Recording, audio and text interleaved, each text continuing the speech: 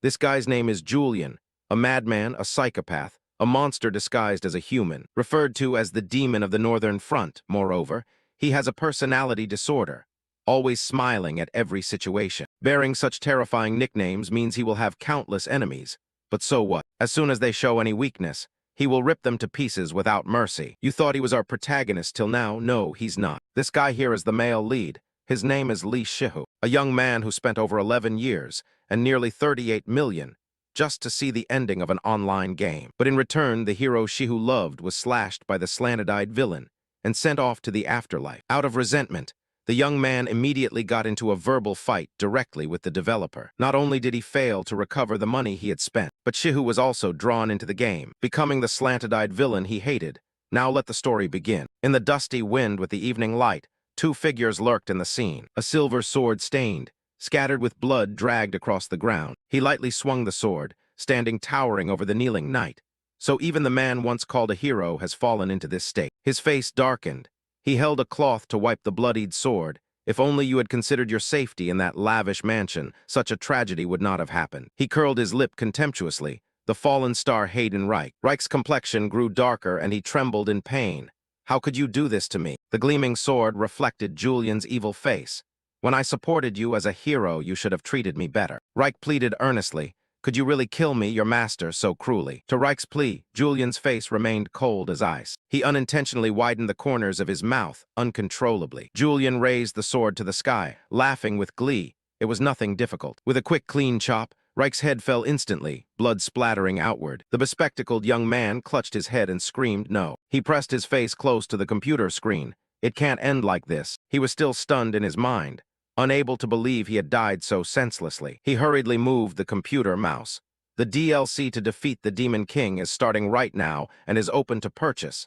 This shouldn't have happened. Reich is the hero of the Northern Frontline.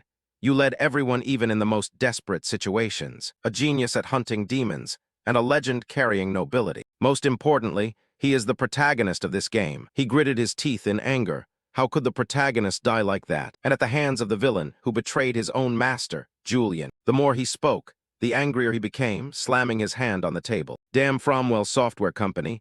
I had high hopes for the sequel, yet they betrayed me like this. The Demon King begins right now. Pre-orders are in full swing. Player Lee Shihu rank 1. Total amount 38 million. Demon King begins right now. You have been registered on Fromwell for 5 years. Total playtime over the past 5 years, 100,000 hours.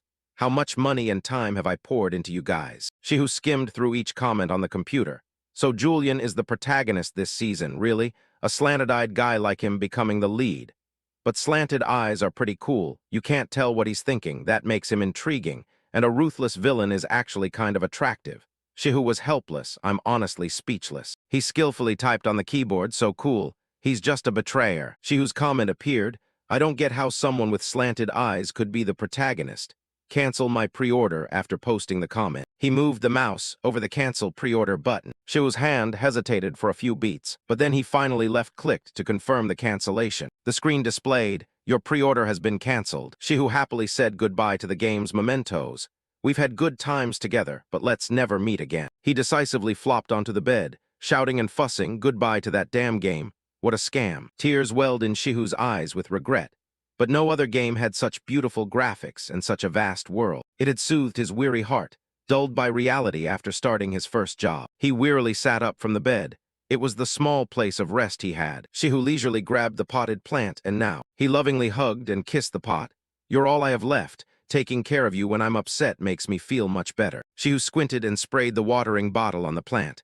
Now I understand why old people like growing orchids. Don't become like that stupid game. Grow up well. Suddenly, a sound made him jump. Shihu turned his head slowly to check. What is that? A message appeared on the computer. Hello, this is the developer of the game Demon King begins right now. Fromwell Software, are you Shihu? You've been playing our game for 5 years, right? Shihu grumbled and clicked his tongue. A message from Fromwell. Is this an automated reply? He quickly typed a reply. Yes, it's me. We see that you canceled the pre-order for the DLC of Demon King begins right now. We assume you are dissatisfied with how the story unfolded. Staring at the computer screen, Shihu's face was dazed for a long moment. His face fell unhappily. What is this? Don't they want to refund me? Shihu looked intently at the screen. What did they just say? The message on the computer slowly appeared and then suddenly clarified. Please click the link below. Shihu unconsciously and accidentally clicked the link. Then the computer screen suddenly flared up, dazzling Shihu's eyes. A violent gust of wind suddenly sucked Shihu in. His glasses flew off from the force. Shihu's head was also pulled into the computer screen. His face contorted, struggling to resist being pulled in. I have to shut this down now. Saying that, he strained to press the computer's power button, but somehow the computer wouldn't turn off.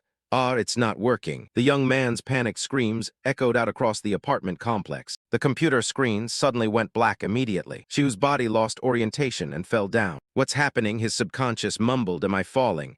But where am I falling to? The scene suddenly appeared before his eyes. A wasteland. Shihu's body glowed with a strange golden light. He weakly got up to look around. Where am I? Wait, this is where Reich and Julian fought their final battle. No sooner had Shihu realized it than a large scorpion blocked his path. It swung its massive claw, making him flinch and step back. This is a phantom scorpion that appears in Demon King begins right now. Strangely, a system panel appeared before Shihu. Character traits: outstanding swordsmanship, extraordinary instincts. You can instinctively detect a demon's weakness. He was so surprised his mouth fell open. A game status window. He sprang up and bolted. I have to run right now. The scorpion's toes shook the ground. It thrashed and moved, breaking the earth into hundreds of pieces. If that hit me, I'd be smashed to bits. The huge claw rushed toward Shihu. He gritted his teeth as if unwilling to accept it. Damn, am I about to die? But when the scorpion reached his finger, it trembled.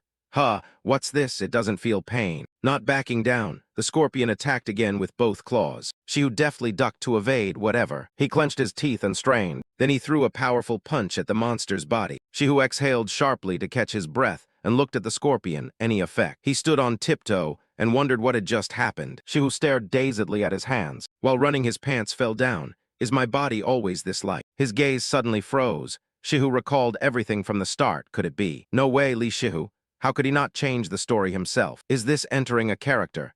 He ran with all his might, pleading to escape the bloodthirsty scorpion. The phantom scorpion suddenly let out a terrifying roar, forcing Shihu to look up. He grabbed the sword hilt at his side, silently telling himself he still didn't understand what was happening. Shihu's legs stopped completely. He no longer fled. He faced the scorpion with confidence. But luckily, the character he had entered was Reich, the character he had spent thousands of hours playing. Shihu's eyes lit up, igniting a blaze of power. He drew his sword and swung a commanding slash of light at the monster. The force that seemed to cleave the very air quickly flew toward the scorpion. That power instantly drove straight into the scorpion's head, causing it to be split cleanly in two, collapsing with a pool of red blood. Shihu stood in stunned amazement, unable to speak. Wow. He wiped the sweat from his chin and gasped. Did I kill it? Just as expected from Reich's power. Excitedly looking at his hand, he thought, with this I can change the plot and stop Julian from killing me. A system panel popped up. Swordsmanship Foundation, you have learned the basic attack skill Mooncleave. Shihu pondered the system panel, thinking Mooncleave. But that's not Reich's skill. His throat tightened instinctively. Wait. Shihu quickly removed his hood and took up the sword. He carefully checked his appearance in the silver blade. Shihu's red pupils suddenly contracted in surprise. He went rigid, not knowing what to do next. The system appeared again. Character appearance, silver hair. Slanted eyes, expressionless face. Notification sounds kept popping up. Outstanding swordsman, perfect mana control. Extraordinary instincts. Julian Criffart Prassen. Shihu's mind felt like it was falling into a pit. He clutched his head and shouted, is this Julian? The system chimed again, formal speech. Julian Criffart Prassen character tendency, slanted eyes. Formal speech, expressionless face, duplicitous, innate extraordinary instincts. Color of negation, outstanding swordsman, vessel of the Demon King, perfect control of magical power. The blue sky reflected light onto the vast white manor. Golden light shone on Julian's face in the mirror. A hypocrite, an underlying traitor. Julian Criffart Prassen really suits a fox-eyed character, visibly malicious. Who would have thought I'd become him? Julian pulled his eyelids open with his fingers. If I opened them this wide, they'd be about this big. He was drenched in sweat and restless, still unable to believe it. Julian shook his head wearily. Do I have to live as Julian again? I've been living as Julian for a week. I tried to find a way back to reality. Return me. He flicked the status window to search for documents. Thinking about those things just made him irritated. Julian sighed again in exhaustion. It was all for nothing. Nevertheless, the system displayed Julian Criffart Prassen character trait, formal speech. Speaks formally in every phrase. He looked at himself in the mirror and complained. Even talking to myself has to be so formal. Annoying. Despite that, Julian involuntarily covered his mouth to hide a smirk. Me, not bad looking. Now I see why he's famous. He casually posed before the mirror. Body proportions 8 heads tall, maybe even 9. Meanwhile, uneven footsteps echoed through the manor. His face grimaced, as gray as the bottom of an aluminum pot. Thinking of that wicked face made him tremble with fear. I don't want to go. I don't want to meet him. It felt like walking slowly into a grave. The door to the room suddenly opened. Hera pressed her lips together to greet him. Heron pressed his lips together to greet Lord Julian. Lord Herand has arrived. Julian glanced with bloodshot eyes at him. Thinking Herand, a direct bloodline of the Criffart Prassen family. Why has he come here? Seeing this, Herand stammered in fear, Lord Julian, his mind fluttering, so terrifying. Herand froze and inquired, is your body all right? Julian replied coldly, thanks to you, I am well. Herand forced a smile, then that is fortunate. Unexpected that the invincible Julian fainted. Perhaps I worried too much. Herand's interrupted laugh made the atmosphere even more stifling. Ha ha. Both Julian and Herand forced smiles. They looked at each other's faces, then shared the same thought, what is he planning? On the surface, Julian still smiled, but inwardly his head ached. And it wasn't some random visitor, but Herand personally coming to call. What have you been up to? Herand forced a smile, cursing inwardly, Julian, you disgusting bastard. You act so at ease when I visit in person. You're not simple. Maybe I'll try to unnerve him a bit. Herand smugly said, Julian, I heard a rumor. Julian tilted his head in puzzlement. What is it? The rumor is that you have lost your memory. Those words struck Julian like lightning. Lost your memory. He closed his eyes to ponder. So that's why people whisper and avert their gaze when they see me. I do look suspicious. Herand's expression darkened. He had hit the sore spot. Herand feigned innocence to reassure. Ah, it's just a rumor, so don't worry. Suddenly, Julian's voice grew menacing, making Herand startle. Julian showed a bizarre smile, thick with killing intent. You actually believe that rumor. Oh my, that face is terrifying. Herand nearly peed his pants. Trembling, he denied it. How could I? He anxiously thought he might die. He was not pushed back at all. That smile and that look, I cannot discern his intentions. Perhaps Julian already knew. I came under orders from the Council of Elders. Very well, Herand chuckled, covering his mouth with his hand. Don't pay too much attention to the rumors spread among the maids. Anyway, the reason I came is because, although I know you are injured, the Council of Elders sent me to deliver a message. The Council of Elders surely refers to the council established by the nobles. They always regard bloodline as the utmost important factor. The old men of direct lineage cannot sit idly by when a member of a branch family schemes for power. Julian is a branch family member, but he considers himself the royal dog's equal because of his outstanding swordsmanship and magical ability. This organization sees him as a thorn in their side, to the point they want to eliminate him immediately. A message from them, so I should be careful. What is the message? It is to participate in the B-Letter-1 EBF entrance trial under the guise of an instructor. Upon hearing Herand, Julian carefully considered. These people are called the B-Letter-1 EBF. They secretly carry out missions from the palace and often act as royal guards. They are the royal monopoly organization, where those with astonishing martial power gather. Julian is also a member of the B-Letter-1 EBF. Those who bear ill will toward me went and chose me, suspicious. Should I comply with their request? Herand curled his lip and sneered as if he'd anticipated everything. Normally, Julian would spot this as a trap by the Council of Elders and avoid it. So how could I persuade Julian? But then Julian laughed heartily. Very well. I'll go there as an examiner. Julian's acceptance made Herand go pale.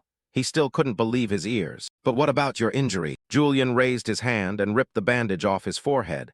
Ah, it seems it's just healed. This time Herand was terrified and couldn't believe his eyes. Herand was sweating profusely, thinking he's gone completely mad. Is that all? Julian squinted, still not understanding what's happening. I don't know either, so I'll just flatter him a bit. Herand spun on his heel and instructed, very well, prepare to leave and then step out. If I stay any longer, who knows what he might do. Better keep our distance. As Herand was about to slip away, Julian's deep, somber voice rang out. Ah, wait a moment. Fear made Herand's eyes flutter wildly. You don't intend to let me leave? Herand turned pale and spun back to stop him. Julian, wait. Before he could finish speaking, a potted plant suddenly flew in. Oh my. Julian held the potted plant out to Herand with an extremely friendly look. I just wanted to give you an orchid. It will help ease your mood. Herand walked out dazed with the orchid pot in his hands. His legs trembled uncontrollably. Herand's legs gave out and he collapsed. Herand's eyes went blank. His throat felt strangled. I forgot his nickname is the Smiling Executioner. A sigh echoed in Julian's room. He lost himself admiring the pile of orchid pots on the table. Handled one pot already. Julian's headache returned as he recalled that because of what he'd said in his sleep, this room had somehow turned into an orchid field. You muttered while unconscious, "I need orchids, go fetch orchids quickly." Now how am I supposed to deal with them? Julian reached out. After all, he was waiting on me, need to finish preparing and then go. He grabbed the sword, thinking if it's Julian, he wouldn't be stupid enough to go out without his sword. And what should I wear to go out? Julian flung open the wardrobe door and shouted, "What is this? What's with this glittering pile of clothes? Is he insane?" His fashion style, he struggled to pick an outfit. I hate this so much. Then Julian smoothly slipped a white shirt on. But he had to act to imitate Julian perfectly. Julian's door suddenly swung open, making Heron start. "Heron, I'm ready." Julian grinned, adjusting his wrist so Heron's face drained of color. "Let's go." Looking forward to the oral part of the exam. Where does the test take place? The creaky carriage rolled through the deep green forest. As mentioned before, Heron sat opposite Julian and calmly explained the B-letter 1 EBF NHAN entrance test would be held at the Veal Academy training grounds. Julian nodded, thinking to himself, the Veal Academy isn't an important area in the game, but I do remember it. Julian asked mischievously, "I wonder what that place is like." Heron looked at Julian perplexed. "Didn't you already know the academy? After all, you came from the Veal Academy." Julian intertwined his fingers and bowed his head. "Wow, I didn't expect it either. It's been a long time." He raised a hand to deflect. "I'm sure it's changed." Heron nodded. "Oh, is that so?" Julian breathed a sigh of relief inwardly. "Phew, from the academy, huh? I hope no one remembers Julian from back then at Veal Academy. There are many things I also want to forget." The carriage suddenly stopped. The driver carefully announced, "Lord Julian, Lord Heron, we have arrived at Veal Academy." Julian eagerly admired the academy. "It looks huge in real life. I've only seen it in the game." Heron followed behind, narrowing his eyes and asking, what did you say?" Julian perked up and gave a strange smile. "No, it's nothing." Julian rubbed his hands, longing inwardly, no matter how great the game's graphics they can't compare to reality. Heron watched the executioner beside him carefully, thinking he's crazy. What is he scheming with that expression? Julian anxiously looked up at Heron. Isn't he already too frightened? "I feel a bit bad about this situation." Julian raised his hand to offer to his comrade. Heron flinched and hurriedly replied, "Yes. You may go now. I'm very grateful you escorted me this far. No. Since we've come this far, I also want to see how the test is." Julian's red pupils reflexively widened as he glanced. I think he wants to leave right away." "And what was that worrying aura I saw earlier?" Julian was lost in thought. "Mana, no. Could it be that some magic or energy of his is erupting?" Heron began to look at Julian fearfully. "Why are you looking at me like that?" Julian frowned, thoughts as emotion. Could it be a feeling of fear? He quickly pressed his hand on the system panel beside him. Unique negative color trait. You feel negative emotions directed straight at you. You can infer emotions based on the color of the negative emotions aura. Julian began to understand and unconsciously tapped the system panel. This is it. Heron, standing next to him, remained highly alert. "Why are you pointing at me?" In retrospect, Julian has always been very good at judging other people's emotions. He is especially skilled at exploiting people's emotions, especially fear. He can win a battle by using his opponent's fear without lifting a finger. He also uses his opponent's anger to make them go berserk and make mistakes in battle. I'm sure it's all thanks to this trait. The reason Heron didn't leave is fear, so he's here with me. Perhaps the Council of Elders ordered him to watch me. The Council of Elders seems to have already viewed me as a thorn in their side. Understandable, Julian is extremely notorious. I'm sure they want to deal with him quickly to avoid trouble. Now there's a rumor that he lost his memory. This is the perfect time for the Council of Elders to move against me. Of course, I can't just let it happen. I must act.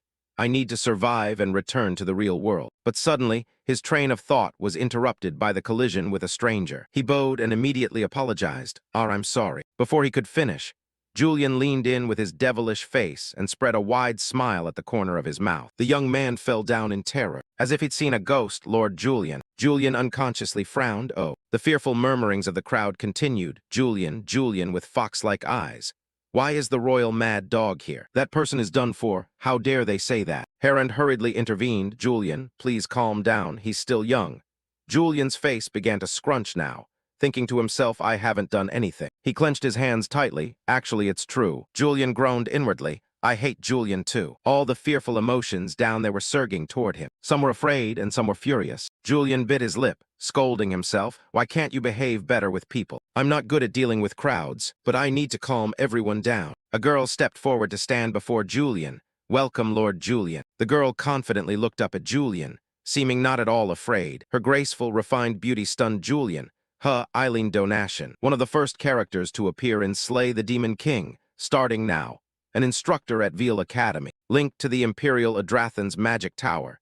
She is a genius mage who commands the metal element among the 5 elements. A 5th-rank archmage at only 24. Julian sank into thought about her. She has always been a great teacher. Please tell me if you need help. Though I'm not sure I can help, no. She gave many useful pieces of advice at the academy. But why is Eileen greeting Julian? Julian cracked his neck to relieve the strain from thinking too much. They know each other. Oh, anyway, this eases the tension a lot. But something was off. Julian's face darkened. Wait. I see her negative aura color. Not good, fear, anger, no, it's hatred. But why does she hate me? What the hell did Julian do to her? Eileen is a high-ranking mage. I shouldn't do anything to make her think I'm strange. She could cause many uncontrollable incidents. I need to think of a way to diffuse this quickly. Think then, act immediately. Julian immediately put on a contemptuous, mocking face, bastard hybrid of the Donation family. Who gave you the right to speak to me? Eileen's expression instantly darkened, puckering with displeasure. The atmosphere between them grew increasingly suffocating. Outwardly, Julian remained pleasant, but inside turmoil raged. Oh, now she has nothing to say. The problem is I can predict a lot because I've played the game.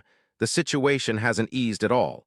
It has intensified. Julian had to place his hand on his sword as a threat. Since you're a hybrid, are you deaf too? But inwardly he thought, I'll probably have to keep playing the villain. Julian wickedly raised the gleaming silver sword into the air. Do you know what sound a person makes when they die? Julian stepped toward them. He sneered cunningly, frightened now right. Now I can finally calm her down. Before he could think longer, Eileen asked with magic, Did you just draw your sword? A golden light enveloped her body. She said sternly, I cannot accept this. Even if you are Lord Julian of Shut Eyes, you should not behave like this toward students and professors. This is an act of violence against the entire Veil Academy. I cannot forgive you. This action startled Julian, sweat pouring down his face. She said seriously, prepare yourself. I will not be an easy opponent. Seeing she meant it, this fake villain brother panicked. Wait.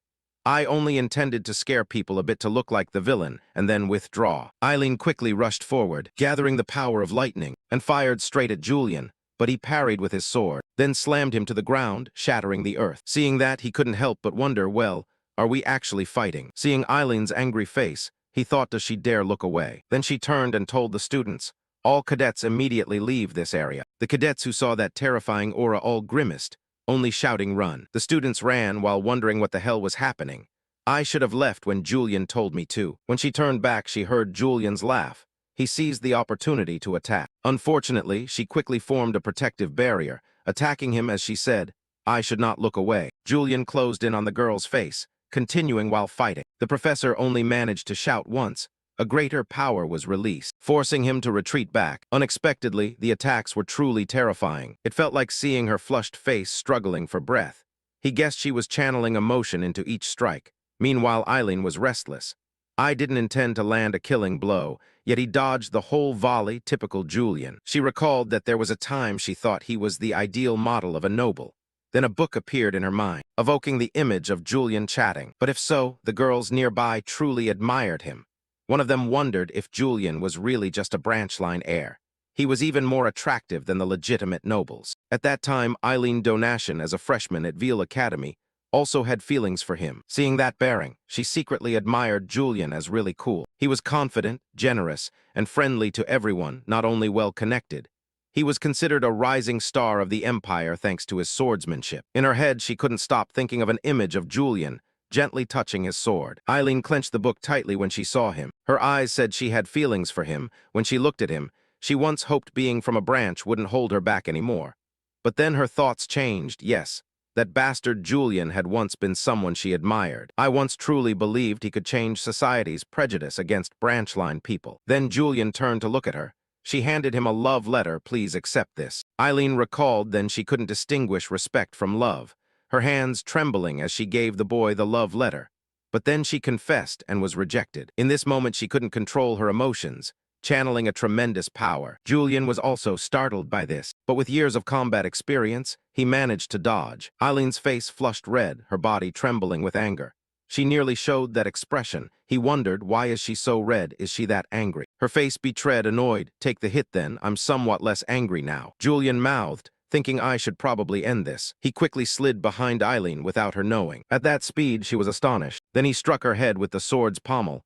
The atmosphere eased some of its awkwardness. He said, embarrassed, "Why don't you stop playing around here?" She replied sulkily, "Do you think you know what you're doing? Are you looking down on me?" And he still smiled, oh my. Though she was somewhat less angry, she still asked why he didn't use the moonlight sword when he saw an opening. A barrage of questions followed. "If you wanted, you could have killed me. I felt a strong mana from you, so why?" A teasing voice rang out. "You want to know why?" Miss Eileen now had a face like a tomato, imagining many things in her head. Could it be he finally acknowledged my feelings after all this time? She answered, yes. He put up his thumb. "It's Heron's first time here, so he doesn't know where the testing center is." Heron scratched his head behind him and laughed awkwardly, and everyone else was too scared to point him the way. Hearing that, the rigid script didn't go as I expected. Julian pleaded, "Now you understand, right? If so, please lead the way for me, you bastard." Heron awkwardly reminded from the side, "Can't you speak more politely?" Eileen stood there flustered and stumbling, just because of that. The two confidently walked ahead, while she stood frozen like a rock. Julian walked on while thinking again. The moonlight sword, huh? She must be referring to Julian's sword. Normally, when a sword is covered by a field, it appears as a light surrounding the blade. However, Julian's sword is a bit special. The blade itself turns pale blue, as if holding the moonlight within it, accompanied by the image of Julian's cruel face grasping that sword. Julian used that sword to slay countless demons. After witnessing it, people named it the Moonlight Sword, partly out of respect and partly out of fear. Therefore, this sword is his identity, the source of Julian's power. So how could I? His face went pale, secretly thinking, could I possibly know how to use it? Because he's just an ordinary human. Eileen's growing suspicion is a bad sign. This left him unable to calculate anything. While confused, he had to make sure she didn't find out. At that moment, his face turned terrifying. The two behind startled. What's he scheming this time? He turned back with a friendly look. Is something wrong? Making the two at a loss for words, stammering, "Nothing at all this way. Follow me, this is the training yard." He confidently opened the door and stepped in, not forgetting to blame Eileen. "Hope everyone is well. Sorry I'm a bit late. Professor Eileen got lost on the way here." Hearing that, she grimaced and ground her teeth in displeasure. Then he introduced himself. "I am Julian Prassen, and I will be in charge of today's Shut Eyes entrance exam. I'm sure all of you here have heard my name before." While he was boasting, Heron glanced around looking for someone. His eyes kept scanning. Where is he? A handsome young man with blue eyes and hair appeared. There he is, the second son of the Torso family. I knew he would come. The Torso family is very famous for its long-standing close ties with the Prassen house. Being affiliated with Shut Eyes, an organization under the royal family, is an enormous honor, but it also means brutal competition.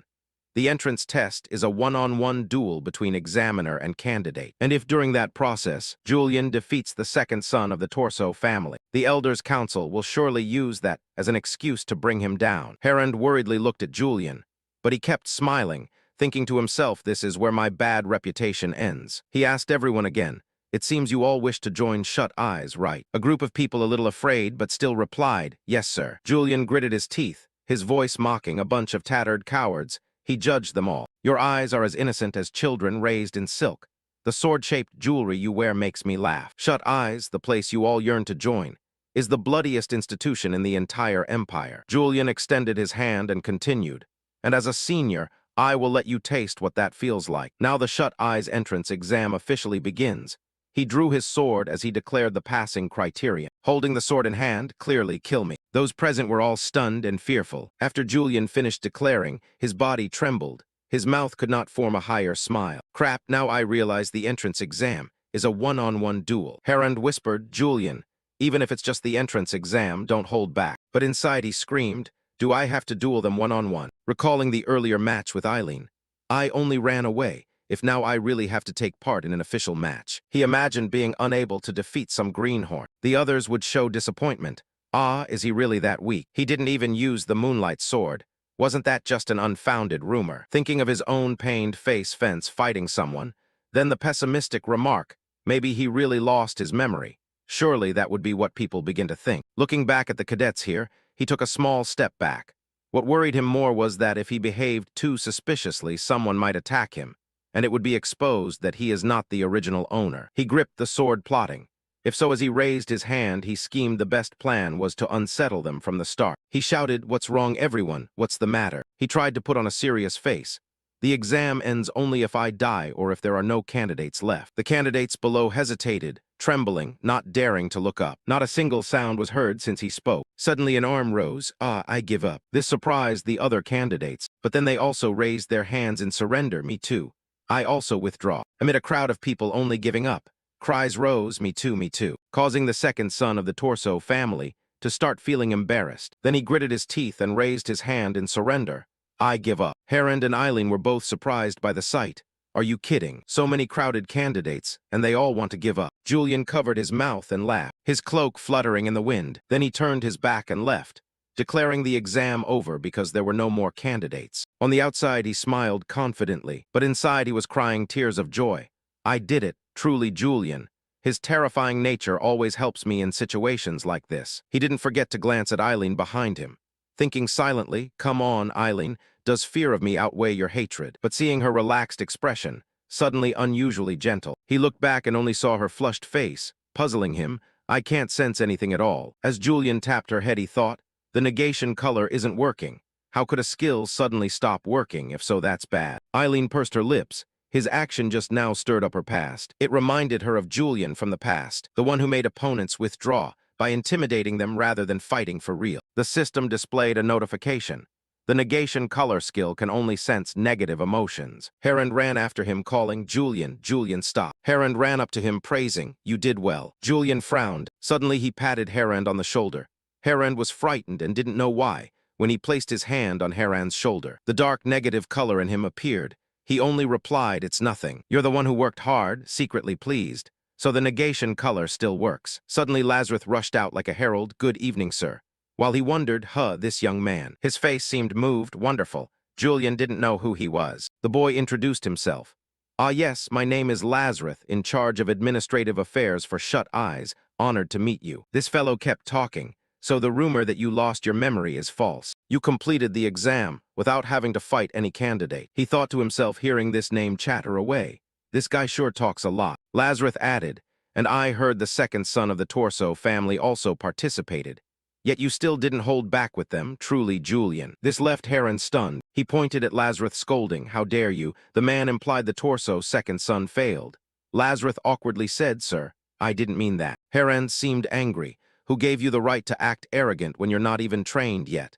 How do you know about the relationship between the Torso family and Criffart Prassen? Julian cut in, Herend. I think you're misunderstanding something. You only managed to say you're.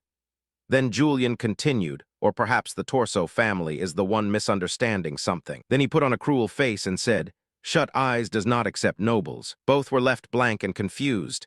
Julian continued, because it is directly managed by the royal family. Only commoners or fallen nobility can join. Herend pointed at him asking, aren't you a noble? Julian let out a long sigh. I am only from a branch of the Criffart Prassen family, half-blood of the Criffart Prassen line. Therefore I am the royal household's grown dog, not Criffart Prassen's. The second son of the Torso family still took the exam, though he knew he'd be eliminated in the second round. Julian reached back and voiced his thought. Perhaps the Torso family wants to teach their son by letting him gain real experience. Or he pointed, unable to comprehend that scheme. There is some plot related to this entrance exam. As he said this, Herend's body trembled, thinking inwardly, damn, you already know. He clenched his fist.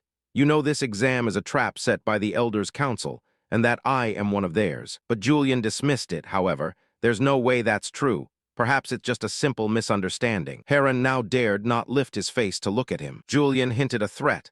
Otherwise, that would indeed be unfortunate. Julian returned to his castle. The servant greeted him. You have returned, sir. As he entered, people called out, welcome back, sir. The two servants behind also bowed, welcome back, sir. The maid probed, will you be dining? Julian replied, no. He suddenly remembered something, turned his head to remind them, oh, and one more thing. Absolutely allow no one into my study. Having said that, he turned away. The maid obeyed, yes, sir. Upon entering the empty study, he set the sword down, sat in the chair, wiped the sweat from his brow, exhaled wearily, then reflected on the earlier situation. From Herend's reaction just now, it seems the Elders' Council really did arrange something in this exam. Today I was lucky to discover it, but I don't know how long this luck will last. He was at a loss how to proceed. Sooner or later, the Elders' Council will discover Julian's weakness. No, my weakness. And then I could be expelled from the family. He looked at the sword on the table, then worried again. about not being able to use the moonlight sword. Being able to use the moonlight sword. In other words, recalling the ruthless Julian has enough power to overwhelm others. If so, he gripped the sword, enveloped it with a blue light. It might be worth a try. His pupils glowed red and fiercely, looking terrifying. He wondered if he should try. He smiled wickedly. Surrounded by a powerful aura, activated the moonlight sword. Opening one eye, he saw the sword in his hand, still emitting internal energy. The blade shone immaculate, the edge unnaturally sharp. The sword's surface was so bright it could reflect his face. He frowned slightly, just as I thought. It's not easy to activate. Clutching the sword, he recalled Julian's ability, a genius swordsman, allowing him to wield a blade effortlessly. He gently transmitted more internal energy into the sword, his face serious. The moment he held the sword, the cutting path, or rather the trajectory the sword should follow, appeared clearly before his eyes. After analyzing, the system displayed the sword's ability panel. As he fed internal energy in, he reminded himself, but that's still not enough. Then he recalled the renowned faces in this empire. There are countless skilled swordsmen, not less, even greater than Julian. Just among notable figures there are dozens, even hundreds, but the difference between them and Julian was too clear. An overwhelming gap in the skill of controlling chi or mana. That is why Julian could survive despite his extremist mindset. Thinking this, staring at the sword in his hand, he suddenly felt dejected, but could he do it right now? If mana flowed backward, his vital organs could be destroyed. Controlling mana is extremely dangerous. He broke out in a cold sweat, then recovered his composure and focused on the sword in his hand. No, sooner or later, I will have to prove myself. His face grew serious, his gaze as sharp as a blade. If the concept of mana in the game and in this world are the same, then having played that game hundreds of times like me, I know how to do it. He raised the sword, attempting to channel mana into it. His heart began to race. I must control the flow of mana. Mana accumulates in the heart, lead it to the meridians, the organs that operate mana in the body. At this moment, he struggled to control the amount of mana transmitted into his body. Among the 38 magic meridians, there are 6 main veins called great meridians. And among them, the cranial great meridian is the direct connection between the heart and the refined mana. His face had gone pale, but he still endured. If only he could activate that area. Then he opened his eyes. His body was flooded with mana, which filled him with joy. The aura began to resonate. Holding the sword in his hand, he felt happy and complacent. Now I need to convert the mana in my body to another area. He continued pouring all his strength into the sword. His face strained, enduring the pain. The resistance was stronger than he thought, but Julian was capable of doing it. The blade then glowed. It worked. Seeing the sword glow in his hand, he forced a smile. I thought so, but the system began to display. The moonlight sword is not yet complete. He held the sword and examined it in his hand. It had manifested but was very weak. Then a gem appeared on the sword. What is this? A crescent moon fragment. He happily held the sword. At least the moonlight had shone. On the first day in the training grounds, he diligently practiced with the new sword. As soon as a sword slash was unleashed, 3 wooden dummies behind were decapitated. He turned his back to those wooden figures. The splinters fell to the ground. He sighed happily. At least I've reached the level of a knight. Standing in the training ground, looking at the mess he had just made, he thought now he only needed to perfect the moonlight sword. But his knowledge of the game was gradually running out. He began to think more thoroughly. I need someone who understands me, understands Julian. Someone Julian would turn to for advice. At that moment, a maid stepped forward and called out, "Sir Julian." She bowed carefully, extremely polite. There was a guest looking for him. He was surprised, wondering in his heart, a guest. Julian has such good friends. Then a handsome young man raised his hand to greet carefully. "Sir Julian." "Hello, sir." Seeing the visitor, he froze, not knowing what to do. He spoke softly, "Lazarus." This made the young man extremely delighted. "You still remember my name." Then he panicked, "Not because of my behavior yesterday, right?" Julian did not know what to say, only thinking how could he forget such a talkative person. In front of Julian, not sure whether to call him bold or stupid. Then he asked about the main issue. "No, what are you here for?" Hearing that, Lazarus stood at attention. Then he showed an embarrassed look. "I received orders from the commander to confirm the results of Veal Academy's entrance exam from you yesterday." Hearing that, he was suspicious. "Didn't you already check the results yesterday?" The young man scratched his head. "Well, receiving the results from the examiners and personally bringing them back to report is part of the procedure. Really a useless procedure.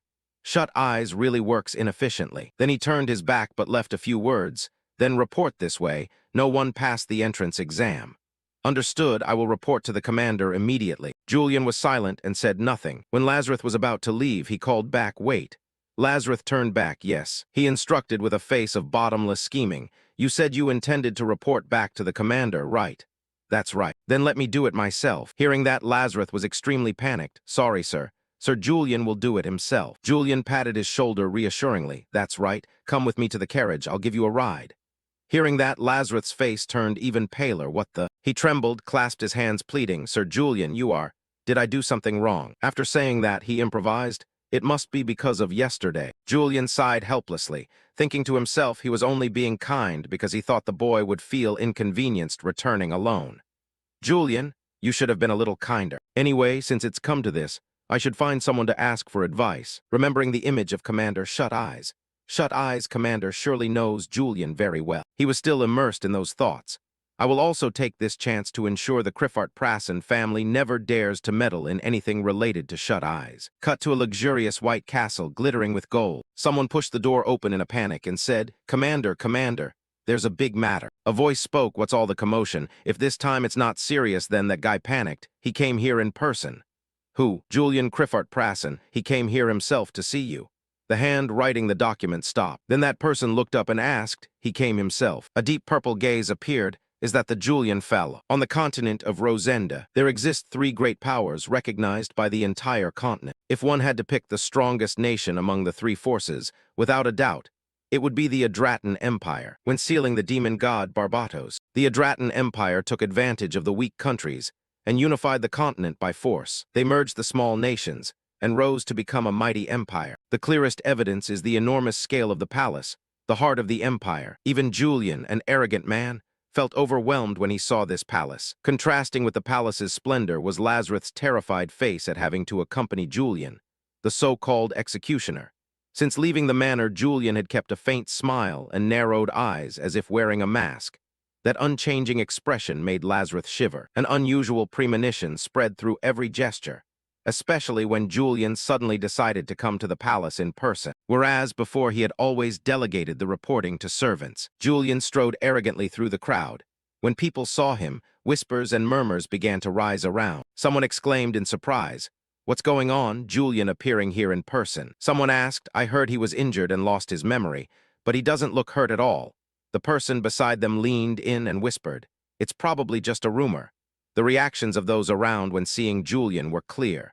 Besides caution, there was fear, even clumsily hidden hatred. Facing the gossip, Julian continued walking calmly, seemingly indifferent to what others said about him. His face still wearing that eerie smile. Lazarus felt uneasy inside. Julian, a pinnacle symbol in the power hierarchy, someone whose mere lineage made nobles tremble, meanwhile looking at himself. A commoner stuck as an apprentice for half a year like him. Though walking beside a figure like Julian was a great honor, it also made him feel timid and afraid. Just then Julian suddenly spoke, pulling Lazarus from his thoughts. The palace scenery really is magnificent. Lazarus flinched and hurriedly answered, Yes, yes, sir. Julian continued, It seems our destination is the second gate.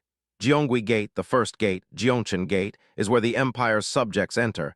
Lazarus replied respectfully, Yes, that's right. He glanced at Julian, stating what was obvious to everyone, unlike him who had only been allowed into the palace for the past 6 months. Julian must have visited here as often as his own home. So why mention something everyone already knows? Lazarus feared and guessed. Could this be a test of me? Yesterday in the entrance exam, Julian failed all the candidates. Not because they were weak. Some were even better than Lazarus, who had been suspended as an apprentice for 6 months. No one passing proved Julian's standards were extremely harsh. Seeing that indifferent expression, with his poor apprentice skills, Lazarus thought if he didn't guide properly he might be expelled. But he completely misunderstood. Julian's remark carried no testing intent. The real reason was that in the game the palace looked much smaller. Now he didn't know where the Shut Eyes building was.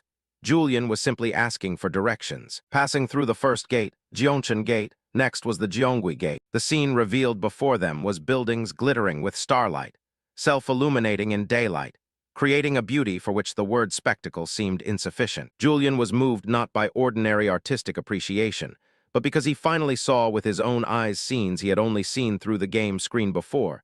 He said with satisfaction, We've arrived. Lazarus clasped his hands like praying, then Sir Julian, have I passed the test? Julian replied puzzled, What are you talking about? Lazarus with a bewildered face and dazed eyes said, Weren't you testing me just now? Julian closed his eyes and clenched his jaw. not angry at all. He said helplessly, "Why would I be testing you?" Lazarus was joyful, thinking he had been admitted to shut eyes, while Julian still didn't understand what Lazarus was talking about. Lazarus happily bowed repeatedly, thanking him profusely. He said that, "I'll take my leave now." Saying that, he scampered off quickly, while Julian was still bewildered, not understanding what had just happened. A soldier stepped forward, his hands clasped behind his back very formally. "Sir Julian, Lord Ordwin requests your presence." Upon the secretary's announcement, Julian walked straight to the commander's office. As an organization serving only the royal family, members of Shut Eyes basically maintain equal standing. However, there is a single person above all as leader, the primary heir of the Balladeer family. That person was Ordwin Balladeer, the commander he was about to meet. Standing before the commander's office door, Julian knocked twice. "May I enter?" A cold voice called from inside, "Enter." After receiving permission, he adjusted his attire and pushed the door open. The first thing that struck his eyes was the figure of a woman seated in a chair. The woman with silver hair greeted him in a calm tone. "Julian, hello. It's been a while. I heard you were injured. Are you all right?" He paused slightly, not knowing how to answer. To be honest, is this really the captain of Shut Eyes? He didn't care much about the organization, but this person was very small, moreover female. More accurately, she was more like a little girl. Lost in thought, she pointed her finger at Julian's face and shouted, "You're still as small as ever. Is that what you intended to say?" Julian hurriedly waved his hand to explain. "No way. Why would I say that about you?" She asked again, "How is the wound report?" Hearing the question, Julian clenched his hands, pondering how best to answer. This person must not be underestimated. I cannot predict what would happen if I misspeak. Julian pressed his lips together, sweat pouring down his face. He thought, with one wrong step, my true identity could be exposed. Perhaps I should speak properly. Ordwin Balladeer was Julian's superior. Even if he were Julian, before his commander, he would surely maintain a polite demeanor. Thinking this, Julian quickly bowed respectfully and replied, "Thank you for your concern. Though the wound was not minor, it was not enough to deter my loyalty to the crown." He replied more politely than usual, carefully adding a touch of honorifics. This should be enough to show the respect due to a superior. The captain's silence made Julian feel a bit intimidated. Damn, maybe I handled that wrong. After a moment, she put her hand to her chin, snorted softly, and narrowed her eyes at Julian. That was certainly a gaze full of suspicion. Both her hands slammed down on the table as she stood up. She stepped forward to stand before Julian. "Odd indeed, do you always talk like this?" She held her sword, pressing the pommel against Julian's chin, then questioned, "There's something off. It feels very strange." Julian saw Ordwin's dismissive attitude. His eyes narrowed slightly, a cold gaze revealing his discomfort. "She's doubting me," he thought inwardly, sensing denial in every look she gave. Within Julian, a smoldering flame of anger rose, though outwardly he kept a terrifying calm. He cursed silently, wondering how Julian had been treated by his superiors all this time. To dispel the suspicion, Julian suddenly reached out forcefully and grabbed the knife in Ordwin's hand. He leaned close to her, wearing a sinister smile, his voice low and challenging. "Is there a problem?" But inside he calculated, "Just keep pushing forward. I'll fully play this villainous role." Julian's bold move made Ordwin frown slightly, a flash of wariness in her eyes. "You dare touch my sword." Her hand jerked the sword back sharply. Without a word, Ordwin turned and walked away, her cold voice ringing out, "You rarely visit the Shut Eyes headquarters. And when you do, you just observe quietly and leave, don't you?" She stopped, sat down, her sharp eyes fixed on Julian. "So why have you suddenly become so diligent, Julian?" He stroked his chin, feigning unshakable calm. But inside he was in knots, thinking even I, Julian, assumed Shut Eyes knew how to separate personal and official matters. "It seems I overrated you, Ordwin." Keeping his inner turmoil hidden, Julian approached Ordwin's desk in a steady voice. "Due to the injury, I was off duty for some time. I'm here to report on that." Ordwin Balladeer nodded slightly, her gaze still full of doubt. "Is that so?" Julian offered a faint smile and replied, "Is there an issue?" But inwardly he told himself, "Very Julian, drop that unpleasant expression and keep pushing." He propped a hand on the desk, leaned close to Ordwin, lowering his voice provocatively, "Even whether I come here or not, you want to control that too." Seeing his insolent attitude, Ordwin rested her chin on her hand, her eyes glinting with mocking amusement.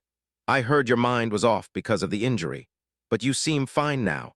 She teased outwardly while thinking inwardly, returning and already defying a superior. This one is bold. Though satisfied with the answer, Julian's expression did not soften. He frowned, a vein standing out on his forehead, thinking angrily, "True as it is, it still feels off.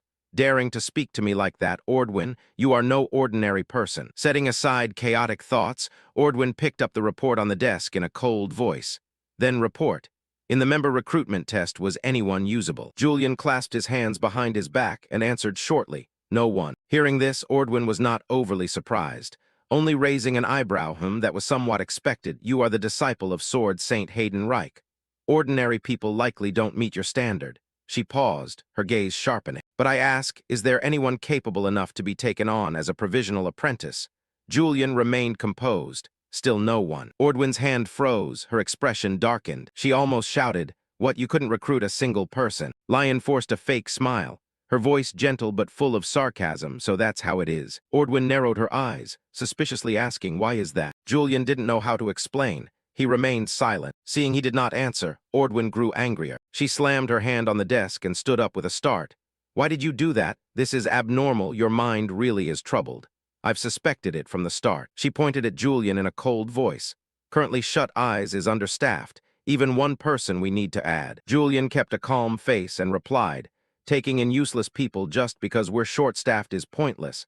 None of the candidates this time are suitable for Shut Eyes. Ordwin nearly lost control, shouting, even so, try recruiting them. Maybe someone will be usable. Julian shook his head firmly. It's a waste of time. They don't even have the capacity to be apprentices. But inwardly he thought, actually, I had eliminated them from the competition from the start. Seeing Julian's stubborn stance, Ordwin folded her arms, her voice icy. Then there's no point talking further. Get out of my sight at once. But Julian was not angry. Instead, he gave a suggestive smile and said, before I go, I have a proposal. Ordwin glanced at him, anger flaring. What are you planning to say now? Julian thought, frightening indeed. But I must fully play this villain role. He took an envelope from his coat and placed it on Ordwin's desk. During the trials, I discovered problems in the recruitment test and compiled them here. Ordwin eyed the envelope suspiciously, opened it, picked up the paper inside and read problems. Julian nodded calmly. Yes, I found the candidates lacked vigilance toward Shut Eyes. Ordwin nodded slightly, thinking as long as they're not idiots, it's fine. She spoke up, before the test, they need to know clearly what they're joining, right? Julian continued, when they register. If an incident occurs, Shut Eyes will not be responsible. Hearing that, the corner of her mouth twitched and she scoffed. Sounds like you're planning to assault someone with intent to kill. Isn't that so, Julian? Julian nodded slightly, wearing a strange smile that made Ordwin more suspicious. She tapped her fingers on the report. Thinking this attitude is odd, Julian, the one second only to me in rank, has never intervened in internal regulations like this before. After a moment's thought, Ordwin propped her chin and asked, could it be that you didn't recruit anyone because you're afraid of being held responsible if a candidate is injured? Julian smiled confidently. Yes, moreover, talent who passed through a skewed test is useless. We're an agency under the Crown. We can't allow anyone to tarnish that noble reputation. Seeing Julian start to orate, Ordwin immediately raised a hand to stop him. I get it. Whenever the Crown is mentioned, you get long-winded. She sighed and continued, I'll put this proposal to the council for now, but I can't guarantee it'll pass. Julian clasped his hands behind his back, smiling politely. Thank you, Captain Ordwin. He turned and left, but after only a few steps, Ordwin suddenly called out, wait. Julian stopped and turned to look at her. There's a letter from the Royal Secretariat addressed to your office. Go check it. Ordwin said calmly, though her eyes remained sharp. Julian nodded and gave a faint smile. Understood, Captain. After Julian left, Ordwin sat in the room lost in thought. Holding the report, she muttered, if an incident occurs, Shut Eyes won't be responsible. Meaning even if someone dies during the test, the Crown will shield them, right? She frowned, thinking the nature of the test hasn't changed. From the start, only fallen nobility or politically neutral commoners could join Shut Eyes. They have no power, so they're easy to ignore when grievances arise. Julian certainly understood this well. So what is the true purpose of this proposal? A thought suddenly flashed through Ordwin's mind. He had discovered the Elders' Council and the Torso family scheming in the test. This proposal is a message. I know what you did. If you repeat it, I won't let it slide. She chuckled and muttered, bold indeed, Julian daring to challenge the Elders like this. Ordwin called out loudly, is anyone out there? A servant immediately entered and saluted. You called, Captain. She handed the servant Julian's report. Deliver this to the council. The servant took it and replied, yes, understood. Left alone, Ordwin sighed, her gaze pensive. Just one severe injury and Julian changed as if he were someone else. From the Crown's loyal dog. Now he's beginning to break his chains and assert a self. A string of questions swirled in her head. What is he plotting? She muttered, I'm tired. From now on, we must watch him more closely. On the cobblestone path leading back to his office in the secret headquarters, Julian strolled leisurely. He felt quietly proud to finally set foot in his private office at Shut Eyes, a mysterious organization that never stays in one place. Normally, Shut Eyes never grants a private office to any member. They are like ghosts, always moving, constantly changing. So if such a secretive group dedicates a room to someone, it must be lavish enough to astonish. Julian smiled faintly, imagining the splendor waiting behind the intricately carved wooden door. He reached out and gently pushed the door open and stepped inside. Immediately, an overwhelmingly luxurious scene struck his eyes. Magnificent garments embroidered with gleaming gold thread hung neatly on glossy ebony racks. Bizarre decorative items, from a gilded beast head statue to a crystal chandelier sparkling with an eerie purple light, making the room look like a strange museum of ostentation. Julian glanced around the room and sighed inwardly. All luxury, but nothing related to work. He shook his head, comparing this room to his already luxurious home, which still paled beside the excessive display here. This guy is truly mad. Julian muttered about the person occupying this body, each item expensive yet so ugly it's unbearable. His taste is a disaster. Walking further in, Julian frowned slightly. The room was filled with belongings, from rolls of shimmering silk to marble statues stacked haphazardly. Carelessly, he kicked something, perhaps an antique porcelain vase, sending it rolling across the floor. Damned, Julian cursed inwardly. What a mess again. If you don't take care, why buy it, always tossing things around. He sighed, realizing that he, or rather Julian in this body, seemed to have an uncontrollable shopping addiction. Suddenly, he sensed someone at the door, making Julian look up. "Come in," he called, his voice calm but authoritative. The door opened slightly and Lazarus, a young intern, entered with a respectful bearing. He raised his hand in salute and spoke clearly. "Greetings, sir. I have come to deliver a letter from the Crown." After speaking, Lazarus stepped forward holding a letter sealed with red wax in both hands, and respectfully handed it to Julian. Julian accepted the letter and glanced at the glittering royal seal. This must be the letter the captain mentioned, he thought. Lazarus stood nearby about to request permission to leave. "If there's nothing else, sir, may I be excused?" But before he finished, Julian cut him off in a somewhat mischievous tone. "Wait." He pointed at the clutter before them. "The stone statues, gilded frames, and other odd furnishings. Take my carriage, load all of this onto it, and haul it away. It shouldn't be too heavy." Lazarus froze, eyes wide as he looked at the messy pile. "All of this, sir? Are you serious?" He swallowed hard, his face showing clear bewilderment. Julian nodded, a lazy smile on his lips, indeed. Staring at the clutter, Lazarus frowned slightly, lips pressed as if holding back a sigh. "Another menial task for me," he thought to himself, quietly resolving that he probably won't last long as an intern here. Ha ha. Nevertheless, with professional composure, Lazarus quickly replied, "Yes, sir, I will move them at once." He set to work trying to appear cheerful. But Julian immediately noticed the reluctance in his eyes, that odd expression again. Julian chuckled inwardly, watching Lazarus struggle with a heavy carved wooden bed.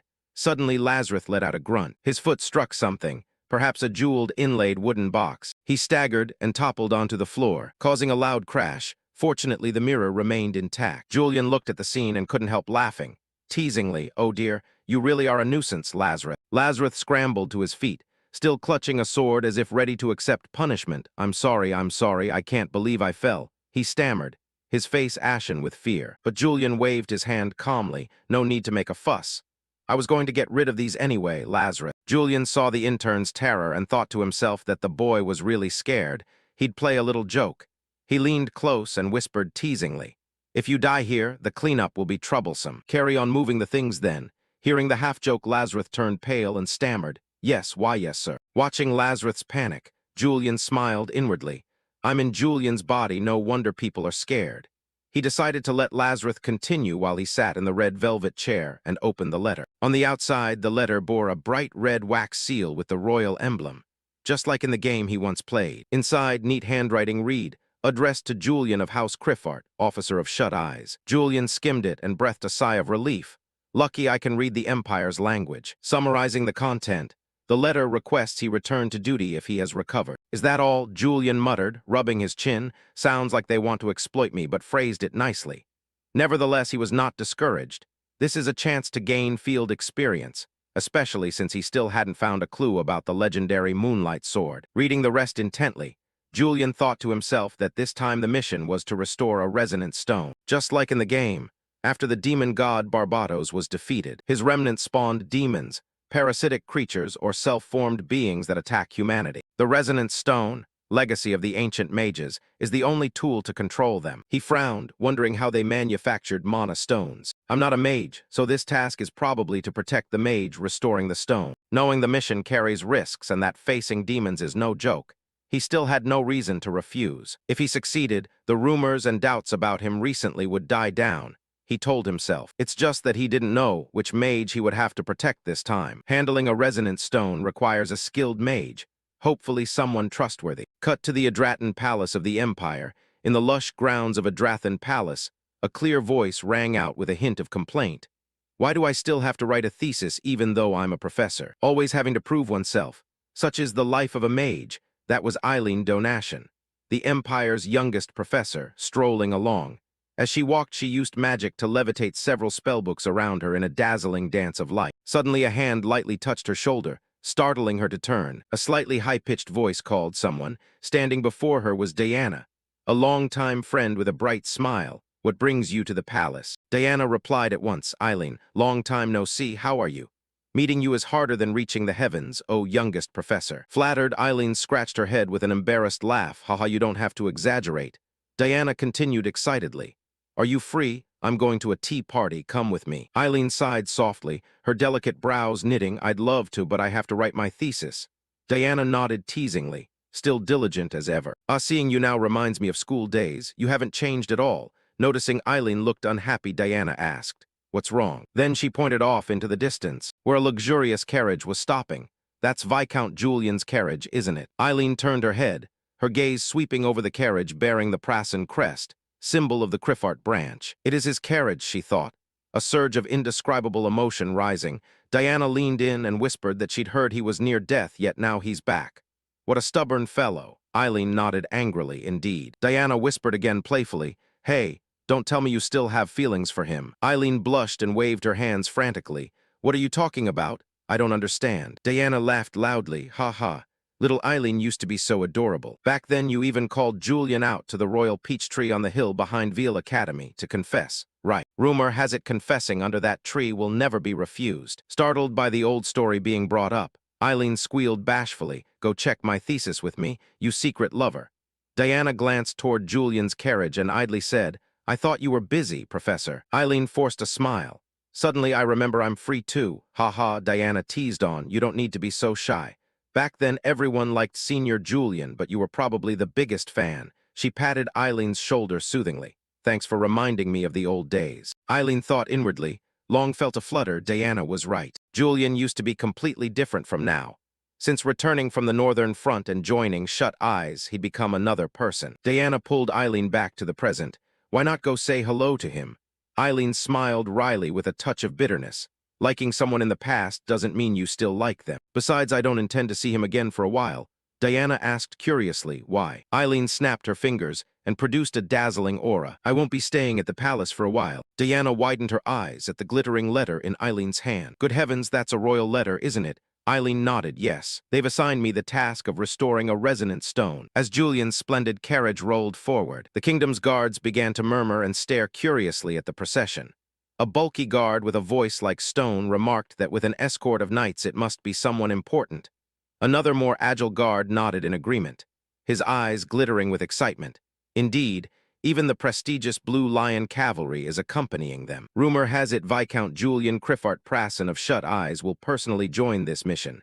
At the mention of Shut Eyes, the first guard flinched, his voice trembling with alarm. What? But isn't he? The man beside him hurried to cut in with a confident face. Yes, he supposedly lost his memory from a severe injury. But that's probably jealous gossip. Surviving such a near-death ordeal hardly makes one ordinary. The first guard frowned skeptically. I've had my doubts too. A type like him, smiling as if stabbed yet bleeding none. What kind of terrible injury was that? Julian sat astride his horse, composed but sharp, listening quietly to the chatter. A mysterious smile flickered across his lips. He thought inwardly that joining this mission was the right choice. Public opinion was tilting in his favor, and things were going well. Suddenly, two figures approached from the distance with powerful momentum. A tall man with gleaming blonde hair boomed, Lord Julian, thank you for coming. I am Fern of the Blue Lion Knights. The quieter man beside him added, and I am Heinrich. It is an honor to meet you. After introductions, Julian nodded slightly. His gaze cold, yet his voice mild. You Blue Lion Knights have worked hard. Please escort the mages safely to Julin. After finishing, Julian gave a cryptic smile that made both Fern and Heinrich tense up.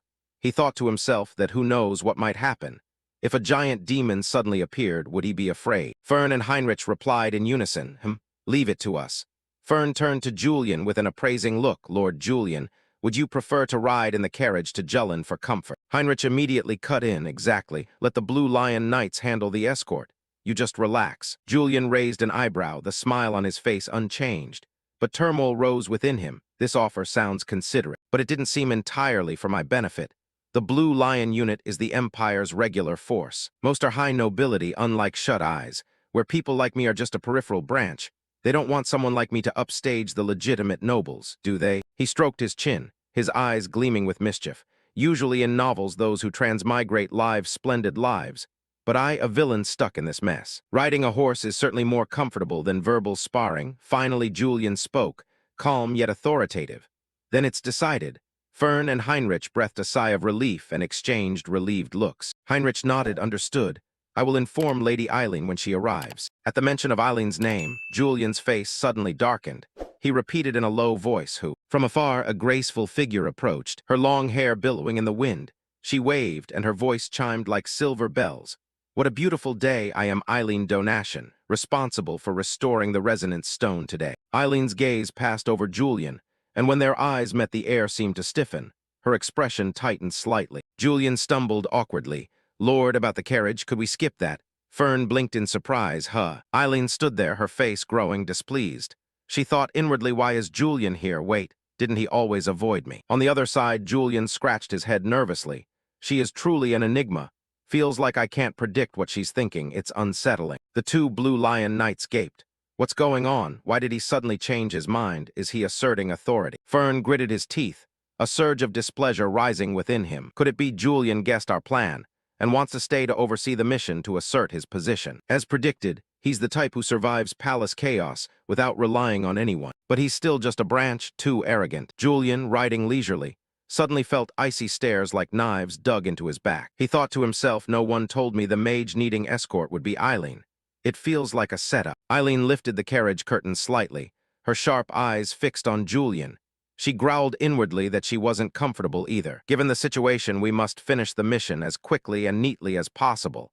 Don't let us run into Julian again. The escort immediately quickened their pace, cutting through winding roads toward Julin. After a long journey, they finally reached their destination. Julian remained on horseback, scanning the surroundings, thinking this is the place for the resonant stone. Smaller than I expected, coming all the way from the capital, and no one greets us properly. Suddenly a servant rushed past carrying a bulky box. He glanced at the party and hurriedly said, "Ah, you people from the capital, right?" Julian nodded. Yes. The servant smiled warmly. Welcome and thank you for coming.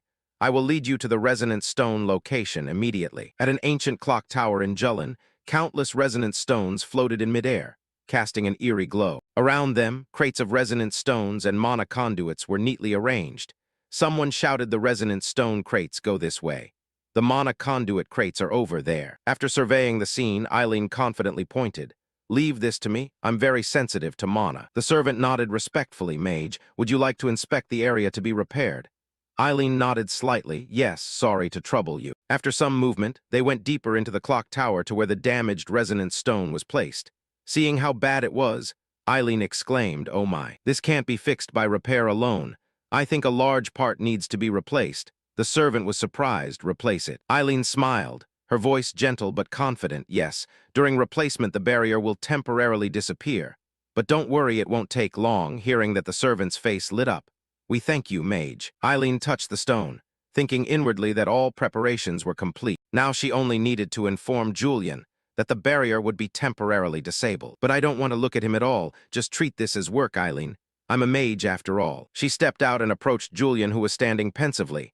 Eileen took a deep breath and spoke. Lord Julian, I have something to tell you. Before she finished, Julian moved like a gust of wind, as if avoiding something terrifying. Eileen froze, her face darkening. She thought to herself, what's this? He's avoiding me. Surely I'm not imagining it.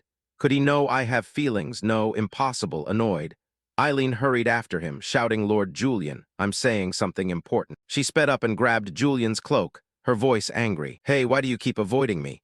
Julian turned back with an awkward smile. "Avoid you? When did I? It's just that you keep trailing after me." Eileen ground her teeth in anger and shouted, "What?" She thought inwardly, what's wrong with this guy acting like I'm the one stalking him? At that moment, Julian's expression suddenly changed, becoming icy. Before them, several eerie figures emerged from the void. An evil aura spread.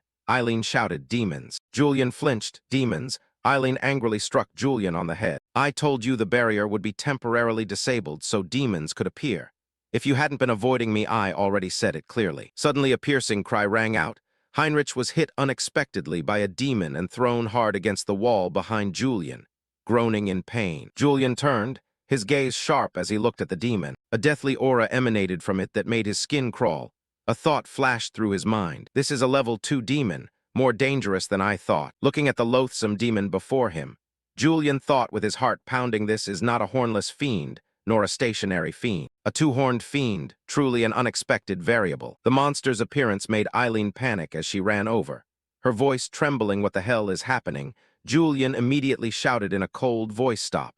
It's very dangerous." Looking at the ferocious two-horned demon before them, she trembled slightly, her eyes wide with terror. "A level 2 demon? Why is there such a powerful demon here?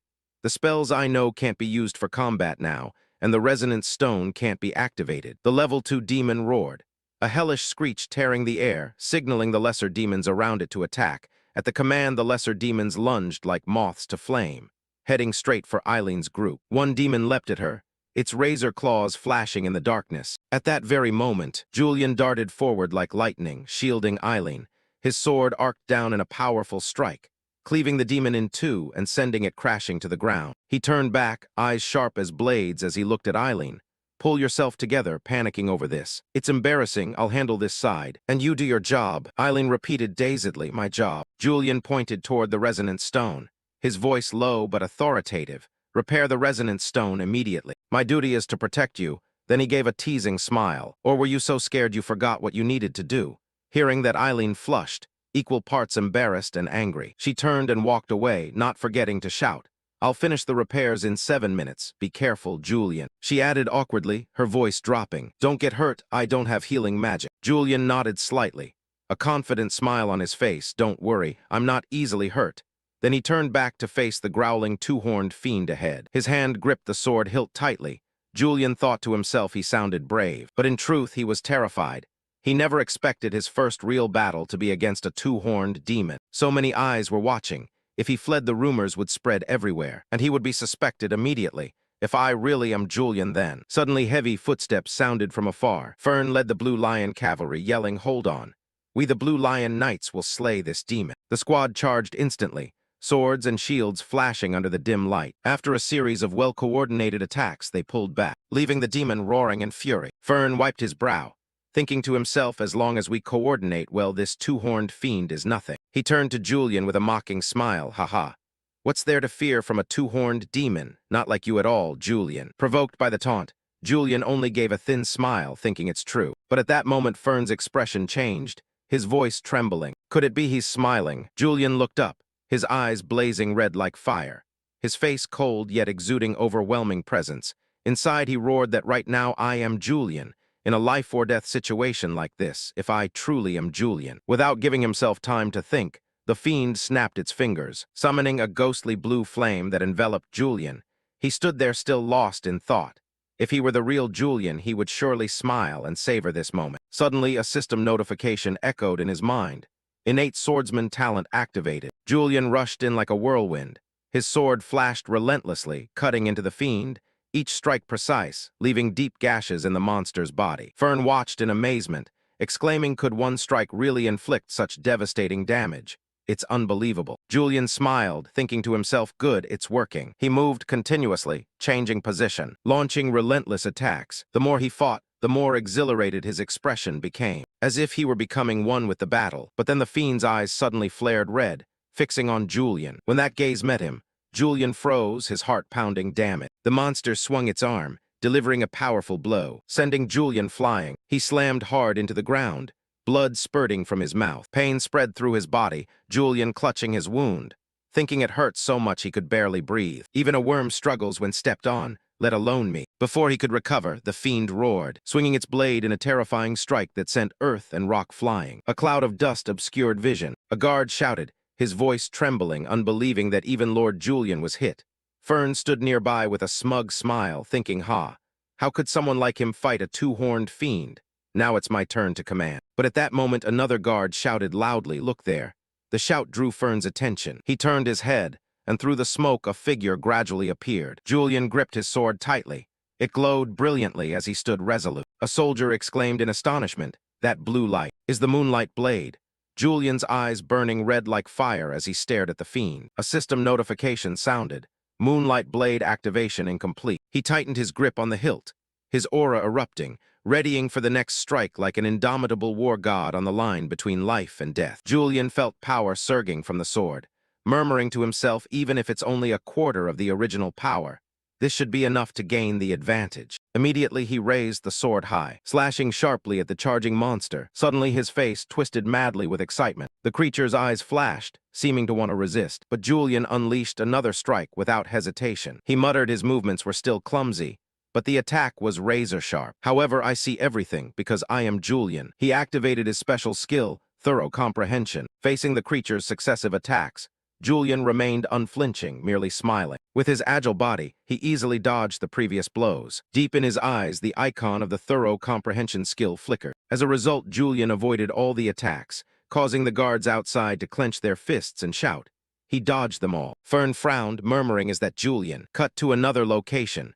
The cracks on the resonant stone were gradually being restored. Eileen looked at the summoning magic circles before her and said, understood, clenching her fist, looking down below, and shouting the barrier has been restored. Hearing that, the monster roared in anger. What damn, I was careless. Its blazing red eyes immediately widened. But at that moment, Julian lunged forward. With terrifying speed, he closed in on the beast, his gaze filled with murderous intent. Seeing this imposing presence, Fern could only gape in astonishment. The guards were no exception. Immediately after, Julian unleashed a smooth, sweet stroke of his sword, cleaving the creature in two. After finishing it off, he gently sheathed his sword and walked away calmly. Stepping past the guards who were whispering and gossiping, he murmured, so it really works. Sensing the fearful gazes from those around him, he thought to himself, this atmosphere makes sense. Julian is a villain after all.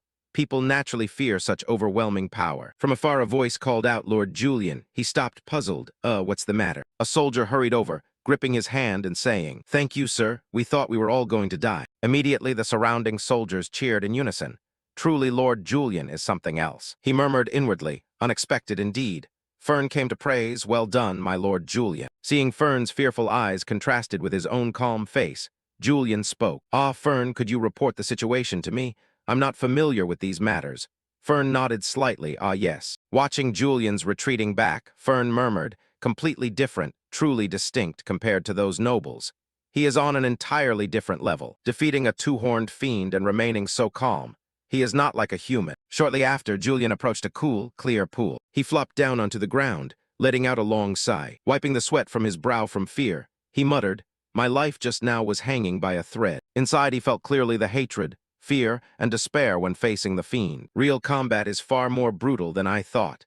The feeling of slicing through a demon. Does Julian always treat situations like this as everyday occurrences? Looking down at the clear pool, he saw his reflection and murmured, when the body changes, the mind gradually follows. He tapped his head lightly, wondering just how great the power of this life really is. Immediately he summoned the system. The system panel appeared, displaying the special skill thorough comprehension, a unique rank combining Li Shihu's knowledge and Julian's experience. This skill grants superior observation, easily detecting target weaknesses, sensing opponents' emotions more clearly, and dealing additional damage to enemies who are frightened. Looking at the system panel, Julian murmured, two sources of power combine to create a skill that sees through weaknesses. With this skill, I can also dispel everyone's doubts around me. The problem now is the moonlight blade is still incomplete. He drew the sword from its sheath, watching it intently and murmuring, I still need to carve a channel to guide energy into it. To activate the moonlight blade, I must concentrate a large amount of mana at once. Both its power and stability cannot yet match the complete version. It needs to be more stable. He took out a cloth and polished the sword until it shone like a mirror. Seeing his reflection on the blade, He murmured that he had just thought of a rather clever method. Cut to the council meeting of the noble elders. The elders were seated in the room when the door suddenly burst open. A young man in blue stepped in. The chair of the meeting, seated in the center, spoke, "Sit down." Heron nodded slightly. Yes, he sat down, his body trembling violently with fear. The leader asked, "You say Julian has discovered our plan." Hearing this, Heron trembled intensely, pressing his lips together, speechless. After a moment of silence, Heron stammered, "Yes." It seemed so, though speaking it, his body still shook with fear. Oran replied coldly, "I have always known your incompetence would sooner or later cause disaster. If not for your bloodline in the Hyun family, then." Seeing this, Heron immediately stood up, bowed and saluted. "I apologize, Lord Oran." Upon hearing this, the other elders began to whisper. One spoke, "Recently Shut Eyes has acted very strangely. They just submitted a proposal to the Royal Library." Another elder added, "The proposal states that from now on when Shut Eyes conducts trials, instructors will not be held accountable." Someone else added that even if there are casualties, they will be declared innocent in the name of the Empire. Hearing this, Oran frowned slightly. Suddenly a man clenched his fist and slammed it on the table, shouting loudly, "Isn't this precisely Julian's intention?" The other elders immediately nodded in agreement. "That's right, that royal mutt. Who does he think he's warning?" Another spoke up, "But Lord Oran, perhaps this could be an opportunity for us." Oran wondered an opportunity. He turned to ask Lord Aiden, "What do you mean?" Aiden replied, wearing a smug smile, "Until now, Julian has always followed the Empire's orders. But now he has begun to think and act on his own, meaning he has become a variable. This might even be more useful than sending him to the Northern Front. We could find ways to exploit him far better. So for now, let's just observe him." Hearing this, another elder immediately pointed at Aiden and said loudly, "You mean let that bastard do as he pleases?" Aiden smiled and replied, "Exactly. Everyone just wait a little longer." Cut to Julian's residence. He was lost in thought. This mission only lasted a few days, but perhaps because he used too much mana, he felt exhausted. However, looking at the orchids before him, his mood brightened considerably. He murmured, "Even so, viewing my room decorated with proper taste brings me an oddly peaceful feeling. The orchids, even with my grotesque body, still bring tranquility." He smiled, thinking to himself that he gained more than expected from this mission. Not only enough to erase those long-standing rumors, but even could. Saying this, he opened a reward box from the recent mission. Looking at the colorful, sparkling crystals, he murmured, "Perhaps I have found a way to perfect the moonlight blade. These gems gave me an idea."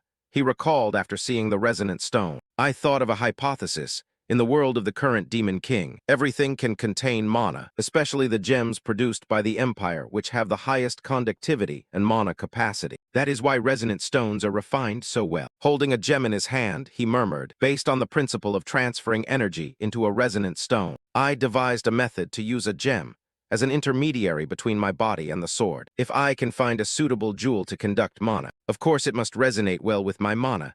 So I must find that one unique gem." After some testing, but still not finding the right stone, he sighed, overthinking, "Is it mealtime already?" He called out, "Butler, come in." Lazarus entered from outside, saluting in a military manner, respectfully saying, "Sir Julian at the summons, I am present." Seeing Lazarus, Julian murmured inwardly, "Lazarus again, this guy has appeared once more."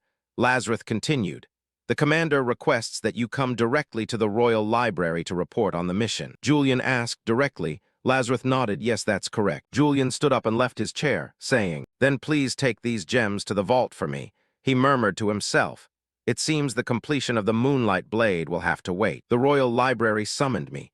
They care about my condition enough to call me in.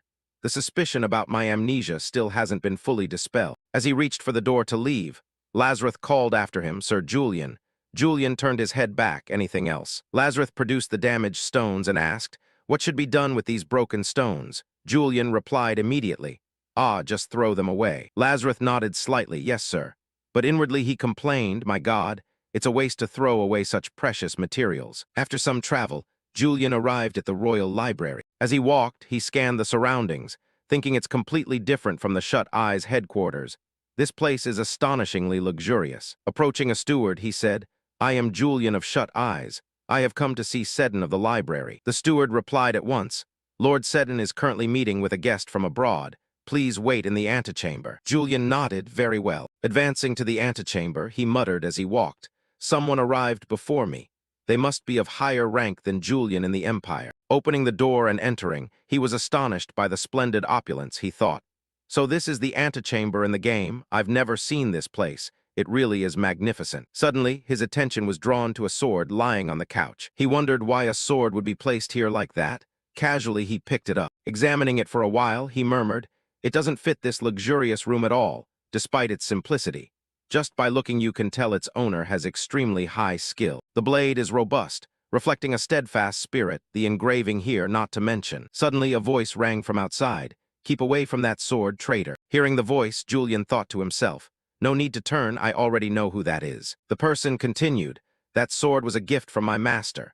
Appearing before Julian was a noble lady from the Empire's prestigious knight family Rondable. She is one of the brightest prodigies of Hayden Reich. In the game, she was killed by Julian himself. She is Lynn Rondable, the lone lion of Hayden Reich. He murmured to himself that perhaps she would be the key to escaping this game world. Lynn Rondable, a noble lady of the Empire's prestigious knight family Rondable, and also one of Hayden Reich's most outstanding disciples, possessing exceptional talent enough to one day surpass even Julian. Not only talented, Lynn also stood out with dazzling beauty. Among the player community, Lynn's wedding dress always topped popularity polls. Although now he is Julian, no longer Shihu Li, he cannot help but admire her. At this, Lynn slightly frowned and said, "What do you intend to do with my master's sword?" A system window appeared showing a negative emotion, hatred. Seeing Lynn, Julian smiled and explained, "I only wanted to admire it." He thought to himself that perhaps he should tease her a little to extract more information. He spoke in a teasing tone, "I didn't expect someone like you to leave a sword lying around like this." Lynn took the sword and calmly replied, "Haha, don't you realize this is my master's sword, not some adventurer who likes to carry a sword around the imperial palace like you." Receiving the response he wanted, Julian thought to himself, she's fallen for it as predicted. Lynn is extremely diligent and upright, taking the opportunity. He suddenly asked the guest before me, "Must be the sword Saint Hayden Reich, right?" Lynn frowned and replied coldly, "What does that have to do with you?" Julian covered his mouth with a smirk. "I'm just curious. After all, he was once my master." He continued, thinking she clearly has negative feelings toward Julian, but he wanted to test how intense they were. Hearing this, Lynn tightened her grip on the sword and angrily shouted, "What did you say? How dare you mention my master like that?" The system immediately sent a notification showing negative emotion, anger. Seeing this reaction, Julian frowned slightly and murmured, "As expected, I sense intense anger. I purposely teased her, but now I want to apologize on Julian's behalf." Suddenly, someone opened the door and entered the antechamber, calling out, "Miss Lynn, please come to the secretary's room." Lynn immediately turned and said, "Then goodbye, Julian." After a few steps, she turned back, pointed at him, and declared, "I hope we never meet again." The steward suddenly spoke, "Ah, they called for you too, Lord Julian." Lynn, hearing this, blushed with embarrassment, wishing she could find a hole to crawl into. Sensing her awkwardness, Julian murmured, "Just act cool. As Julian, maybe I'll soon meet that master again." He cheerfully said, "Don't be so cold to me, Lynn. After all, we once shared a master." Lynn turned angrily and replied, "But not anymore. Never mention my master again." With that, she turned and left. Julian sank into thought, preparing to meet his favorite figure again, in the form of the one who betrayed them. The feeling was both happy and worried, hard to describe. At the Imperial Secretary's office, the steward said, "Greetings, Miss Lynn, Lord Julian. We heard that Lord Julian single-handedly defeated the two-horned demon." Julian smiled and replied, "Ha ha, that was just enough to warm me up." Lynn immediately interjected, asking, "Sir, where is my master?" Julian thought to himself, "I'm curious about that too." The steward replied, "Lord Hayden Reich departed after assigning your task." Lynn was furious. "What?" The steward continued, "And I think you should cooperate with Lord Julian." Lynn immediately protested, "Us cooperate? Why should I go with this traitor?" The steward explained, "Lord Hayden Reich requested someone be assigned to accompany you because this mission could be dangerous. And Lord Julian is here." Julian could only cry silently, "Hayden Reich, what are you doing?" Lynn beside him trembled with anger at having to work with him. The steward continued, "Investigate the slum in the capital." Julian murmured, "The slum? Why should we care about that squalid place?" The steward explained, "Based on several reports, demons have appeared in that area. The people from the slum don't want the royal family to intervene directly. That's why the two of you are suitable for this mission. You have ties to the royal family, but are not actually royal because you belong to Shut Eyes and the Night Academy." Julian thought, the slum, remnants of nations the Empire conquered by force. It gathers people from many other countries rejected by the Empire. They dislike the royal family, so they turn to Shut Eyes, an organization considered neutral. This makes perfect sense. He continued thinking, If Lin outshines me on this mission, she will easily earn the title Sword Saint. Going with Lin is not beneficial for me, but as the royal hound I cannot refuse. He stroked his chin and smiled. I understand. I accept the mission. Lin shouted angrily. Would I refuse? Julian murmured. Oh God, I wish I could refuse too. The steward added, Miss Lin, your master personally requested that you accept this mission. Lin trembled slightly with anger. Julian turned and smiled. Do you intend to defy his wishes? Lin frowned, paused for a moment, then said, I understand. Looking at her, Julian murmured, a knight bearing the title disciple of Hayden Wright. On this mission, she will certainly supervise this traitor. But the problem is I currently lack the strength to oppose her. Suddenly, his attention turned to the gem on Lin's necklace. A strange feeling arose. Julian shouted, wait. He pointed at the stone. What kind of jewel is this? Lin shyly replied, it's a moonstone. As soon as she finished speaking, the stone emitted a fierce energy. It seemed to be reacting to Julian's mana. Seeing him step closer, Lin turned and asked, what are you doing? Julian laughed. Ha, just admiring how beautiful it is, Lin murmured. Why did it suddenly light up like that? Julian thought. In a moment it tried to resonate with my mana and absorb it. The answer is right before my eyes. I need to test this stone. After leaving the royal library, Julian immediately went to a gemstone shop. The shopkeeper said, Lord Julian, long time no see. What do you need? Julian removed his cloak to reveal his identity and said, I'm looking for a stone compatible with my mana. Do you have moonstone? The shopkeeper scratched his head, embarrassed. Moonstone. Our shop doesn't have any, and I'm certain other shops don't either. Apart from collectors, no one demands them. They're very difficult to mine, so we don't stock them. Receiving the unexpected answer, Julian murmured, that's bad. I need to complete the Moonlight Blade before the mission with Lin. He was angry. You mean I can't get one? Seeing Julian's anger, the shopkeeper muttered, ah, damn. I accidentally spoke to Lord Julian like a regular customer. He trembled and replied, it's not like that. We can search, but we don't have any right now. Julian wore a fearsome expression. Then find them. I need them very, very much. The shopkeeper stammered, okay, I'll search across the empire, Julian thought. Oh God, Lin will surely notice that my Moonlight Blade is unfinished. I need moonstone as a precaution. But the day of the mission arrived, and I still hadn't found one. Perhaps my threats weren't enough. After waiting a while, Julian went to meet Lin. She muttered, your important matter is at the jewelry shop. Is it? Julian laughed, ha. One day you'll appreciate the beauty of gemstones, Lin. She turned and said, whatever, now follow me. Seeing Lin head the wrong way, Julian reminded her, hey Lin, you're going the wrong way. She looked back. What? Julian explained, the slums are a maze of illegally built houses and alleys. You can't blindly follow a map or signs. He began to display bookish knowledge about the game. Lin held the map irritably. I'd rather follow the signs than follow you. Julian smiled, but thought to himself that she was right. But the eastern slums are like a death wall to newcomers. Even the developers admit it's a difficult map. Lin held the map and declared, I won't fall into your trap. I'm sure a traitor like you will try to deceive me. The current disciple of the Sword Saint. She continued, I'm different from you, Julian. I will become the new Sword Saint. Hearing this, Julian could only smile wryly. Scratching his head, he murmured, she misunderstood me. This mission won't be easy. When the path began to get tangled, Lin spoke up. Do you really want to go this way? Those warning signs aren't for decoration. She glanced at Julian and asked, first, Sir Julian, have you ever been to these slums? Julian smiled and replied, what do you think? He thought to himself that Li Shihu had been, but Julian hadn't. What should I say? Seeing him evade, Lin muttered. What kind of answer is that? She gently asked. So how do you plan to find the way? Julian raised a finger and cheerfully answered. By ability, maybe. Lin turned and moved on. Laughing loudly, ha ha, not even out yet and already finding the way, Julian happily followed and said, oh dear, didn't the Empire's orders tell us to act together? Then he lowered his voice. Or is Hayden Reich more important than the Empire's orders? Hearing this, Lin suddenly froze. She frowned, her face twitching. Gritting her teeth, she snapped. Don't mention my master with that mouth of yours. If you have any shame left, Julian murmured inwardly, whoops. I accidentally provoked her emotions. Lin clenched her fist and thought to herself that she knew Julian one rank better than herself. She couldn't count how many times people compared her to him behind her back. If it were him, he would have done it already. If it were him, it would be natural if it were him. But I'm the top disciple of the Sword Saint. I'll prove the difference through this mission. After moving for a while, Lin's face suddenly went pale. She muttered, impossible. Julian beside her noticed something amiss but still cheerfully asked, is something wrong? Lin shyly replied, no, it's nothing. Inside, she tore at her hair thinking, oh no, this is serious. Just as that traitor said, the paths are completely shuffled. They continued to a house numbered 1. Lin wondered, what? Oh no, we've returned to the same place. Julian from behind laughed loudly. Ha ha, we're really back. Suddenly a man from afar approached and said, "Hey girl, you're walking in circles. You look like it's your first time here," Lin asked back. "Do you know the layout of this area?" The man nodded. "Of course I know.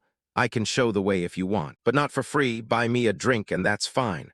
"What do you think?" Lin nodded. "Okay, that's not a problem." The man introduced himself. "My name is Baden." "And you?" Lin replied. "I'm Lin Rondable." Hearing that name, Baden muttered, "Oh, so you're from the Rondable clan. Great. We've caught a big one this time." He turned to Julian thinking, but something's off. Julian was about to introduce himself when Baden suddenly turned his back and smiled.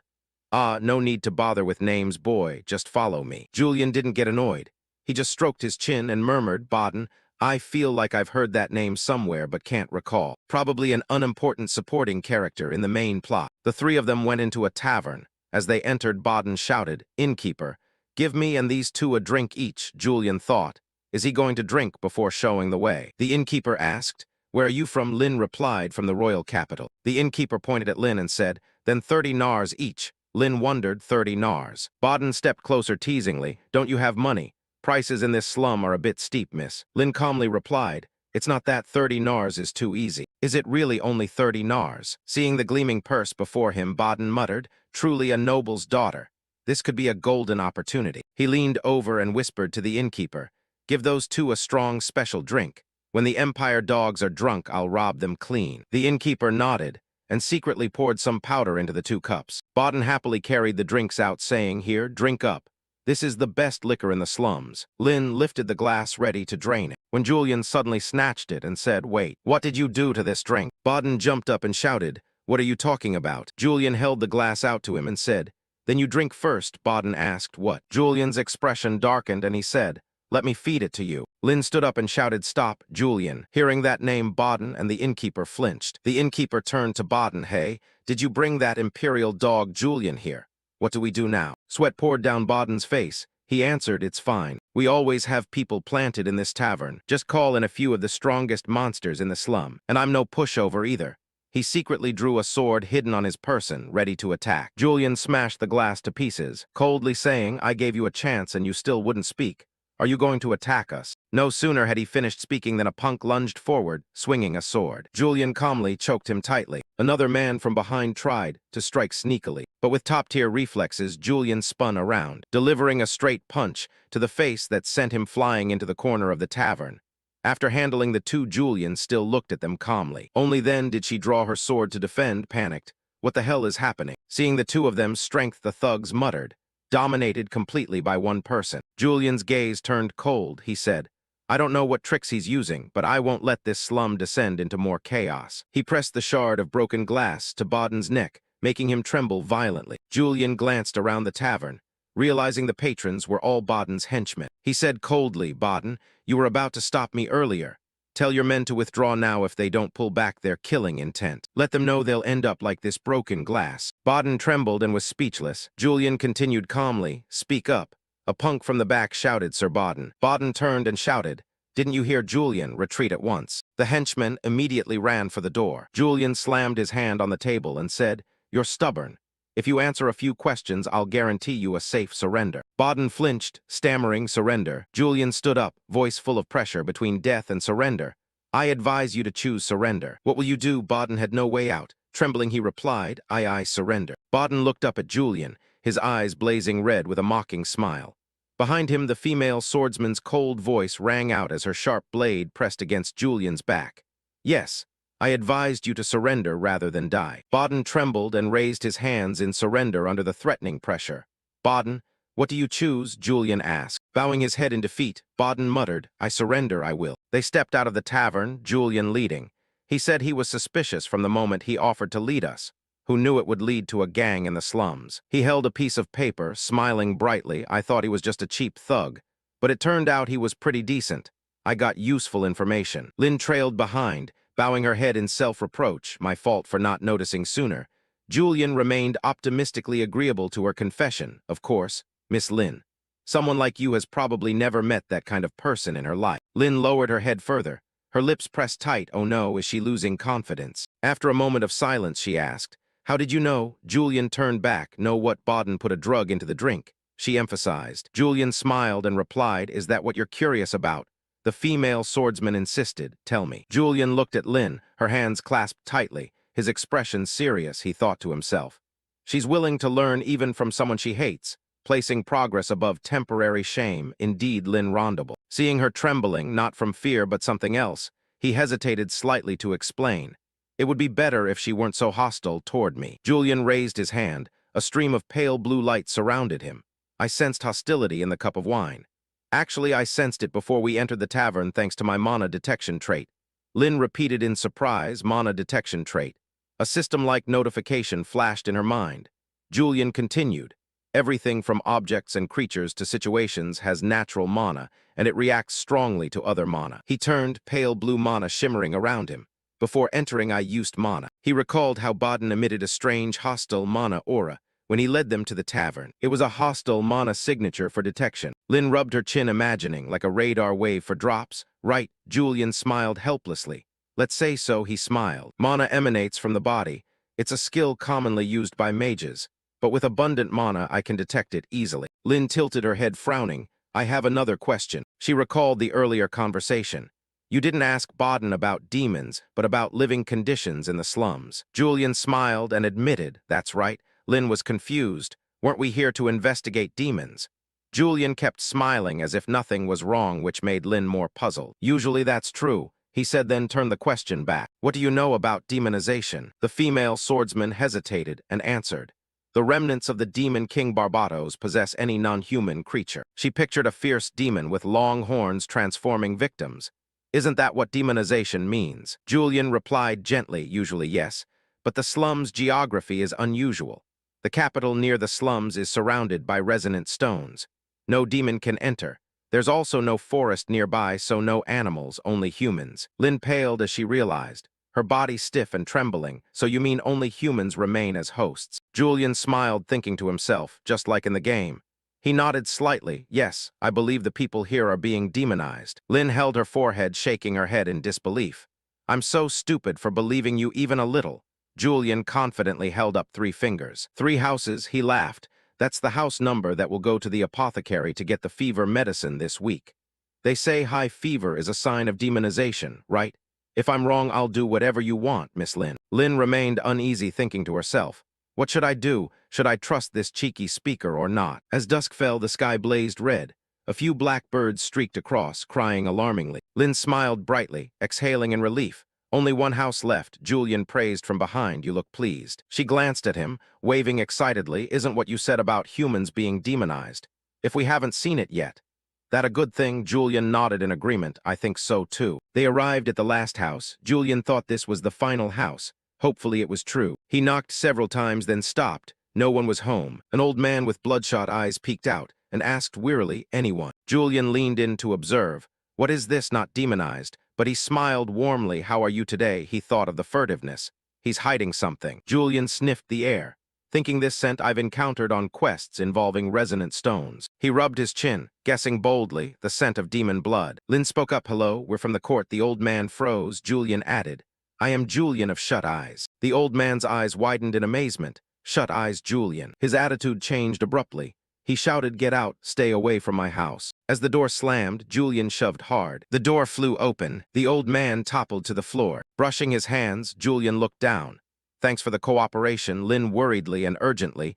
Julian, at least explain what's happening. Julian ignored Lin, stepped forward, his tone sarcastic. You're too kind, Miss Lin. The female swordsman grew more confused. What do you mean? Julian's red eyes flashed. A grim smile. One day that kindness will wear you out. Without further words, Julian approached a door secured with iron chains, ignoring Lin's protests. We're here to investigate, not to hunt.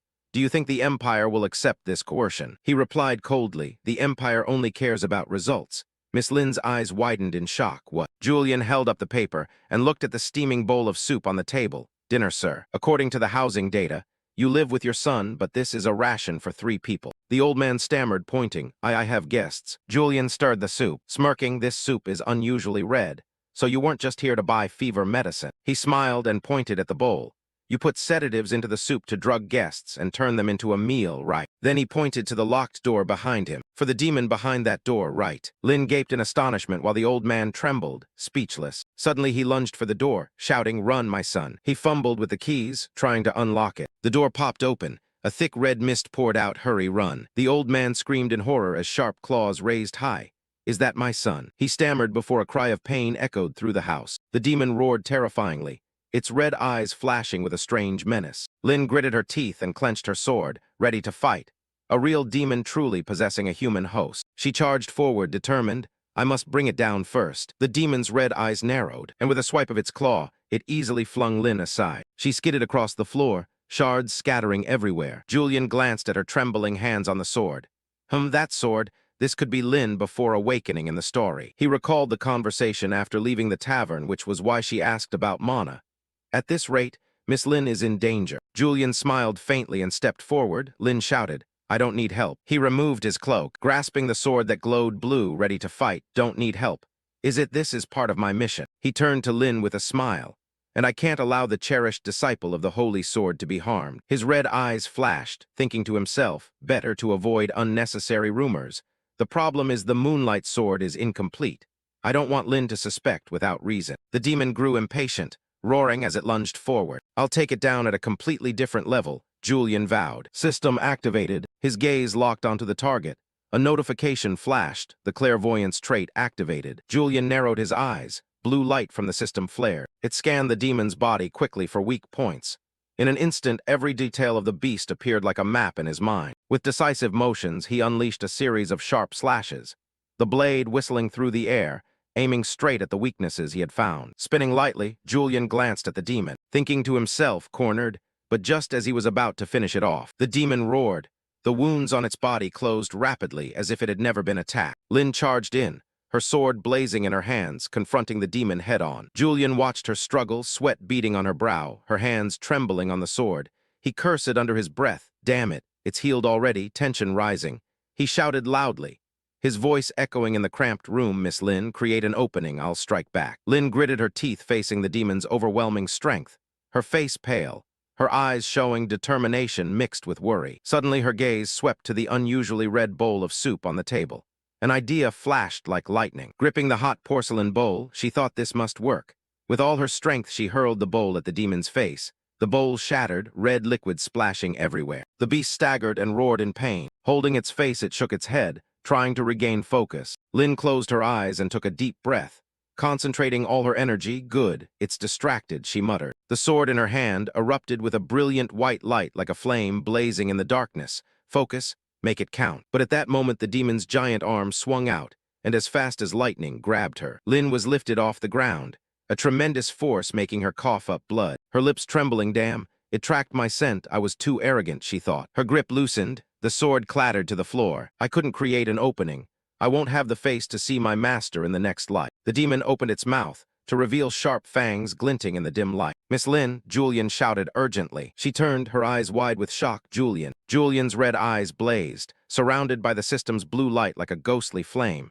"You did well," he praised. His voice deep but full of power. The demon seemed to sense danger, turning its head to look around, its red eyes darting wildly. A streak of blue electricity enveloped its massive body, crackling. Julian grinned triumphantly, his gaze flashing. In a heartbeat, he lunged forward, the sword in his hand piercing the demon's chest. The blade shone brightly, as if cutting through the darkness. The demon's grip loosened. It released Lin and she fell. Lin gritted her teeth. Gathering her strength, she kicked hard at the demon's face. The force of the kick sent its head snapping back, driving Julian's blade deeper. He smiled faintly and decisively withdrew his sword, causing the demon's body to collapse to the floor, black blood gushing from the wound, giving off a foul smell. Lin stood panting, still stunned. "I can't believe you pierced it without using the moonlight sword," she said, voice trembling. "How?" Julian, blood from the demon on his lips, smiled smugly. "Just consider it not worth my using the moonlight sword," he replied, tone disdainful. Though inwardly slightly alarmed, he glanced quickly at Lin, thinking to himself, that expression looks normal enough. Mission complete, they climbed down from the carriage, the sunset blazing red on the horizon. "We have arrived at the palace," Julian said, voice relieved. They walked along the plane tree-lined avenue in the royal grounds, leaves rustling underfoot. "At least we finished safely," he thought. Rubbing his aching shoulder, sighing, "Miss Lin suspects nothing. What a relief." Lin suddenly stopped, causing Julian to falter. "The quest reward is yours." Bowing her head, clenching her hands, voice choked, "I didn't contribute anything." Julian watched her quietly, his gaze sharp. For someone proud like Miss Lin, admitting debt to me is rare. He turned and smiled. Don't say that, Miss Lin. Cheerfully he added, you were indeed overwhelmed by that demon. Lin frowned, clearly displeased with herself. Julian's kind words just brushed past her. She looked away firmly. I don't like you. Julian nonchalantly shrugged. You're too tense. Lin interlaced her fingers tightly, standing upright to face him with determined eyes. My master always says, the greater the power, the heavier the responsibility. Recalling how Julian dispatched the demon swiftly, she couldn't help admiring his victory, but she hesitated, voice stern, seeing him use power recklessly, even against the innocent. Her face darkened. Now I understand why my master expelled you. You lack restraint. Julian flashed a sly smile. Touching his chin, he replied with some arrogance, restraint. That's the weapon of cowards. Lin clenched her fists and shouted angrily, you call my master a coward. Julian stepped closer. An invisible pressure made her instinctively step back. Lin, I'm not a noble of high rank, not bound by restraint, he said, voice low like a warning. He turned away, leaving a cryptic remark.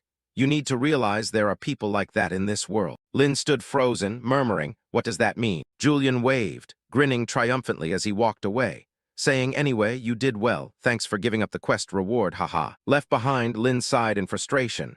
Her legs heavy. He's really puzzling, she muttered, her gaze still troubled. Restraint isn't just for nobles, but for all knights. A creaking carriage stopped. A middle-aged man called loudly, heading home. Lin looked up and recognized a familiar face. Uncle Urgin warmly invited. You look exhausted. Hop on.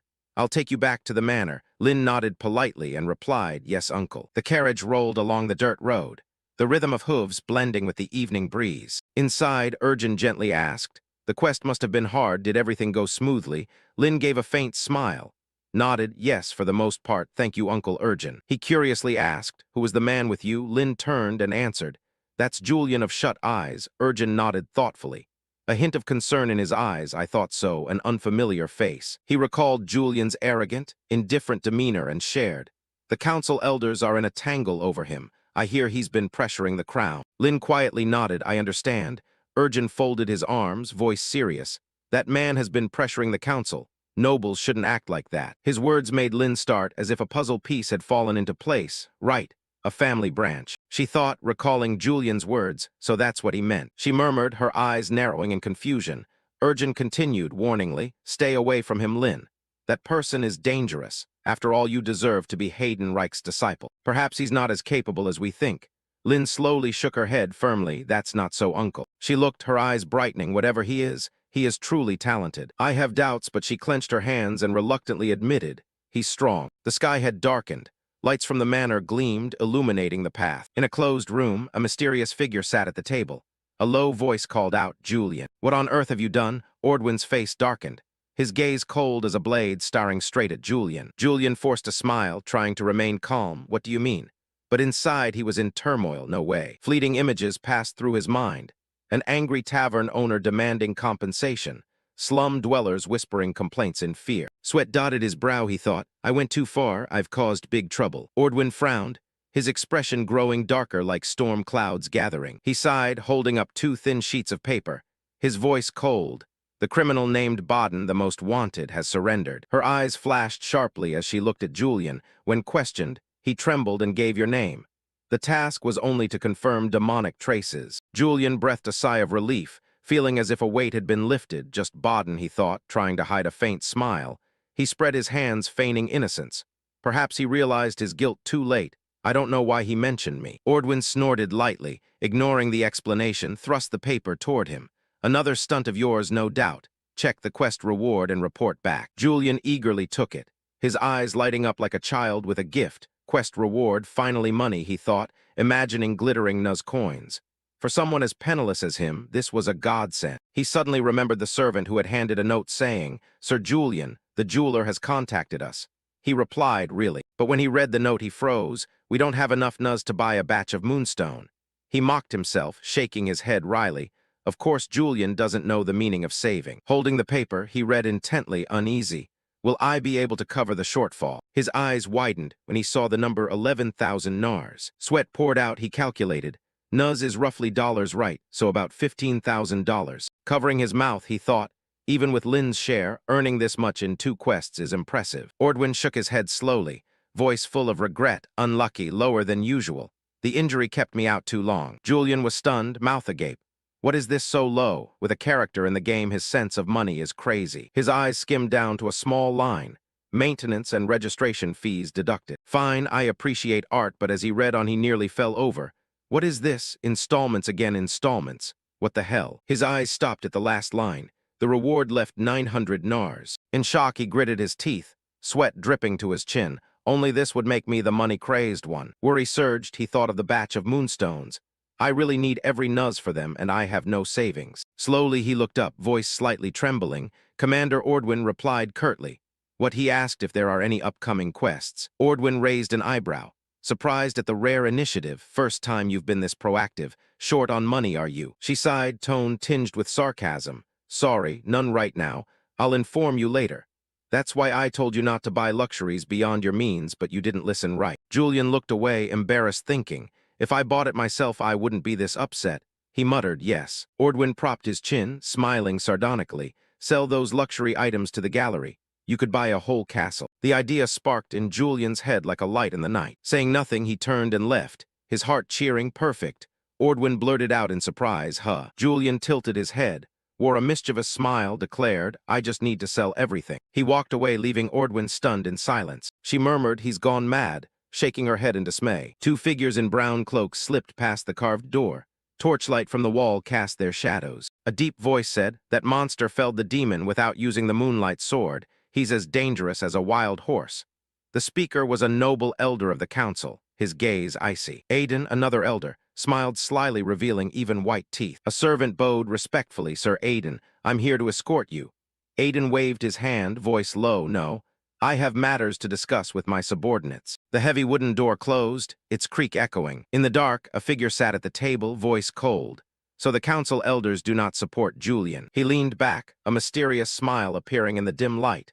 Julian felled a demon in a recent quest without using the moonlight sword. The subordinate replied respectfully, yes, sir. The confirmation made him momentarily uneasy. He's truly a monster. The subordinate calmly asked, should I carry out your previous order? The man raised his hand, his eyes flashing like a predator. Do it. I will recruit that monster and turn him into my power. Meanwhile, at the Cosmos Gallery, light from crystal chandeliers shone down on the magnificent paintings. Julian wandered among the artworks, his fingers gliding lightly over the frames. I thought I'd take advantage of the moment and come here, but I'm not sure this will sell.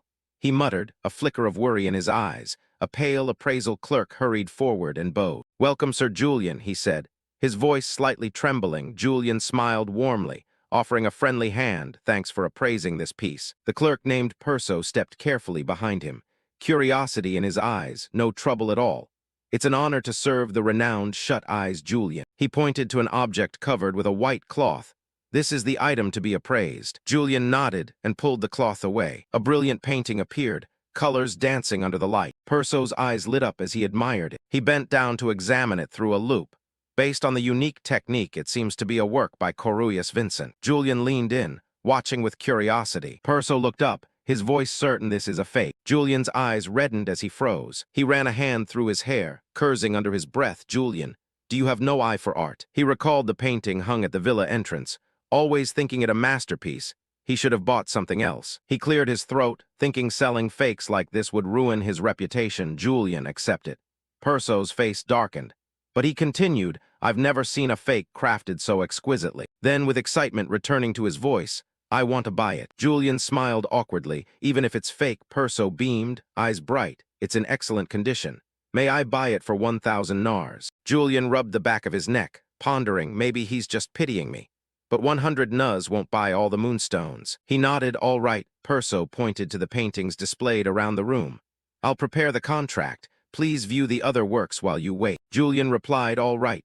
Suddenly a gentle voice spoke, drawing his attention. Are you sure about selling it at that price? Eileen appeared, her beauty moonlike, stepping forward with a mischievous smile.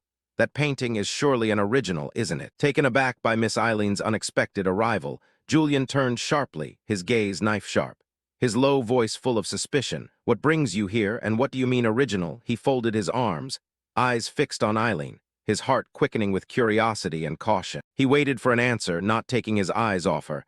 Eileen tilted her head slightly, her gaze passing over Perso, who trembled, clutching the painting as if it were a lifeline. Her voice hardened, keen and certain. My cousin has several pieces displayed here, but set that aside. Suddenly, Eileen's eyes turned icy and blade-like, aimed straight at Perso. He felt an invisible pressure weigh on his shoulders. As if crushing his mind, his whole body shook. The painting nearly slipped from his hands, sweat beading on his brow. Eileen stepped closer. Each step light yet commanding, her voice cold as a winter wind. In the Empire, no painter can wield oil paint with such masterful technique. She snatched the painting from Perso, her long hands tracing every stroke, her gaze intent and entranced as if diving into a mystery. Suddenly she stopped, her finger pointing to a small corner beneath the painting, and this signature, she continued, her voice steel-sharp like an arrow through the air. It's certainly Corurius. Eileen's assertion plunged the gallery into silence as if time itself had paused. Julian stood beside her studying the painting, his brow slightly furrowed, his eyes reflecting a contemplative glint as if weighing an unrevealed secret. Meanwhile, Perso stood by, trembling all over, sweat pouring like rain. His face pale with panic, he stammered, his voice cracking. I can't believe I missed that signature. Julian turned, his gaze icy, voice slow but as sharp as a blade, menacing. So you mean you plan to deceive me, right? The pressure of his words made Perso feel as if a boulder crushed his chest, his breathing labored.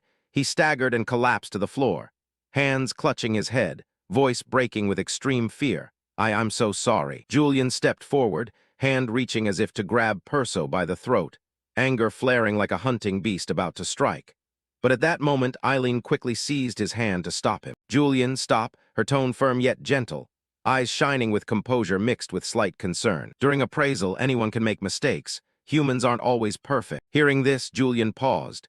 The flame of anger in him subsided, replaced by embarrassment and self-reproach. He thought to himself, damn, I almost lost my temper. If I'd drawn my sword and cut him down now with so many witnesses, I'd be no different from a villain. He forced a smile and brushed his hand away, voice softer though still edged. All right, overdoing it would make me look like the bad guy. Eileen lifted an eyebrow, lips curling into a mischievous smile, eyes sparkling teasingly, even worse than that. Julian's expression shifted briefly, a flash of embarrassment passing, but he quickly regained composure. He turned to Perso, voice gentle yet projecting an irresistible authority. If this is authentic, the painting's value would be different, right? Perso remained kneeling, eyes wide with terror, mouth stammering as if awaiting judgment.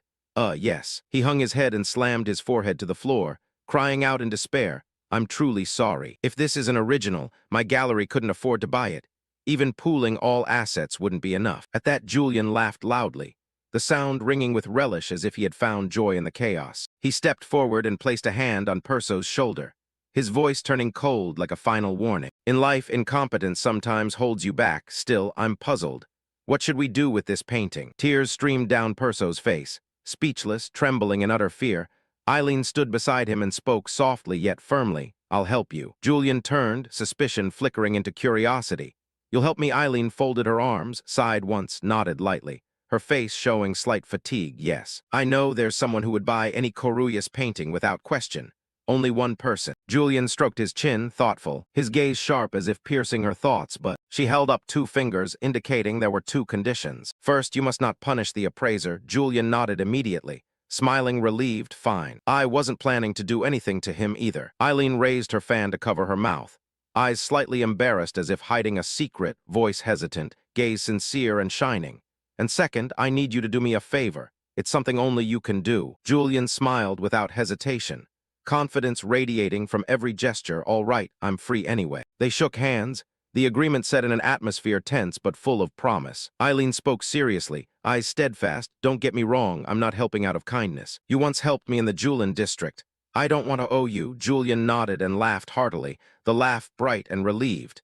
Then it's my turn to repay. Exactly what do you need? Eileen recounted, her voice lowering, eyes distant as if sinking into memory. There was a patrol guard at Veal Academy. That night the air suddenly turned icy, making him terrified. He felt countless eyes watching him with murderous intent, as if they would devour his soul. Julian frowned, suspicion flashing in his gaze. A demon? She shook her head, voice resolute but with a hint of worry. Not exactly. The administration ignored it at first, but strange noises at midnight in the old building grew more frequent. Many guards were attacked and wounded. Julian knitted his brows, curiosity mixed with determination flaring in his eyes. If not a ghost, then what? His gaze turned cold, voice sharp as a blade. I think it's a demon. The academy is heavily guarded. but a demon slipped through a weakened ward. Suddenly, a deep voice rang from afar, cutting through the thought. So in the end, you still have to ask someone else for help. It was Hardy Godfrey, a professor at Veal Academy. He stepped forward, voice mocking, eyes glittering with arrogance. Pleased to meet you, Julian. Eileen spun around angrily, eyes blazing with righteous fury. Didn't you see me standing here? Could you at least say hello? Hardy shrugged indifferently, voice cold. We're not that close. Why drag a busy man like him into this? Hardy scoffed, a look of contempt flashing in his eyes. If you want to shed the stigma of a minor house, you should work for it yourself. Anger flared in Eileen's eyes, her face flushed with outrage. You are the one who should try harder, Hardy Godfrey. Your last essay nearly failed. Shouldn't you rewrite it rather than stand here and mock? Hardy was furious, his face contorting at being hit where it hurt. What, that minor girl dares to be insolent? Eileen snapped, her voice rolling like thunder. What did you say? Julian gripped the hilt of his sword and stepped forward, his gaze icy like a storm contained. Eileen flinched, heart pounding, wondering if he was angry over the insult to his house or his own hot temper. She hurried to speak, voice shaking. Wait. But Julian had already drawn his sword, the steel flashing under the light as if freezing the air. Eileen shut her eyes, her heart pounding as if it might burst. Hardy panicked too, raising his hands to shield his head, face pale. But suddenly a small stone struck Hardy's head with a dry sound. From the corner of the wall, countless shards of stone crumbled down, revealing grotesque imp heads with eyes blazing red as blood. Hardy screamed, voice cracking in terror, demons hiding in the wall. Julian didn't hesitate, charging like a whirlwind. His sword rose and felled each imp, every stroke sharp and precise like a deadly dance. When it was over, he turned back, his cold gaze swept to Hai, who was now kneeling on the ground, screaming in panic, "Save me.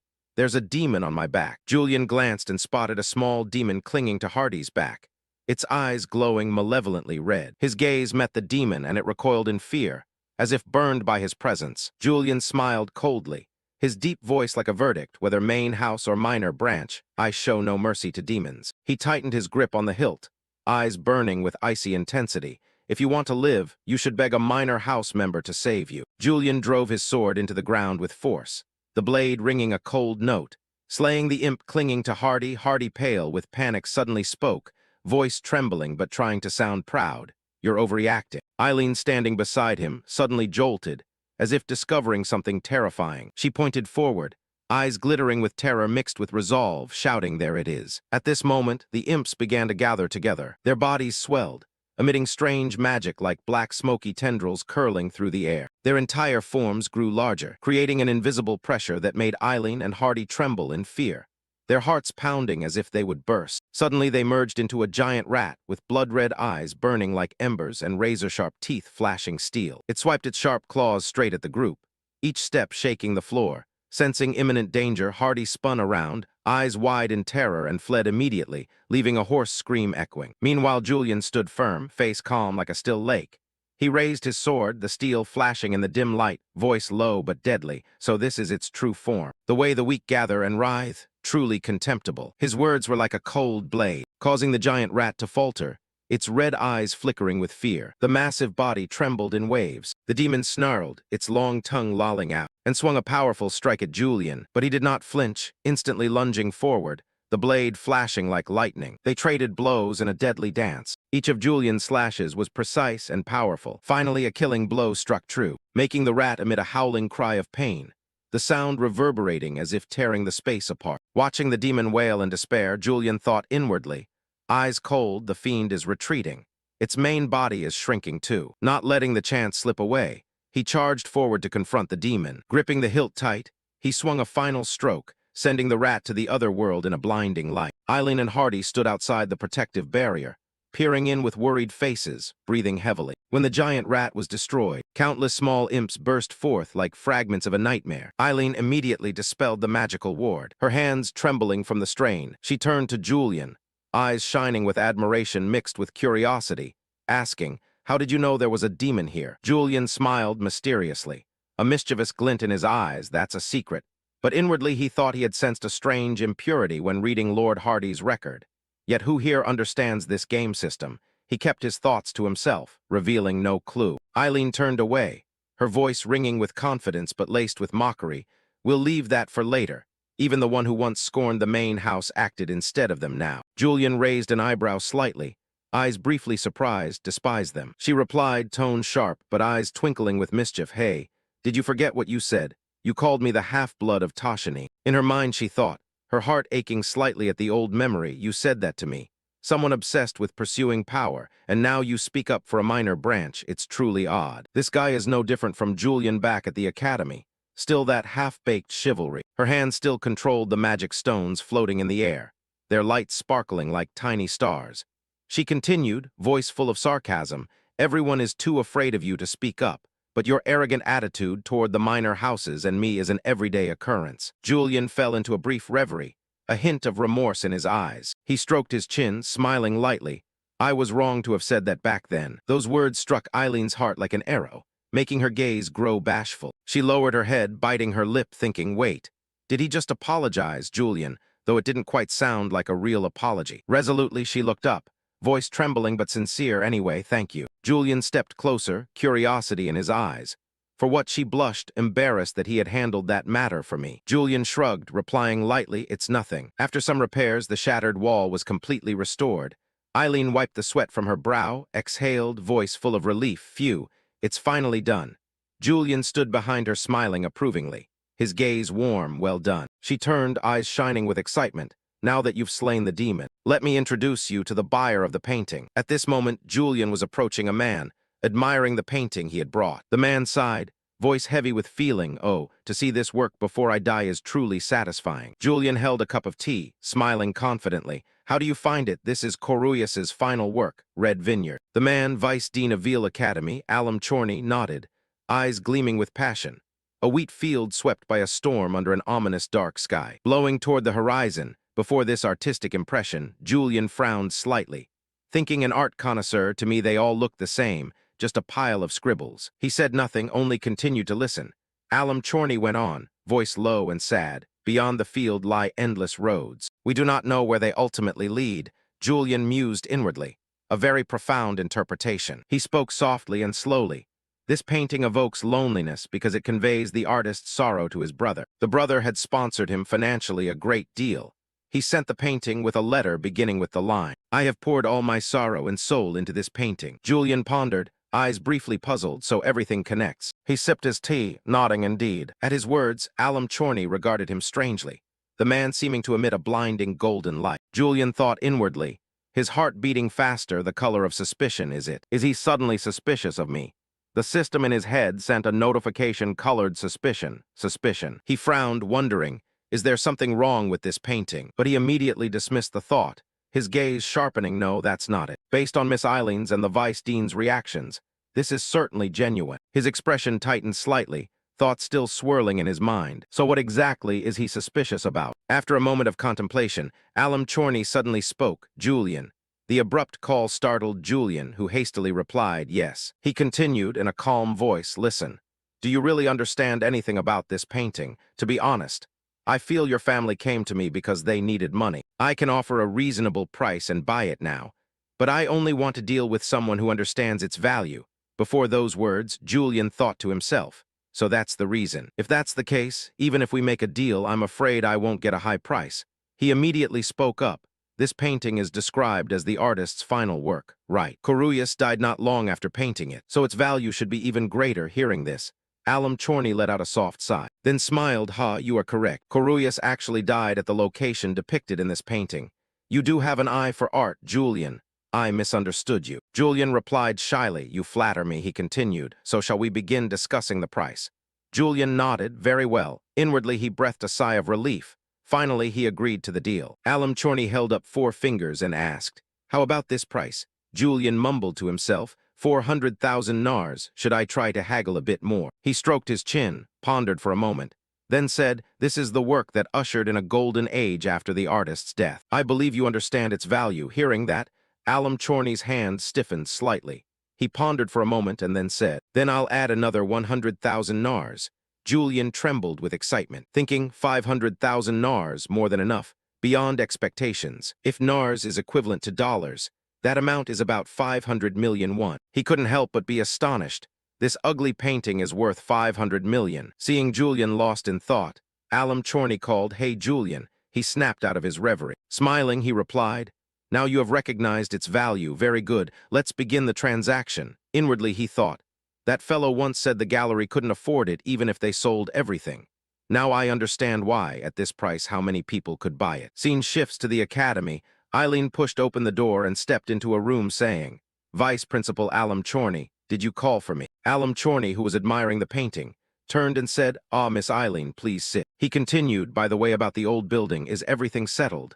Eileen replied, Yes, everything has been resolved satisfactorily. As he spoke, he used magic to pour tea. Smiling, I was very worried. But now I'm relieved. Alum Chorney nodded. Good. Did you encounter any difficulties? Eileen held her teacup, smiling smugly, nothing too difficult. He looked at the teacup and sighed. Sorry for making you handle this troublesome matter. His expression grew serious. What I'm about to say must remain between us, Professor Eileen. It is very likely that this was caused by the Dawn Society. Eileen was surprised. The Dawn Society. Why would they target the academy? Alum Chorney shook his head.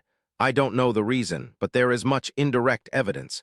It seems they took advantage of the weakening of the resonance stones to act. We decided to keep this matter quiet, to avoid panic within the academy. Hearing that, Eileen fell silent, her hand tightening around the teacup. She thought to herself, a cult worshipping demons has just emerged in the Empire. That is the Dawn Society. Why would they attack the academy? Seeing Eileen worried, Alum Chorney reassured her. Don't worry too much, Eileen. We have strengthened security and will do everything to protect the academy.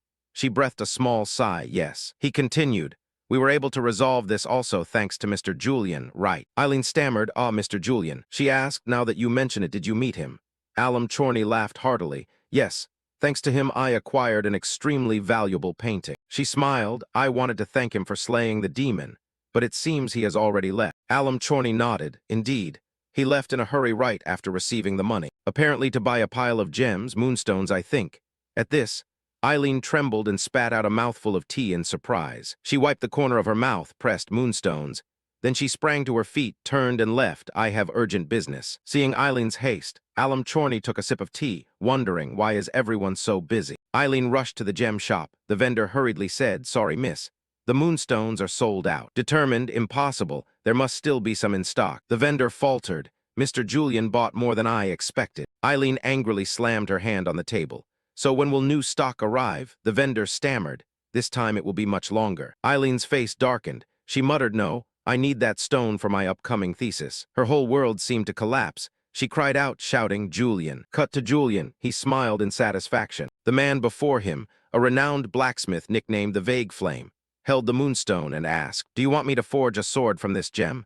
Julian nodded, yes. He produced a series of moonstones, excitedly saying, Could you forge a sword like the moon's blade? After hearing Julian's request, the smith Ruger Orland shouted, pride and anger in his voice.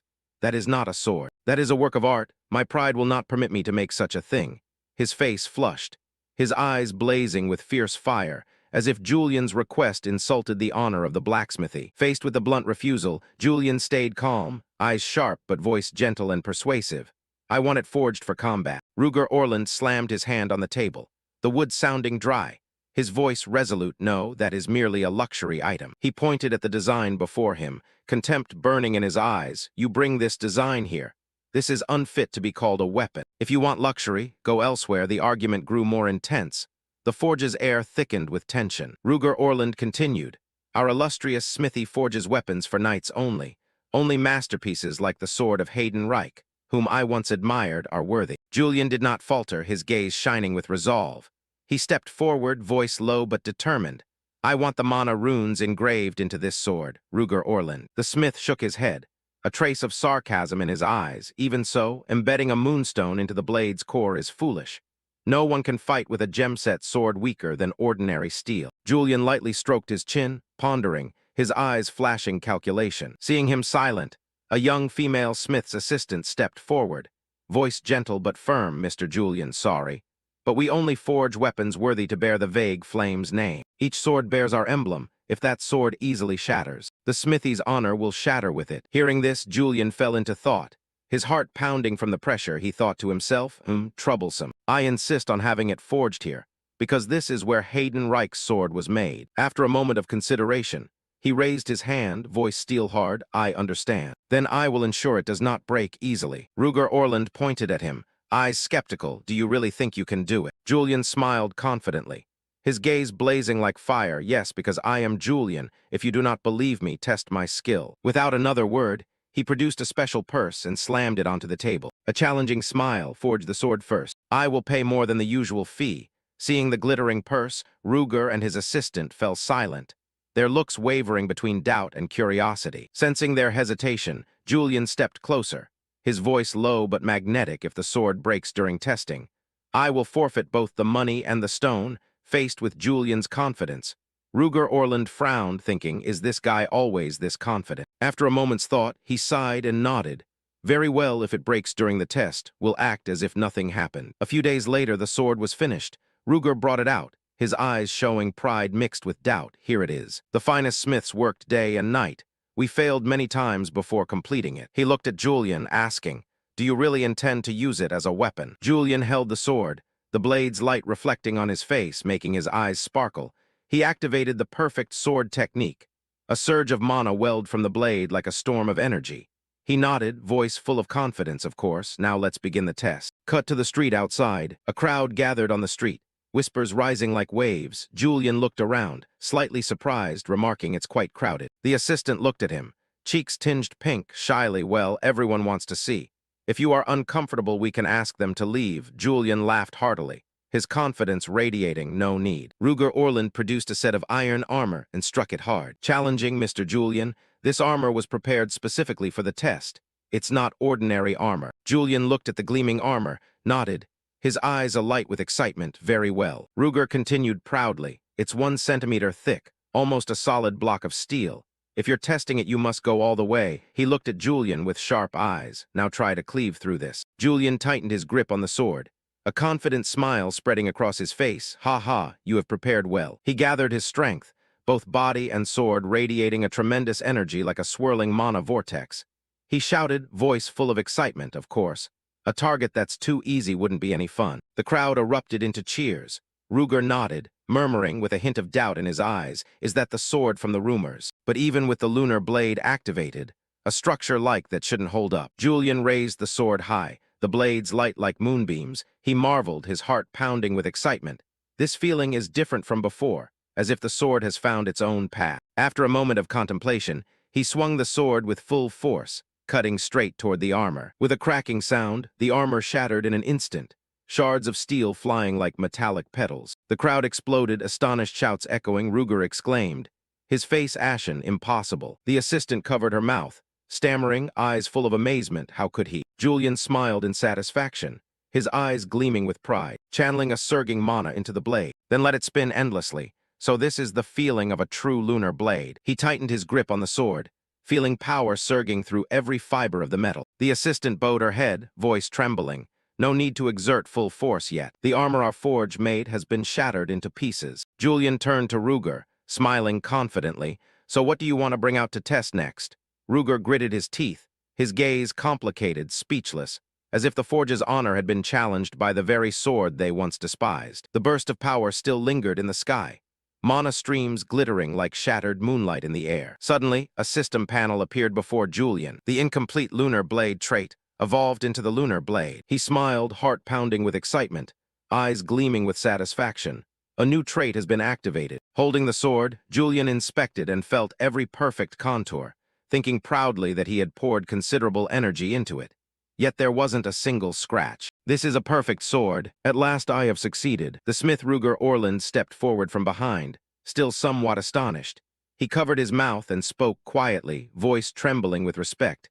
It seems I have underestimated you. Julian sheathed the sword with a decisive motion, then turned back, a confident smile on his lips. Sometimes actions persuade more than words, right? Ruger nodded, eyes grave, voice low like a warning. But remember this. If this sword breaks, my reputation shatters with it. Swing it with that thought in mind. The words made Julian flinch. His heart ached slightly from the weight of responsibility. He turned and smiled, eyes shining with determination. Understood. I will use it worthily. At that moment, a man stepped over to the pile of shattered armor. His gaze was contemplative and amazed. He bent to pick up a shard of steel, murmuring that the custom armor of the vague flame was cut so cleanly. He looked up toward Ruger, voice full of curiosity. Was this done by Julian? He turned to Lin standing nearby, eyes sharp, so he stopped by here. Lin frowned, surprised. Julian had been here before. The man picked up another fragment and examined it carefully, voice thoughtful, however. I do not sense Julian's spiritual force here. He's impressive, too.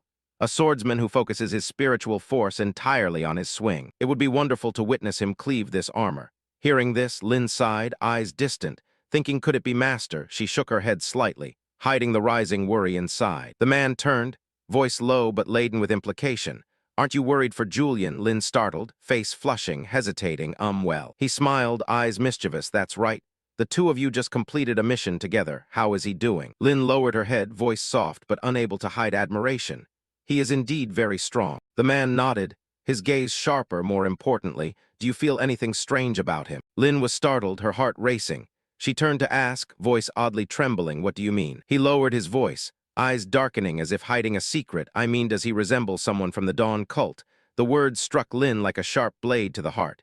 She widened her eyes, voice catching with shock. What, Julian is a member of the Dawn cult? Cut to Julian. Julian walked down the street. Two gleaming swords hung at his hips, sparkling under the sunlight. He smiled, eyes glittering with pride, thinking to himself, I'm becoming more and more like Julian. But the smile vanished, replaced by a sigh, his gaze darkening, yet he could not forget his purpose for coming here. I must return to my real world. I cannot live as Julian forever. He stroked his chin softly, contemplative, his heart heavy with the thought of returning to his world. This world must ultimately end. In other words, I must reach the game's conclusion. Hayden Reich must stop the resurrection of the demon Lord Barbatos. He shook his head, eyes shining with determination. I cannot live forever under Julian's name. He continued thinking, inner voice low. But where are we in the plot now? It seems this is when the Dawn cult begins to appear. They are a heretical organization that will do anything to resurrect the demon Lord Barbatos, the archenemy of Hayden Reich and Lin. He stopped, his expression darkening at the thought of Lin, especially since Lin's father was killed by the Dawn cult. I want to ally with Hayden Reich's faction, but that's not easy. He stroked his chin, thoughtful, as Julian would. Should I infiltrate the Dawn cult to gather information? But how to get in? Suddenly a thought flashed in his mind that startled him. The system sent a notification, intuition violation trait activated. Julian sensed a strange mana as if someone were watching. He glanced around, voice low and wary, someone. Seeing no one, he muttered, his heart racing with suspicion. Could it be just a hallucination? No, my trait clearly activated. He tightened his grip on the sword pommel, eyes cold. I don't know who you are, but I've sensed your mana come out. A slow footstep sounded from the darkness. Julian squinted, a smug smile forming as he recognized the figure. We've met before. Two strangers appeared like ghosts, stepping silently from the night, their eyes glinting danger, making the air around Julian tense like a near-breaking string. Julian's mind was in turmoil. He thought to himself, I remember now. She is a witch wielding dark magic at an astonishing level. Elena, bishop of the Dawn cult, and the man beside her. I can roughly guess who he is. The image of a woman without a cloak flashed in his mind. Beside her was a stern-faced man. Julian recognized their identities, the archenemies of Hayden Reich. He smiled warmly and spoke. Long time no see, Elena, and you as well. Elena seemed unsurprised. She removed her hood and cloak, voice calm, yet you still recognized me even though I'm dressed discreetly. She bowed politely in greeting. Indeed, you are Mr. Julian. Julian smiled and nodded in response. I also guessed why you two came here. Elena clapped, voice cheerful. Well, if you already know our intentions, things will move faster, won't they? I would appreciate an answer from you right away. The smile on Julian's face nearly broke, he thought with a headache. The truth is I know nothing. I'm just pretending.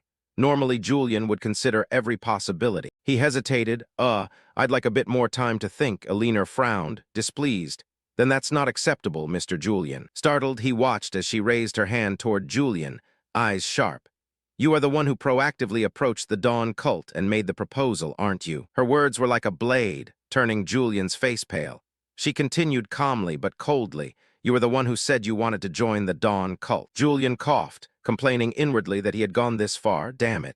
Cleaning up the mess you leave behind is becoming my daily chore. He recalled silently what he knew about Elena, the sword that had once been at his throat. No matter which path he took, Julian would be defeated by an enemy, and that enemy had previously been defeated by Hayden Reich. He ground his teeth, unwilling, craving demonic power and ultimately joining the Dawn cult. Back to the present, Julian raised his head, eyes blood-red, a terrifying smile spreading across his face. He pounded his temples, thinking of how to deal with the two before him. But he answered calmly, There's no deadline to join, is there? Around them, the buildings were silent and empty. The air heavy. Alina spoke coldly, that's true. But you should know we could interpret it differently. Her pink eyes widened as she posited that if this is merely a pretext to lure and capture us, could your feigned desire to join be a trap? She pointed directly at Julian, smiling but full of exposure. Julian frowned slightly. Panic obvious, damn, they're suspicious of me. But I didn't come to investigate the Dawn cult. I really want to join. He closed his eyes, and the image of Hayden Reich rose in his mind. If the Empire discovered him, it would be the end. That path would lead to the worst outcome. It felt as if Hayden Reich's stern eyes were piercing him. If Hayden Reich knew he joined the Dawn cult, Julian immediately imagined the worst scene, being split in two by Hayden Reich's sword. Even if he killed Hayden Reich, it would still be a disaster. He might never leave this game world again. Torn inside, he wondered how to get out of this situation. Outwardly, Julian forced a smile. I didn't expect to be suspected so much. Alina folded her arms and looked at him coldly. You know too much. She asked again, what if you want to withdraw now? Julian replied calmly, and if I did, what then? The man in black who had been silent all along suddenly spoke in a deep voice. Meaning we won't let you leave here in peace. A terrifying surge of power burst from him, shattering the stone pavement beneath their feet. Julian thought as quick as lightning that a bishop, a combat unit of the Dawn cult, was superior even to ordinary knights. The man clenched his fist beneath his cloak, and then threw the cloak aside. His eyes flashed as he roared that he should decide quickly or he, Pelkor, would crush him. He pointed to the large scar on his face. Remember this scar. The one you gave me still hurts. Julian inwardly groaned, thinking, it's you again, Julian. I'm getting more and more tired of the trouble you cause. He replied nonchalantly in a provocative tone. Sorry then. I don't have the habit of remembering faces of those weaker than me. The remark drove Pelkor into a fury, veins bulging on his face as he laughed madly, ha ha ha. Julian tried to keep calm with a taunting smile, but he felt uneasy inside. Pretending like Julian only invites more hits. Suddenly, Pelkor's massive figure vanished in an instant. He reappeared right behind Julian. Julian only had time to spin his head and glare at him. Pelkor clenched his fist and roared to see how long you can keep your composure. The system immediately notified that the innate swordsman trait had been activated. In the moment, Julian drew his sword and blocked Pelkor's fist. His face went pale as he thought, damn it. I've grabbed the old iron sword by mistake instead of the moonlight blade. The moonlight blade was still hanging at his waist. He cursed his shitty memory. Now he just had to hold out as long as possible. Pelkor's fist unleashed a tremendous surge of power. Julian quickly counterattacked, but Pelkor leaned aside to dodge the blade. The sword in Julian's hand began to crack like a spider web. Unable to hold on much longer, he sprang back thinking this is bad, this is too dangerous. I must retreat and regroup. But Pelkor noticed his intent, barring his teeth in a grin. In an instant, he lunged to Julian's front, his hand raised, poised to strike. A punch packed with overwhelming force sent Julian flying into the wall, stones shattering everywhere, the pain making him cry out. Leaning against the cracked wall, his head bowed, Julian heard Pelkor laugh harshly. How does it feel to be beaten by a weakling, Julian? The sword in his hand was now only a hilt. Julian sighed in frustration. A blazing red power erupted around his body. Julian slowly rose, roaring that he was sick of enduring things he didn't cause. His resilience stunned even Pelkor, who widened his eyes. How you still have strength to move. Alina noticed something wrong and shouted, wait, Pelkor. Something's not right. The system notified that your mood was rising to a peak. Shadow covered half of Julian's face as he pushed himself up and sighed. He looked up, his eyes flashing a terrifying red, his voice low, how troublesome. The system continued. The unique trait awakened eyes of awakening activated. Julian's whole being seemed to ignite with furious fire. He drew his sword from its sheath. The steel flashed cold. Each step forward carried overwhelming pressure. Pelkor saw the sword glowing crimson and thought to himself that his demeanor had suddenly changed. What is that sword? Seeing Julian not stop, Pelkor gritted his teeth and growled that he would destroy that sword too. But before he could say more, Julian charged with terrifying speed, his sword swinging down in countless strikes at Pelkor's body. So fast the naked eye could hardly follow, Pelkor's eyes widened in panic. Looking down at his trembling arm, now riddled with dozens of cuts, he murmured in a shaking voice, my hand. He screamed in unbearable pain, but Julian paid no heed to the pitiful cries. His gaze went mad as if consumed by fury. He continued to rush forward, attacking relentlessly. Pelkor, despite the pain, gritted his teeth. Clenching his fist, he threw a straight punch at Julian's face, shouting, how dare you?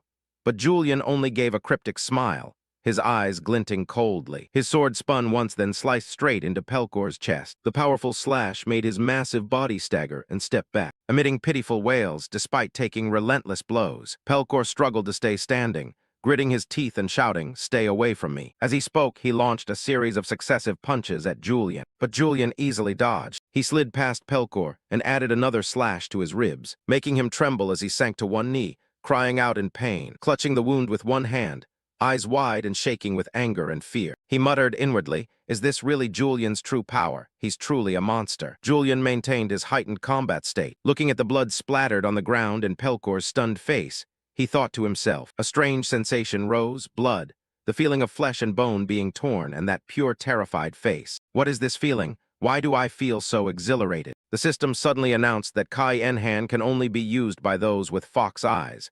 This skill activates when emotions reach a peak, boosting physical strength and expanding vision. At this point, Pelkor was on both knees, nearly unable to fight. He stammered with a trembling voice, "Stop, please stop." The system continued to announce that Kai Enhan also makes its user extremely belligerent. As the announcement ended, Julian swung his sword, his eyes madly fixed on Pelkor, ready to deliver the finishing blow. He roared, "I don't want to." A thrust pierced straight through the chest, causing Pelkor to spit blood, his body about to collapse. Julian withdrew his sword, looked at him coldly, his voice low, "Your title of Iron Fist is meaningless now." He grabbed Pelkor by the hair, pulled his face up, his face full of terror, whispering, don't kill me." In Pelkor's eyes, Julian looked no different than a demon. But just then, a small hand from afar touched his shoulder. Julian flinched as Alina stepped forward, gripping his collar sternly. "That's enough, Julian, don't you think so?" Her sudden appearance caused the eyes that had been glowing from Kai Enhan to gradually return to normal. The murderous aura within him dissipated. The system announced that Kai Enhan had worn off. Julian was momentarily stunned, thinking, "What have I done?" Pelkor clutched his bleeding chest, crying out in pain. Julian had returned to normal, trembling with fear. He wondered what he had done. He recalled that those with fox eyes change personality when activating Kai Enhan. Aggression surges to the extreme. It's truly dangerous. Regaining his composure, Julian turned to Alina in a low voice. "You were the ones who started this." Alina pointed her weapon at his face and smiled. Indeed, Pelkor was insolent. Julian added coldly, "Even knowing everything, you still couldn't do anything." Alina stepped closer, one hand threatening him while the other began to heal Pelkor. She continued, "I already let you beat him up once." Pelkor felt the magic entering his body and thought, "Is this magic? I can't move." Alina leaned close to Julian's ear and whispered, "But after witnessing this battle, I respect you even more." She smiled and made a proposal. "Why don't we cooperate?" The system announced the trait Charm Mole makes one easily liked by the opposite sex. Julian pondered without answering immediately. Alina continued, "You have nothing to lose." Julian turned, placed a hand on her shoulder and replied, "You're right, but I still want to think a little more." With that, he turned his back and left. Alina watched his retreating back, murmuring, "My trait still has no effect on him." She turned to Pelkor, who was now trying to stand, still in pain. "So, Pelkor, is there any difference in him?" Pelkor stammered, "He's genuinely stronger." Alina nodded. In a low voice, "I knew it, the amnesia was definitely a ruse. This is a personal matter, so don't tell the other bishops." Pelkor nodded, of course. Alina watched Julian walk away, sighed inwardly, "I knew it, my trait has no effect on him." Back with Julian, he returned home, his body still trembling. Looking at his hands, he thought, Kai Enhan, "It was thanks to it that I escaped that place. But I can't keep relying on such an unstable trait." He rubbed his head and cursed silently. "What do I do now if I side with the Dawn cult? Hayden will kill me, and I'll never return to my original world again. But if I oppose the Dawn cult, surely one of them will kill me." A wry smile gradually formed on his face. "Perhaps I should join the Dawn cult after all. I'll gather as much information as possible, and then prevent the resurrection of the demon god. That's the only way back to my original world." Cut to Genmal Monastery. Julian walked with a calm but resolute demeanor as he entered.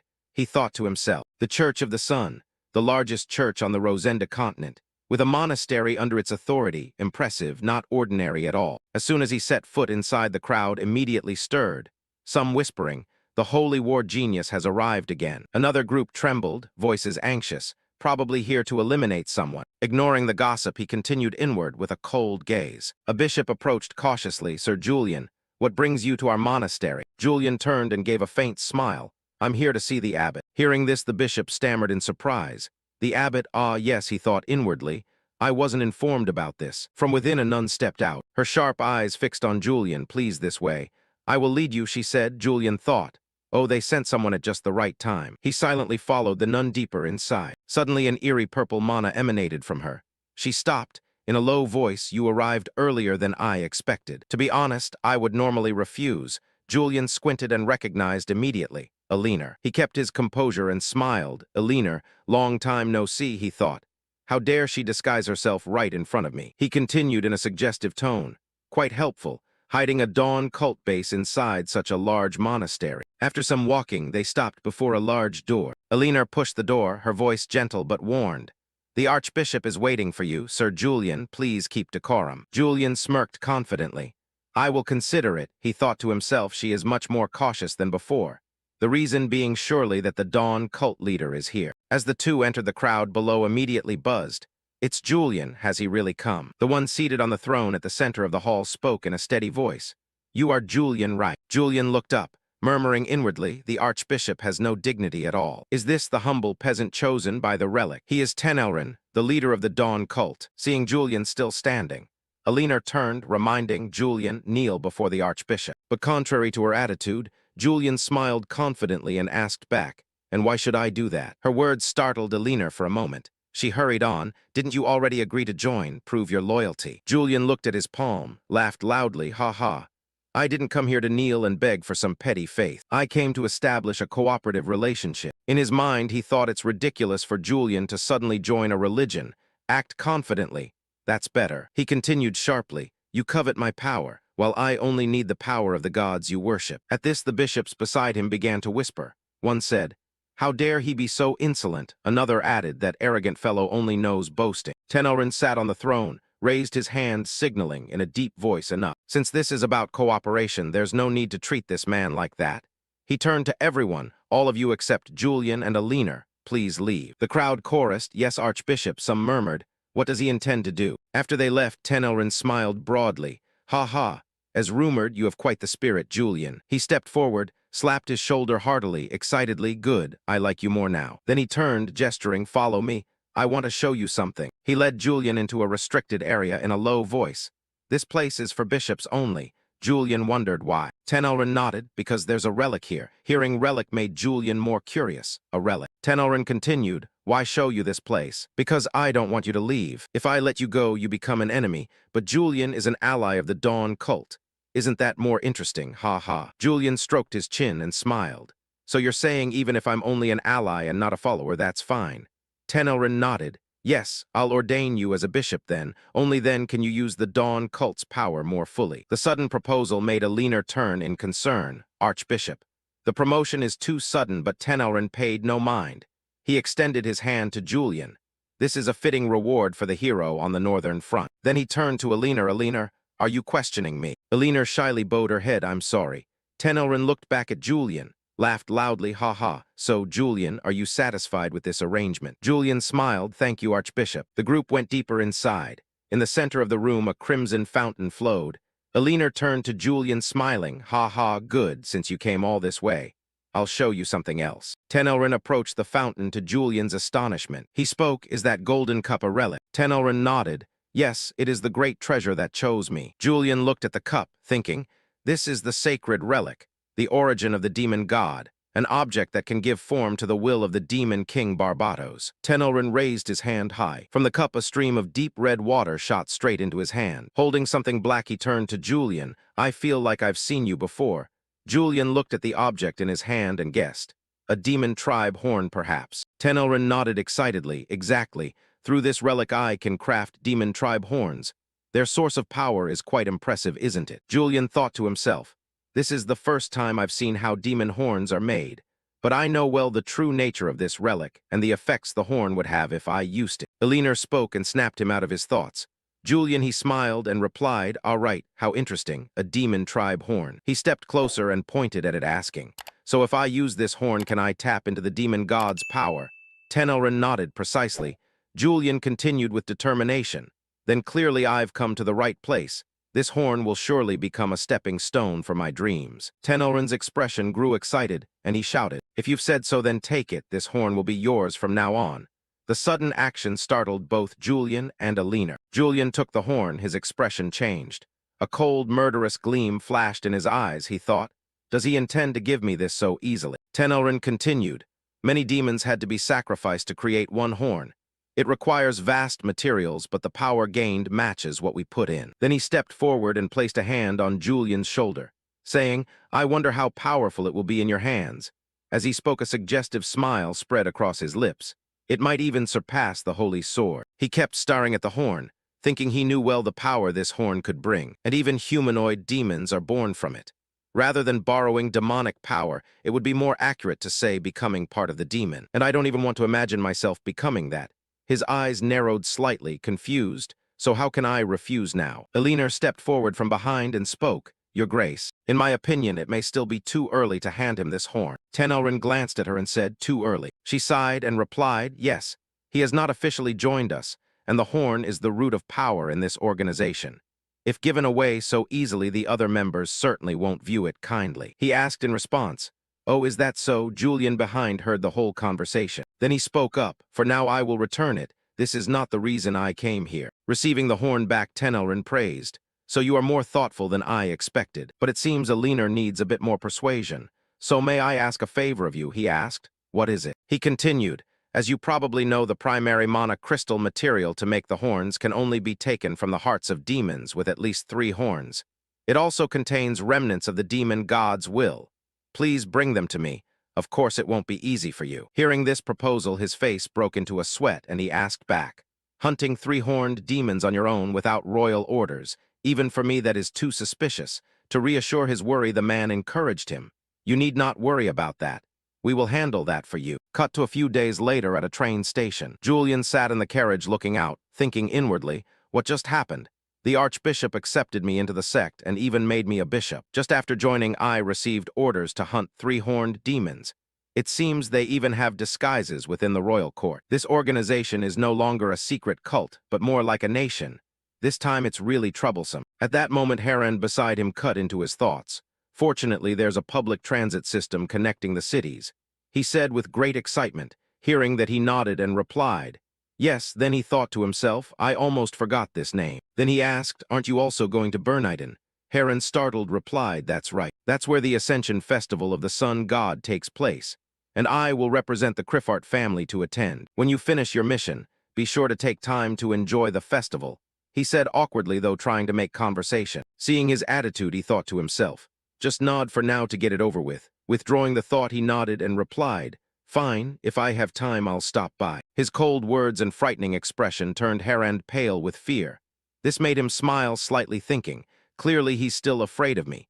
Then from the carriage a voice announced, next stop Berniden, we've arrived. As soon as the train stopped, the two of them moved to say their goodbyes. Herand said, then I'll go ahead. He nodded and replied, all right, Herand. As soon as he started to walk, he turned back and added, I'm just saying in case. Don't provoke Marquis Orenil. With that advice, he smiled slightly and turned to leave. Seeing him not answer, Herand continued, he was once close to the Highlands family that you wiped out, so he won't like you. Julian's expression darkened. He said coldly, I know. Then he thought, thanks to Herand, it seems there's one more thing to worry about. But I'm only here to slay demons. I probably won't run into him. As they reached the meeting point, someone spoke coldly, looking his way. Please postpone your mission. This made Julian very puzzled. He asked why. The man continued, we are currently restricting access to Purun Forest to members of the Sun Church to prepare for the Ascension Festival. Then he warned, the 3-horned demon is in that forest. The Ascension Festival would be disrupted. This made the other party very puzzled. They asked, but it hasn't appeared yet, has it? Then he threatened, do you intend to defy royal orders? This made him pause briefly, then he said, which is why I asked you to postpone your mission. The Ascension Festival is the pride of this city. We cannot let it be ruined by a demon that has not yet acted. If the festival is cancelled because of a slaying mission, can you take responsibility? He went on without listening to reason. What if that demon appears during the festival? He thought to himself. The man continued, the festival will be held in a week, so why not wait until after that? No matter how cold you are, I thought you'd know how to enjoy the festival. These words made his eyes narrow as he stared at him. Then from outside the door, a clear voice rang out, Papa. These words caught Julian's attention. He turned his head slightly to look, which made the man startle. Seeing his daughter approach, he called, "Terina." Then the little girl came up to Julian and asked, "Papa, who is this?" "He's so handsome." Looking at the girl below, he thought, "She must be Lord Oronil's daughter." As soon as he saw his daughter near Julian, Oronil shouted loudly, "Get away from him! Come here now." This frightened the girl, who ran quickly back to him. Seeing this, he thought, "Do you really think I'd harm a child?" Then, as if understanding something, he used his power. He then noticed both father and son emitting an aura of light. This signified terror. And at the same time, Oronil's whole body was trembling violently. Then he smiled at the two of them and said, "Let's continue this conversation another day." With that, he turned and left, leaving the two of them bewildered in the room. As soon as he stepped outside, he lightly swept his hand across his face and sighed. Then from a distance, two people approached. A black-haired youth asked Julian, "How did it go?" He looked toward them, sighed, and replied. He was very resolute. "I cannot postpone this mission." This made the blue-haired man beside him very curious. "Oh, really?" The black-haired one continued. "Should we summon the Shut Eyes members from the forest back?" He shook his head to refuse. "No, leave them there. The festival will no longer proceed as planned." This made the two of them flinch and exclaim, "So that means this place, Berniden, is where most players first encounter a three-horned demon." A three-horned demon is not only powerful. He pictured the terrifying image of one in his mind. He stroked his chin and said, "The festival could turn into a season of complete chaos. The more horns it has, the stronger the demon becomes, and the more unique powers it possesses. Demons with 3 or more horns are named according to their abilities, one of which is Hamelin. Hamelin is a corrosive type of demon that turns the ground it roots into its own fortress, a maze where the entrance and exit constantly swap. Or it can become a swamp that poisons anyone who steps in. Even if you escape the fortress, you will suffer Hamelin's mental assaults. Only a few have ever overcome it. Hamelin is likely close to completing the corrosion of an area to turn it into a maze. Lord Oronil will come to me soon." As he spoke, Julian sipped a cup of tea. But just as he took a sip, a servant burst in from outside shouting, "Sir Julian, Lord Oronil wishes to see you immediately at his manor." This surprised Julian, faster than I expected, he thought. Seeing Julian lost in thought, the servant worriedly said, "I'm sorry, I didn't know you were dining." He shook his head to dismiss it. "It's fine. I suspected there would be urgent matters anyway." Back at Oronil's place, he was trembling with fear. Julian entered and said, "You summoned me, Lord Oronil." He was still shaking and stammering. "My daughter Terina has not opened her eyes since last night. Even the royal physician does not know why. Not only Terina, many other children in the city are also in a coma." Julian remained calm, thinking to himself, "Things have begun, haven't they?" Oronil asked in puzzlement, "A child who was never ill suddenly falls unconscious. Isn't that strange?" This made Julian curious. He replied, "What are you implying?" The man continued, "I'm asking, don't you know something? This strange occurrence is definitely caused by a demon." Julian pondered for a moment, then nodded in confirmation. "That's right. Perhaps it's Hamelin in the Purun forest. It sows seeds into living bodies to turn them into its minion. It doesn't affect adults much, but is deadly to children. They faint before they can become minions. Sometimes it's already too late." These words startled Oronil. He sprang up and grabbed Julian's shoulder, denying it. "No, impossible." Then he made a request. "Then go kill it now. Forget that damned festival. Save my daughter first." At this urgency, Julian chuckled inwardly. "Ha. And yesterday you were firmly opposed." Then he asked, "Do you truly want to save your daughter?" He immediately replied, "I will do anything." This made Julian's eyes narrow slightly. He said coldly, "Anything, even if it means sacrificing Berniden itself." Hearing this, Oronil froze for a few seconds. His whole body trembled once more. Then he fell to his knees and said, "Yes, I can bear any loss." Upon this confirmation, Julian laughed heartily with delight. Nodding, he replied, "That's good. In that case, proceed to eliminate Hamelin." Saying this, he turned and walked to the door, which made Oronil overjoyed. He said, "Thank you, truly thank you very much." Cut to Purun Forest.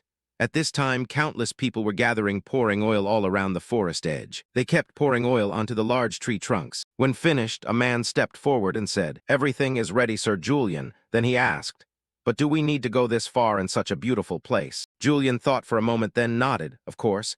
Ignoring an obvious danger is foolish." He repeated, "But still, burn down Purun Forest." Julian turned without answering, but thought inwardly, "Yes, arson. The tactic is not to breach Hamelin's fortress, but to erase it.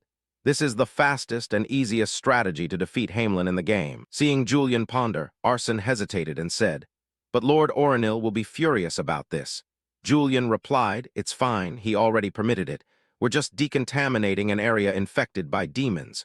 We're prioritizing the safety of Berniden's people over the Ascension Festival. Then he smiled and pointed ahead. Let's begin. Set fire, his words rang out. Now each person held a torch and began burning the entire forest. As the flames spread, Hamelin also felt the heat of the forest. Immediately after, it let out a terrifying cry of anger. Seeing this, one shouted that, could that be the voice of a three-horned demon? The man beside him replied, prepare to fight. Just as they prepared to charge, Julian immediately reached out and ordered, everyone fall back. I will handle that demon myself. Saying this, he drew his sword and lunged forward. This surprised the two men for a moment. What, they shouted back, you mean to face a three-horned demon alone? Julian smiled and said yes. Then he warned, the others will only get in my way. His hand tightened on the sword as he began to press deeper into the burning forest. Each step carried overflowing confidence. Looking at the scene ahead, he covered his mouth with his hand and smiled. What a splendid and terrible sight. Ahead of him, the monster Hamelin had appeared and stared at him with intense fury. Immediately, it swung its arm and unleashed a powerful strike straight at his position. The ground shattered, and with his agility, he quickly stepped back and taunted its useless Hamelin. At this provocation, its gaze grew even angrier. He then used the moonlight sword. The blade in his hand was sheathed in a blue aura. His mouth still curved in a smile as he gripped the hilt tightly. He lunged toward the monster, delivering a slash close to its body that made it flinch. A smile spread at the corner of his mouth as he said, you can no longer use your full power because of this fire, so disappear beneath my blade. As his words fell, the monster narrowed its eyes slightly. Then a few beams of light appeared surrounding its body. This startled him. He covered his nose with his hand, thinking, is this Hamelin's pollen? The system notified. Hamelin's pollen induces hypnosis and convulsions to assault players' minds. As the notification ended, he looked at it and swore, can't believe I forgot this, damn it. But then he broke into a suggestive smile and said, not quite, did you think that's all I have? The system continued, you have resisted Hamelin's mental attack. Seeing the opponent could withstand the attack, the monster was taken aback.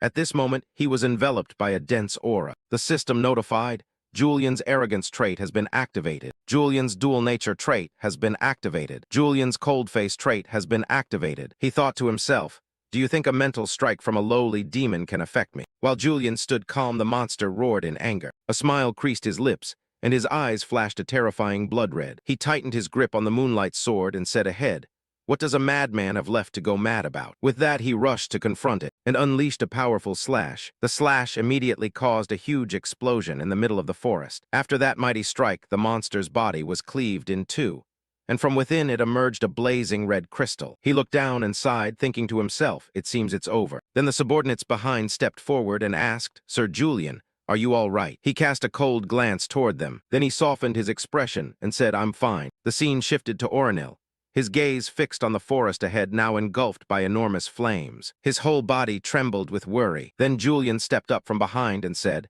thank you for assisting in the demon purge. The crown will surely praise your brave decision, Oronil. Then he asked, has your daughter woken up? He replied, her body is still trembling. She's gradually recovering. He stepped forward and offered a necklace with a smile. Good. Please give this to her for me. Taking the pendant in his hand, he asked curiously, this is? He answered his question. The necklace is made from Hamelin's fragments. Hearing this, Oronil startled and asked, what? He continued with a smile, your daughter was the first affected by Hamelin's pollen. Perhaps because her mana flow is stronger than other children her age. She has an S-rank mage aptitude, so I gave her this magical charm made from Hamelin. This unexpected act made Oronil ask, why would you do that? You clearly dislike me. He smiled, the more talented mages the better. Isn't that so? He denied, no, it's not for that reason, you must have other motives. What makes you act kindly toward me? He replied, it's merely a courtesy in return for your cooperation. Nothing more, Oronil wondered aloud. A courtesy, indeed. This sent Oronil into thought, thinking, you don't know that I'm the one who wiped out your entire Highlands family. You must want something, so you're pretending to be kind to use me. When things were settled, he said, then I'll take my leave, Lord. Once again, thank you for cooperating in this demon purge. After he left, the Lord kept staring at the pendant and muttered. He didn't ask anything, just left silently. Could it be? Is it really like that? He then opened the door to his daughter's room and said, you look healthier now. He approached and handed the pendant to his little daughter with a smile. Here's a gift to celebrate your recovery. Seeing the pendant, her cheeks flushed with joy. She said, it's so pretty. He reached out to pat his daughter's head and asked, do you like it? She nodded and replied, yes. This made Oronil sigh inwardly. It seems harmless. And seeing her so happy, it's truly a surprise.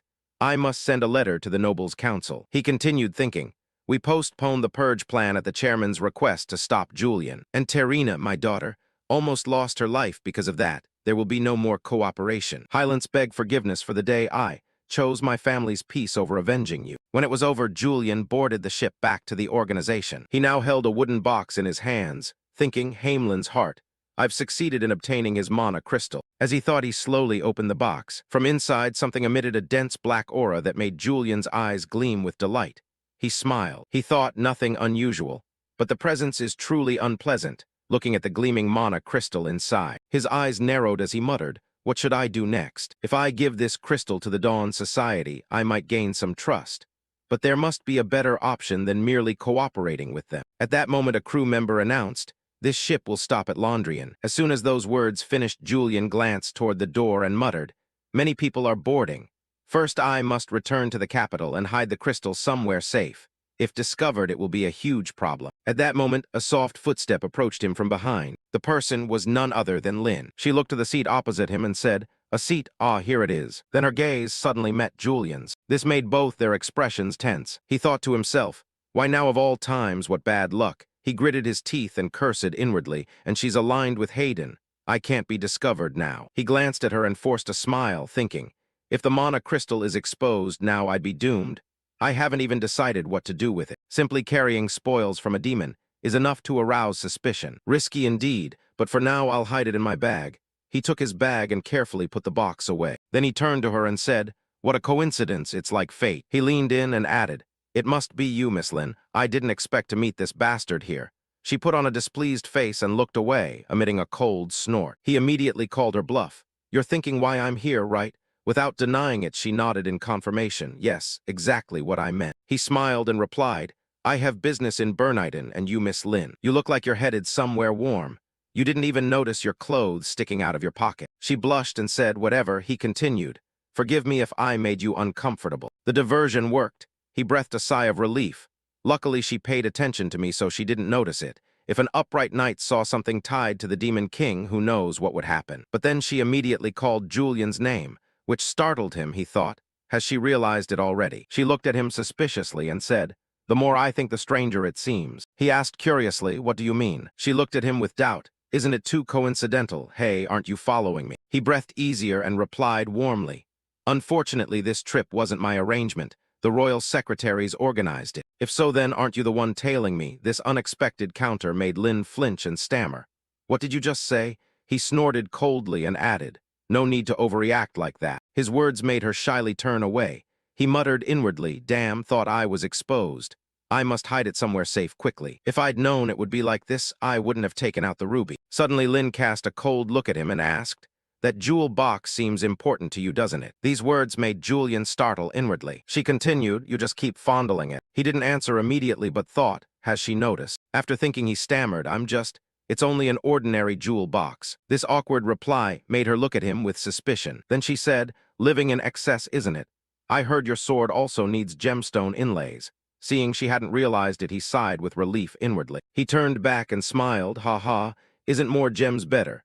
As he spoke, he carefully tucked the box into his suitcase. Suddenly, the train stopped abruptly, and his whole body was thrown forward. He cursed inwardly, why an emergency stop right now? A speaker on the train announced, sorry to all passengers.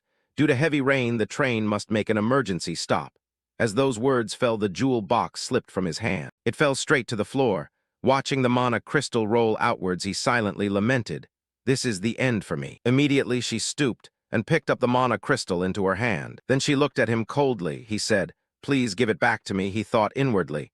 She definitely knows it's a mana crystal. What will become of me? She looked at the gem and continued, it has no life in it at all. What a pity. For someone who adores gems like you don't even cherish it a little. As she spoke, she placed the gem back into the box, then handed it back to him. Here, receiving the box, he breathed a small sigh of relief, thinking inwardly, could Hayden's faction really still be unaware of the mana crystal? He stowed the box in his suitcase, still trembling with fear. He muttered, it feels like I've just lost 10 years of my life.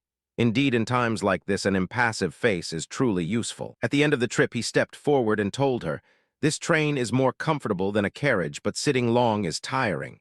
Saying such idle words wasn't without reason. The rain that was just a drizzle suddenly stopped. leaving his heart pounding and his mouth babbling on. She let it pass and replied, this companion is really annoying. It feels like I'm in hell. He stepped closer, tilted his head, and smiled, really. I'm just glad to have someone to talk to. He continued thinking, I don't even know what the hell I'm saying anymore. After that, a servant approached from afar, bowed respectfully, and said, Miss, you have arrived. The carriage is ready to take you straight to the academy dormitory. She nodded and replied, thank you. He then turned to leave, thinking inwardly, I should make my escape too. He waved farewell, then said, I'll take my leave first, Miss Lin. As he was about to go, she called after him. Ah, please wait a moment, Sir Julian. His voice grew tense. What's the matter? Speak quickly, he kept thinking. Could she already know about the gem? After a moment of thought, she said, I want to thank you for what you did in the slum district. It's not a thanks from me, but gratitude from a swordsman. Once again, he nearly had a heart attack. He sighed softly and said, Is that so? But we're students, followers of Hayden Reich. She shook her head, repeatedly denying it. No, you were expelled. Then he turned and left, saying, You're as cold as ever. Watching his retreating figure, she turned to the servant and said, Let's go. The servant nodded, Yes, miss. Cut to the next day at Shut Eyes, Ordwin asked, Did you like Berniden? He forced a laugh and replied, Ha ha. I wouldn't dare say I liked it, of course not. Anyway, what's with this pile of papers? Captain Ordwin at this moment was tearing his hair out over 2 stacks of paperwork taller than a person's head on the table. He stepped over and added, It's literally a mountain of paperwork. It's far too busy to call it anything else. And you ask if I'm happy, he thought to himself. I sound exactly like Julian, pretending complete madness to see how she'd react. After a pause, she shouted, Hey, do you know why this paperwork has piled up into a mountain? He cheerfully answered, Because of the captain's negligence, right? She angrily yelled, Absolutely not. It's all because of you, you damn bastard. Why did you set fire to the Purun forest? Faced with her anger, he spoke to calm her. Calm down, calm down. Isn't Shut Eyes allowed to decide field operations based on judgment? She held her head in frustration and said, Forget it. I'd have to be stupid to ask you that question. Most of these are warning letters from the Sun Church. The Purun forest was important to the Sun Church, wasn't it? Fortunately, the court will handle it properly, but my workload doubled thanks to you. Over her complaints, he replied nonchalantly, Just consider it so then. His indifferent words made her shout. What he thought inwardly, I can't help feeling more annoyed than before by such a sharp captain. Sorry. Holding several letters in her hand, she continued. Oh, there's also a proposal addressed directly to you. It seems to be about a lecture at Veal Academy. Taking the letter, he muttered, This is a new clause. I've never seen it before. She spoke a name that made him startle, Genmal Monastery. Recalling the conversation with Tenelrin, he said, Even I wouldn't go hunt that 3-horned demon without the court's orders. Doing so would be courting disaster. Tenelrin reassured, Don't worry, Julian. We'll handle everything from our side. Only then did he realize, Don't tell me, handle, was what he meant. She continued, The Sun Church sees us as a thorn in their side.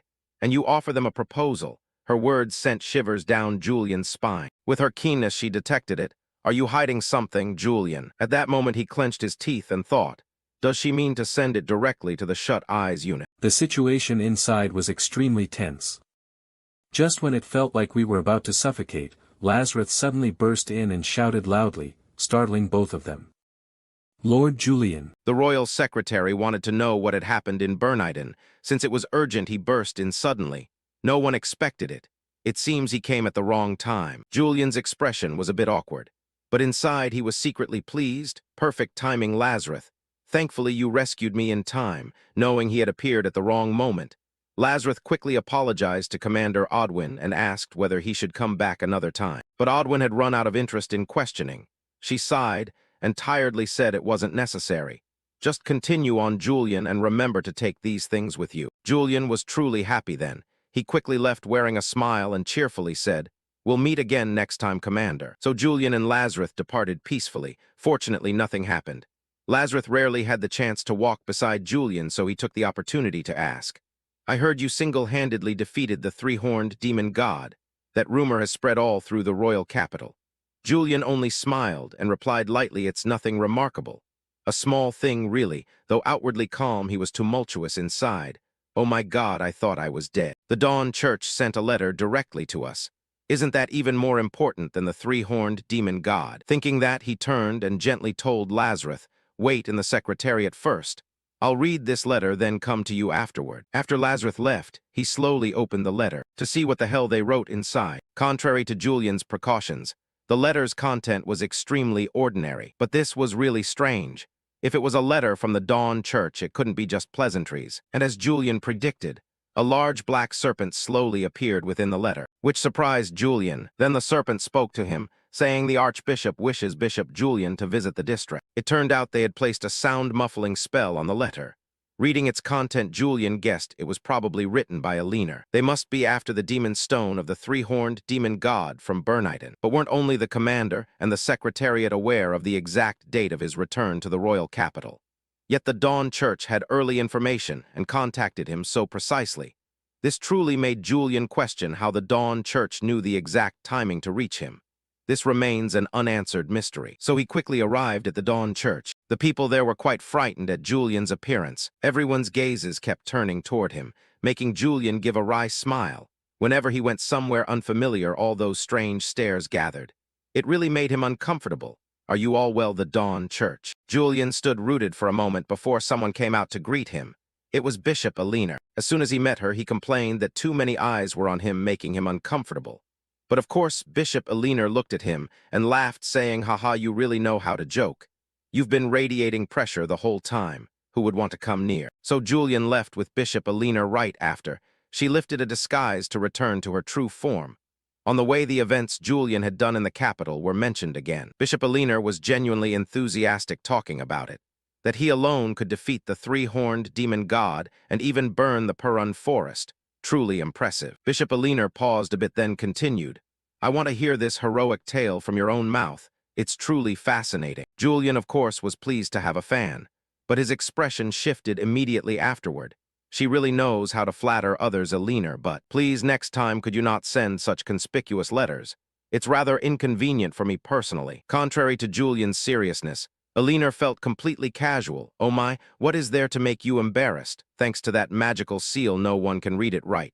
Julian replied carefully, "Of course accidents can happen. I hope it won't repeat." Alina, hearing this, was very curious.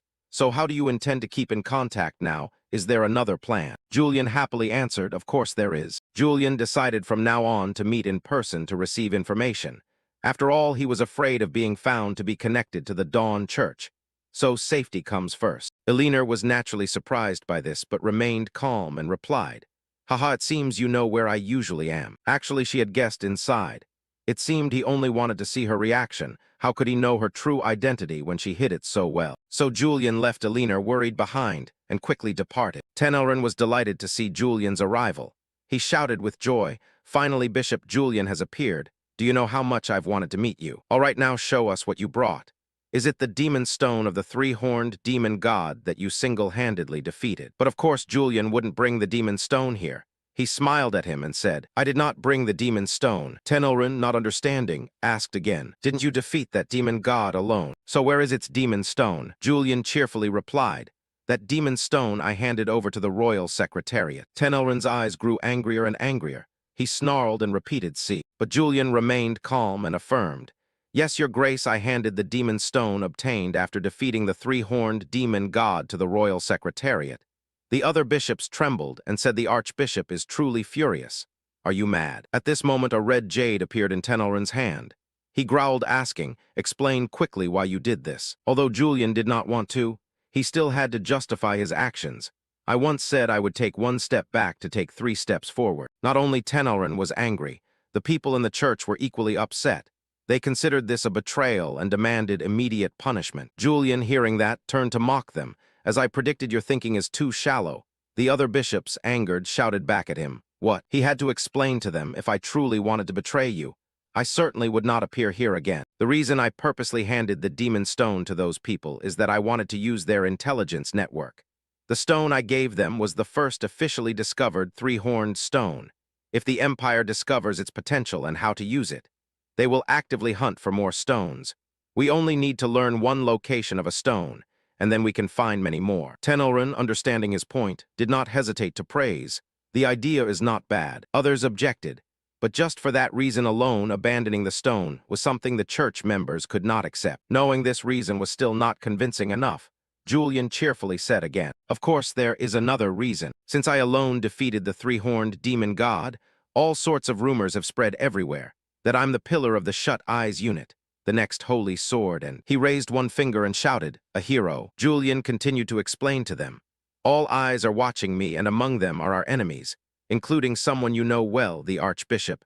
Don't you want to know who is plotting against us?" The members of the Dawn Church were disgusted by this point. "He was just babbling nonsense, Archbishop. Please drag him out quickly." Seeing them ready to attack, he prepared to fight back. His hand on his sword, he said loudly, planning to confront me. "Interesting. Then come at me."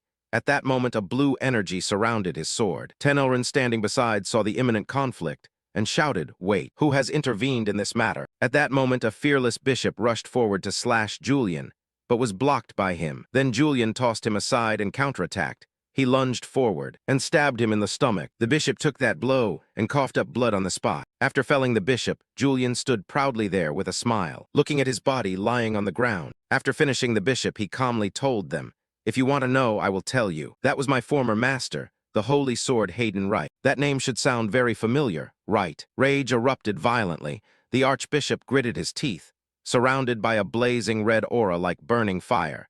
It seemed Urian's words had truly hit this person's limit. Meanwhile, Urian kept his trademark sly smile.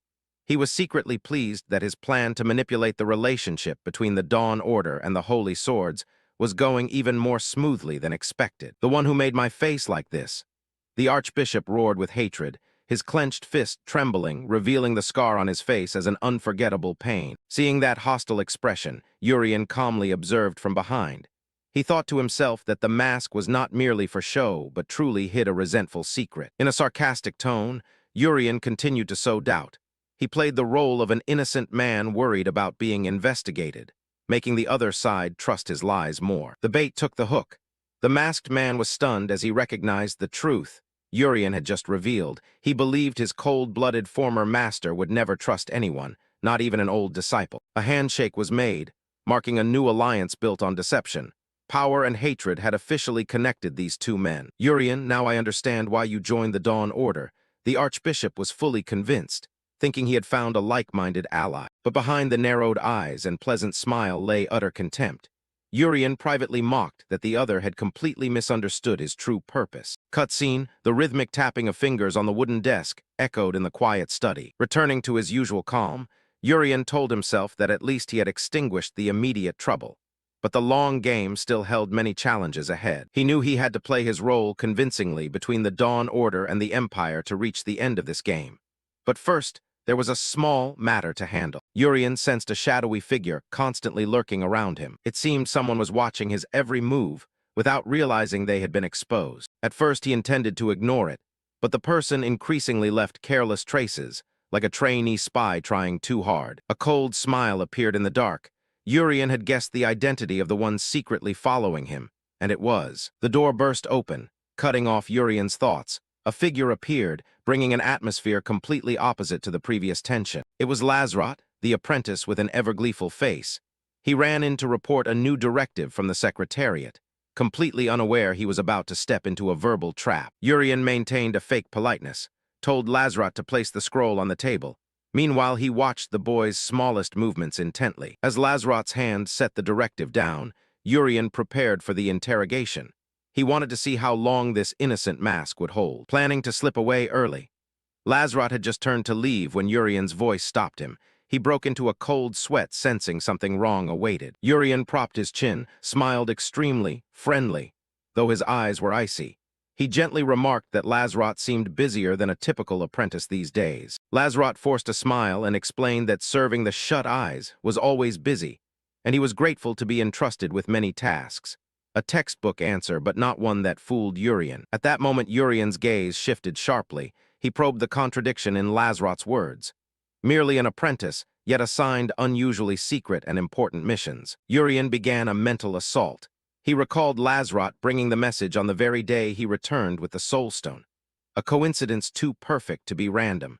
His eyes drilled into the boy's abnormal curiosity about that treasure. Lazrot floundered, hurriedly saying he was curious because the Soul Stone was so important. But that slip completed Urian's verbal trap. The young spy unknowingly pushed himself into a corner. Urian's smile grew more triumphant than ever. He had set a perfect trap, and now the prey had fallen for it. "Oh ho! His soft laugh rang like a death knell for the other's mask. Lazarot's pupils contracted in utter horror, Urian struck with a direct psychological blow. Just an apprentice, and yet you already know of the Soul Stone. A classified detail someone of his rank should never touch. Lazarot staggered back, cold sweat pouring. Urian calmly dissected his fatal mistake. I only said Soulstone in front of you for the first time yet. You reacted so naturally, didn't you? Urian's acuity exposed the truth from the smallest reflex. Urian listed who truly knew of the Soulstone, himself, the Empire, and the Dawn Order. Unless you stand with the Dawn Order, you shouldn't know about it. His razor words cut off all of Lazarot's escape routes. And no, Lazarot stammered, despair in his eyes. He searched for an explanation to deny it. But under Urian's penetrating gaze, every lie became meaningless. Urian sprang to his feet, imposing and domineering. He asserted he had felt something odd from the start. A chain of coincidences had led him to this conclusion. The Secretariat and the Closed Eye would entrust such important matters to a common apprentice. Urian hammered the absurdity of Lazarot's position, turning previously normal facts into damning evidence. Urian stepped closer, his hand on Lazarot's shoulder like a vice. The apprentice's heart raced wildly under the crushing pressure of the man before him. Urian whispered into Lazarot's ear the hypothesis that the Dawn Order was exerting pressure on the Empire from within. So, you've seen through me? If it's come to this. A lethal atmosphere began to fill the room. Then Urian suddenly changed demeanor, raising both hands as if to reassure him. Don't be too afraid. I don't intend to do anything drastic. The abrupt shift left Lazarot more confused and unsettled. Urian smiled brightly, yet the grin sent a chill down the spine. I only want to have a conversation. For Urian, a living pawn was always worth more than a dead one. Lazarot trembled, hands clutching his chest. He realized there was no way out, and his usual clumsiness began to fade, giving way to another self rising up. Then I don't have to hide anymore. A dense purple magic flared around Lazarot. He drew out a crystal, releasing the cold aura of a true predator. The apprentice disguise was completely torn away. The crystal cast a wondrous light in Lazarot's palm. It was the tool that enabled him to perform mental magic, to deceive everyone's senses all this time. Lazarot's demeanor changed completely from an innocent youth to a cold agent with a sharp gaze. He no longer showed earlier fear, but the calm of someone ready to face death. Lazarot exhaled a long breath, shedding the burden of acting. He looked at Urian with a wholly different attitude, a respect for the man who had the guts to expose him. Urian commented with amusement on the change. Mind-affecting magic, does it? You look like a completely different person. He always appreciated those with real skill, even if they were enemies. Lazarot smoothed his hair, his face serious. He explained that in a palace full of monsters like Urian, mental magic was essential for survival. He acknowledged Urian's caliber by calling him a true monster. Urian smiled, finding Lazarot's true nature far more interesting than the fake guise. Bold, but I prefer your true self. He noted Lazarot hadn't tried to kill him, indicating he was waiting for something. Urian's eyes flashed his characteristic cunning. Sharp as always, it's simple. He moved to the main point, the real purpose of this interrogation. An offer that couldn't be refused was presented. How about working under me, Lazarot? Urian didn't want to eliminate a talented agent. He wanted to own him. Lazarot froze, narrowing his eyes in suspicion. He couldn't believe his ears. What are you saying? A loyal member of the Dawn Order like him was receiving an invitation from his very target. Urian laughed loudly, making his intent clear. Exactly what you heard, be my spy, you mean? A double agent. A daring plan to turn the enemy's pawn into our weapon. Lazarot was stunned, his mind reeling at Urian's audacious proposal. He couldn't fathom why this man dared act so brazenly alone.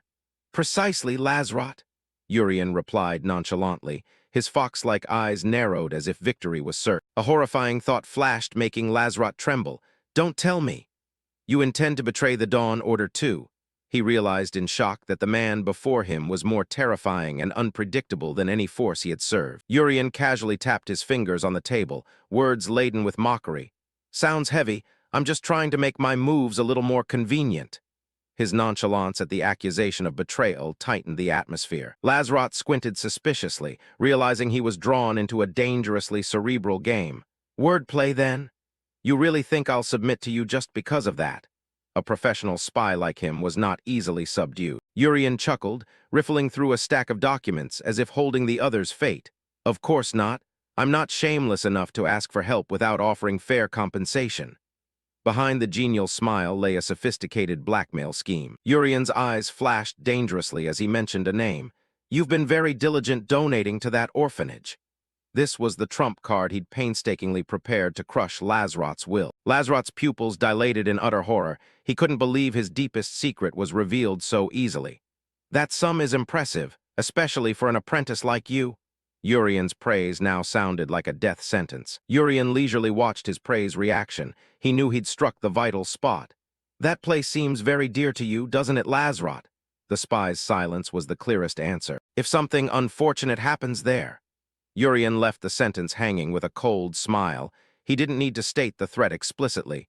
The other's imagination would complete the brutal remainder. Lazrot ground his teeth, fury visible in every muscle. He felt helpless as his greatest weakness was used as leverage by a sly, fox-eyed manipulator. Seeing the tension was high enough, Urian suddenly laughed and waved the stack of papers. "Ha ha, I'm just kidding. Don't glare at me with that scary look." His constant psychological shifts left the other completely disoriented. Urian placed his hand on the table, reiterating cooperation. "Just help me a little." His offer now carried a different tone, a coercion wrapped in negotiation. He narrowed his cunning violet eyes and made a sarcastic promise. "I will send a generous gift to that orphanage." The gift could be patronage or destruction, all in Urian's hands. Lazrot blurted in shock. "A gift?" He realized he had no choice but to become a double agent serving the one he was supposed to surveil. Urian laced his fingers, his smile more satisfied. "That's right. I've recently taken an interest in charity, you see." A perfect villain always hides his schemes beneath noble acts. Lazrot's last look showed bitter acceptance. He had been completely subdued by Urian's wit and ruthlessness.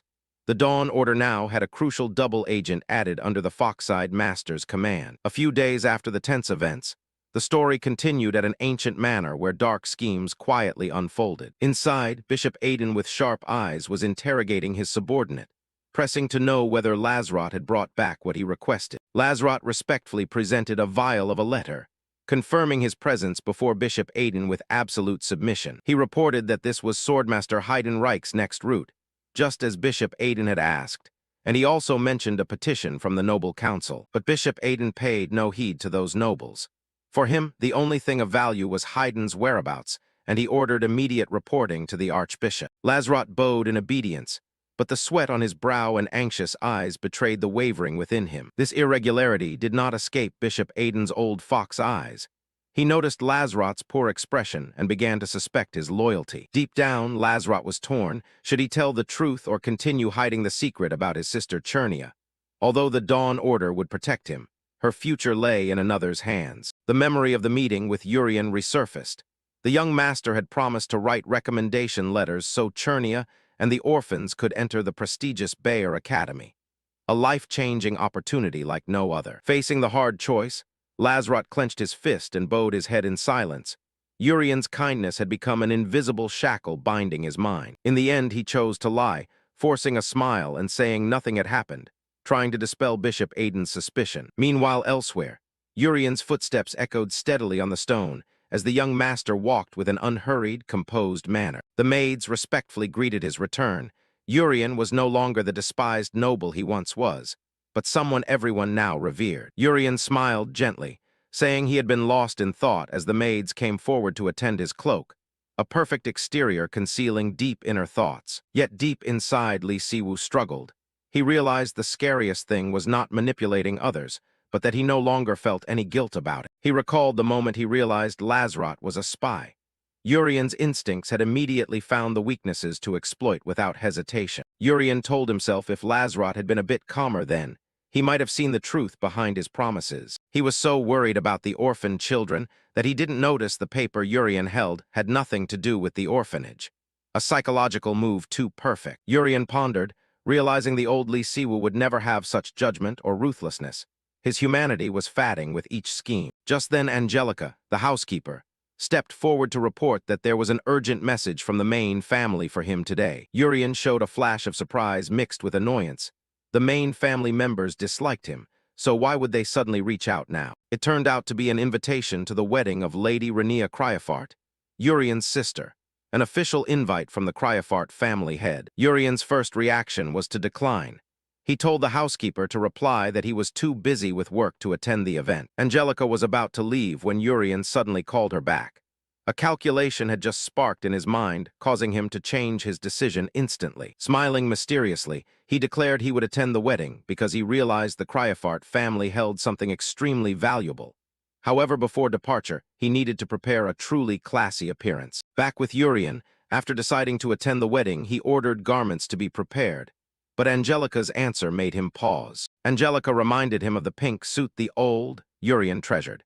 Seeing the housekeeper's sincere face, Siwoo wanted to faint at the original owner's horrific taste. He tried to hint at something more formal and refined, but Angelica insisted it had been his favorite formal outfit. Inside, Siwoo screamed, "Urian, you bastard, why did you leave me this mess?" Unable to endure wearing that disastrous suit, Urian decided to find a new outfit worthy of his status. He scanned the luxurious designs on display. The magnificent ceremonial garments glittered under bright lights, but choosing the right one among so many options was not easy. Finally, he stopped at BQE Boutique, the Empire's most upscale fashion shop. Staff quickly greeted him warmly, though they couldn't hide their unease at Urian's visit. Urian strolled in, eyeing the expensive clothes, thinking that with his terrible fashion sense, he would definitely need strong assistance from the staff here. Urian smiled with goodwill, but on the face of a true villain, that smile resembled a threat. He wondered if he should ask them politely for help. "Can someone here help me pick an outfit?" Urian asked with his signature smile, but his voice seemed to have the opposite effect. The shop staff were so frightened they frantically apologized and avoided his gaze. Urian's nasty reputation made them assume he had come to cause trouble. Standing alone in the hall, Urian tore at his hair. He hadn't expected buying clothes to be this difficult, especially when everyone who saw him wanted to run away. Meanwhile, in another corner of the shop, a new figure appeared. Aileen, a female professor with dark hair and passionate violet eyes. She was being warmly welcomed by the staff. The shop owner recognized Aileen and asked about her research work. It seemed it had been a long time since the workaholic professor stepped out of the laboratory. Aileen smiled wryly, explaining that's the nature of professors, always submerged in endless theory and experiments. Suddenly, Aileen grew dramatic, complaining that someone had bought up all the moonstones, almost ruining her cherished thesis. She silently cursed the disruptor with resentment. Fortunately, the Empire recently requested a new study on a substance called Hansuk. This was the lifeline allowing her to continue her research career. Aileen brimmed with enthusiasm, declaring she could now write an even better thesis. She silently thanked whoever had discovered Hansuk, not realizing that person stood right nearby. When asked about today's shopping purpose, Aileen revealed she needed a formal outfit to attend an upcoming wedding. It was the wedding of Renia Cryofart, the third daughter of the prestigious Cryofart family. The shop owner couldn't help but be impressed to hear the name of such an influential house. Seeing this, the owner offered to show Aileen some of the most formal evening gowns. Aileen nodded in agreement, happy to be guided by an expert. Breathing a sigh of relief, Aileen felt wonderful to finally have a day away from dry research to indulge herself a little. She excitedly wandered the shop, impressed by the variety and splendor of the garments. BQE Boutique lived up to its reputation as the top tailor, but the joy was short-lived. Aileen's violet eyes widened in shock when she spotted a familiar figure standing in the main hall. "Why, Urian?" Aileen froze as she saw the man examining a deep red coat. She couldn't believe her bad luck to run into this notorious noble in such an upscale shop. Sensing someone watching, Urian slightly turned his head. In an instant, Aileen darted behind a folding screen, heart pounding as she tried to shrink away. Hoping the sly man would not notice her presence. Urian suddenly paused, his eyes narrowed with suspicion. He sensed a presence watching from the shadows, but wondered if he was just being overly sensitive. The truth was it was not imagination. Aileen hid behind the screen with her heart racing. She blamed herself for acting on instinct and running away like a guilty person. Peeking at Urian through a crack, Aileen thought about his family background.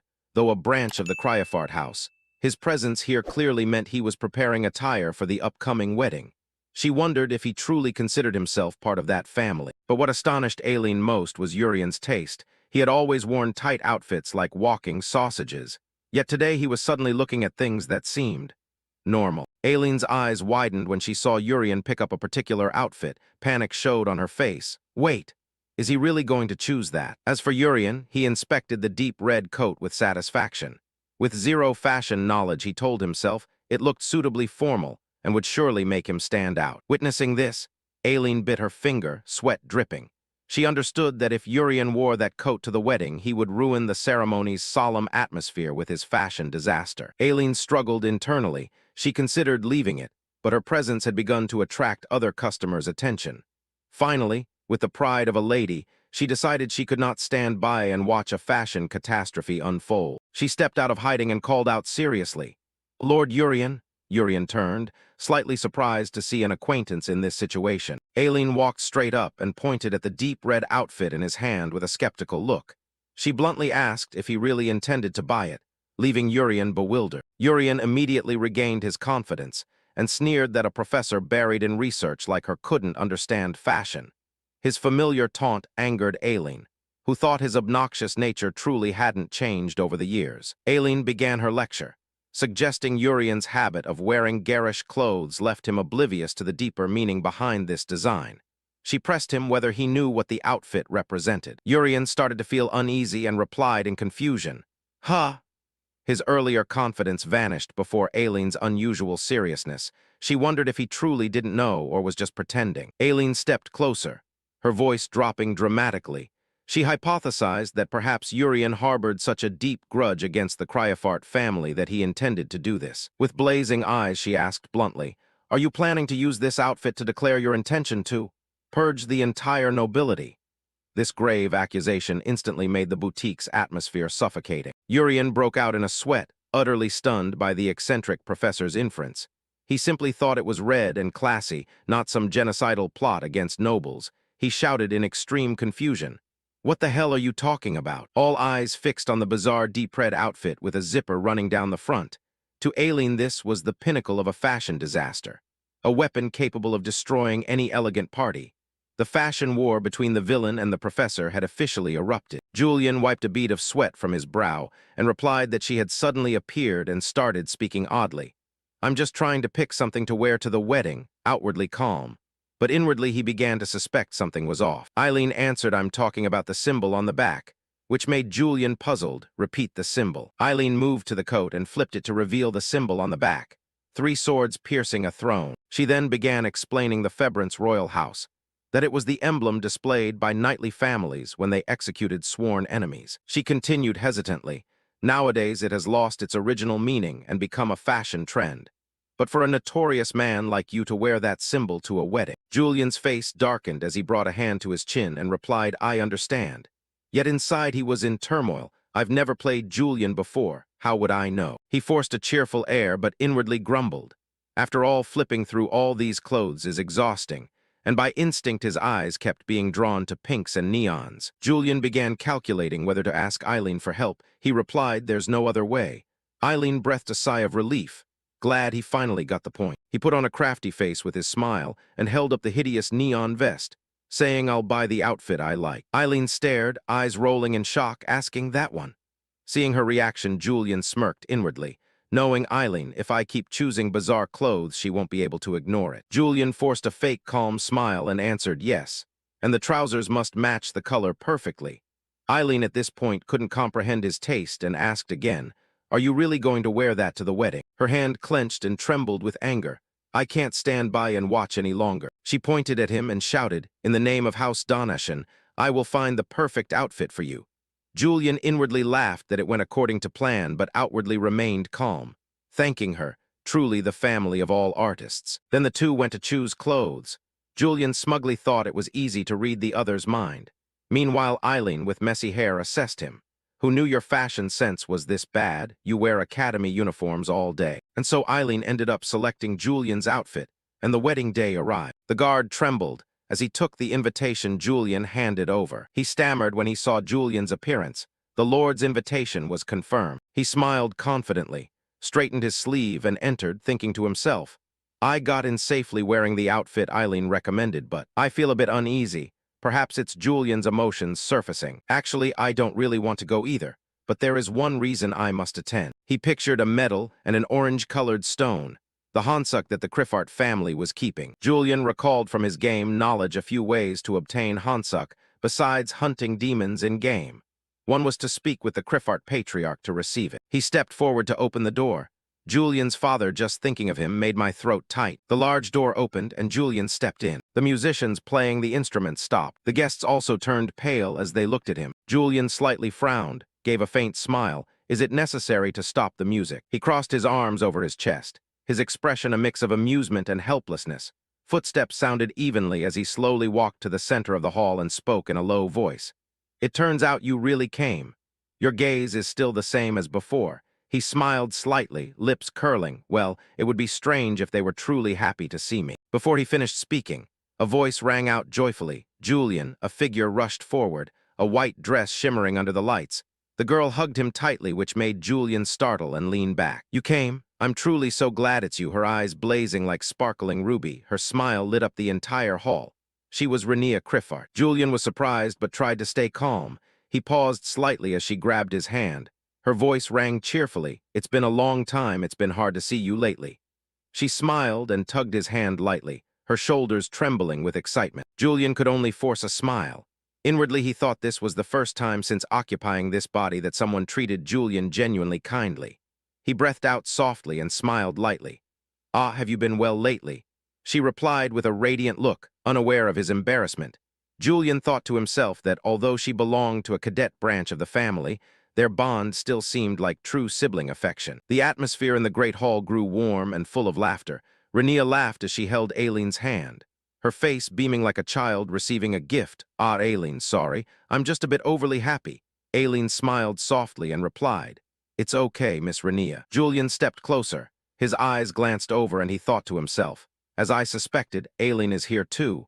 Renia turned and beamed, Oh right, you two know each other.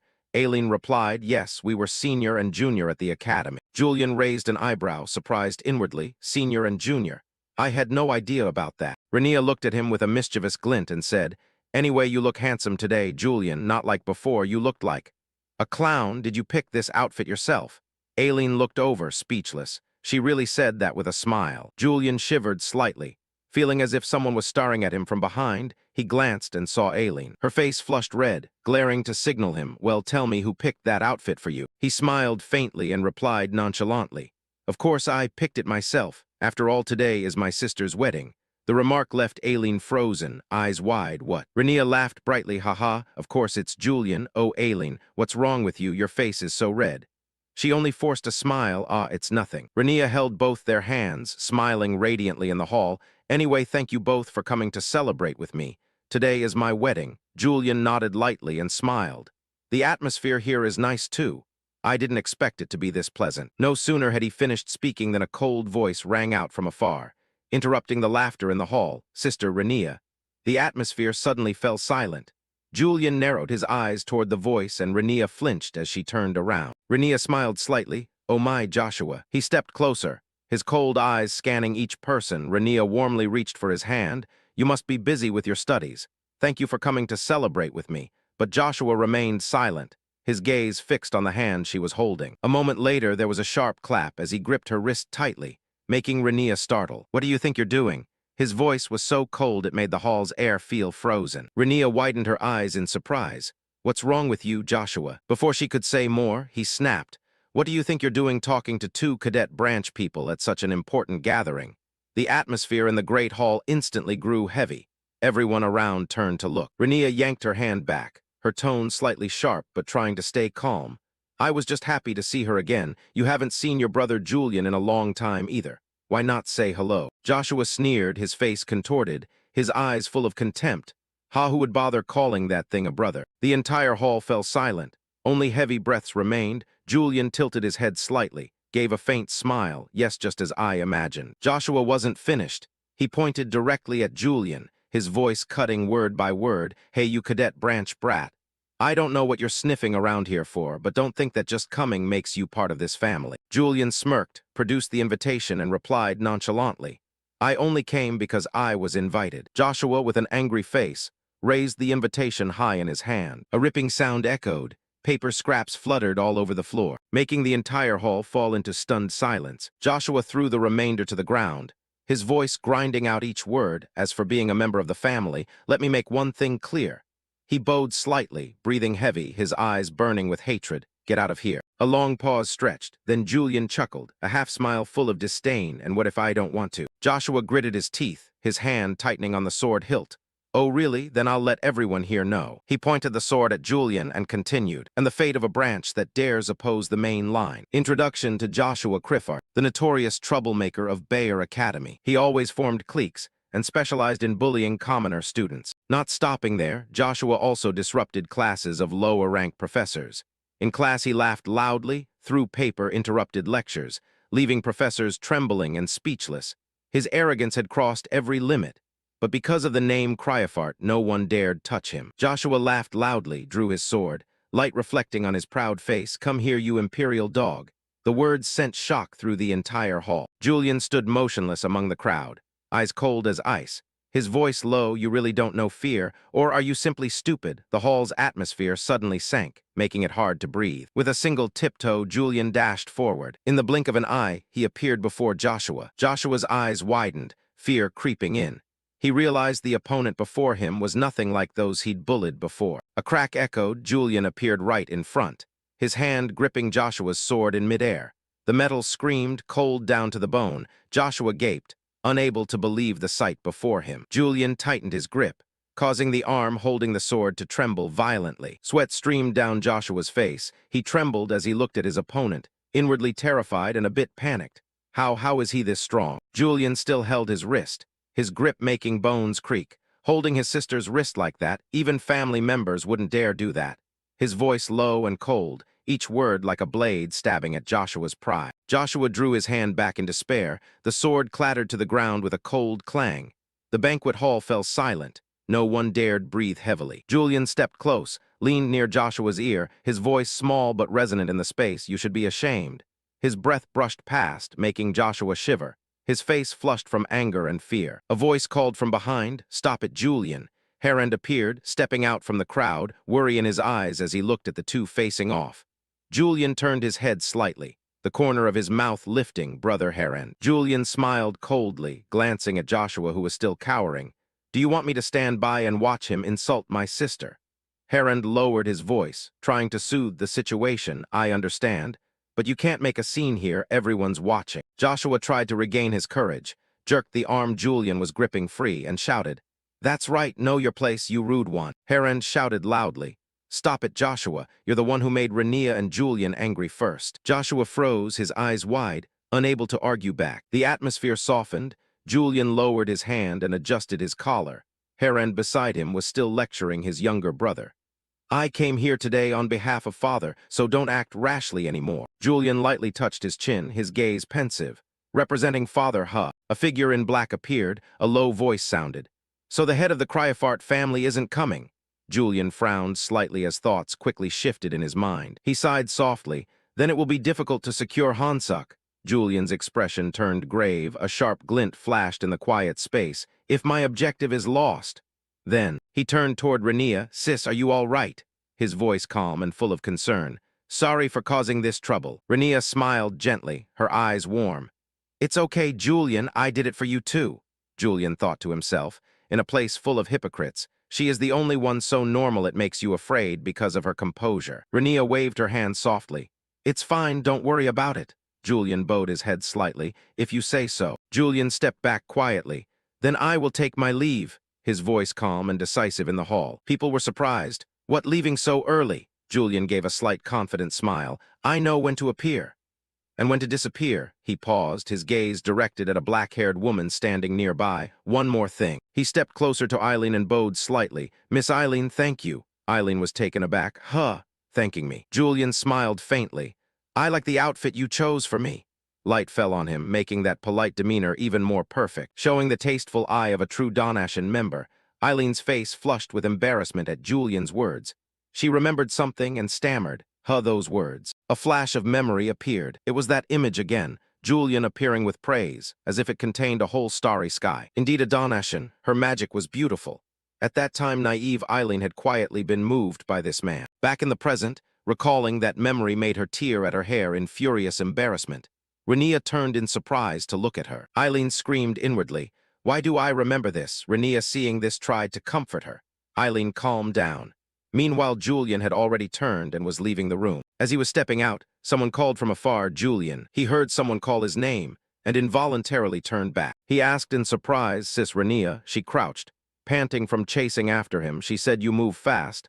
I almost didn't make it to give this to you. It's a keepsake. Actually, you came to this wedding to see father, right?" She produced a small box. Rania continued to retrieve this item, the keepsake of your mother. Julian listened with some curiosity. Rania's next words shocked him even more. "I've argued with father over this many times." Only then did he realize there were family conflicts.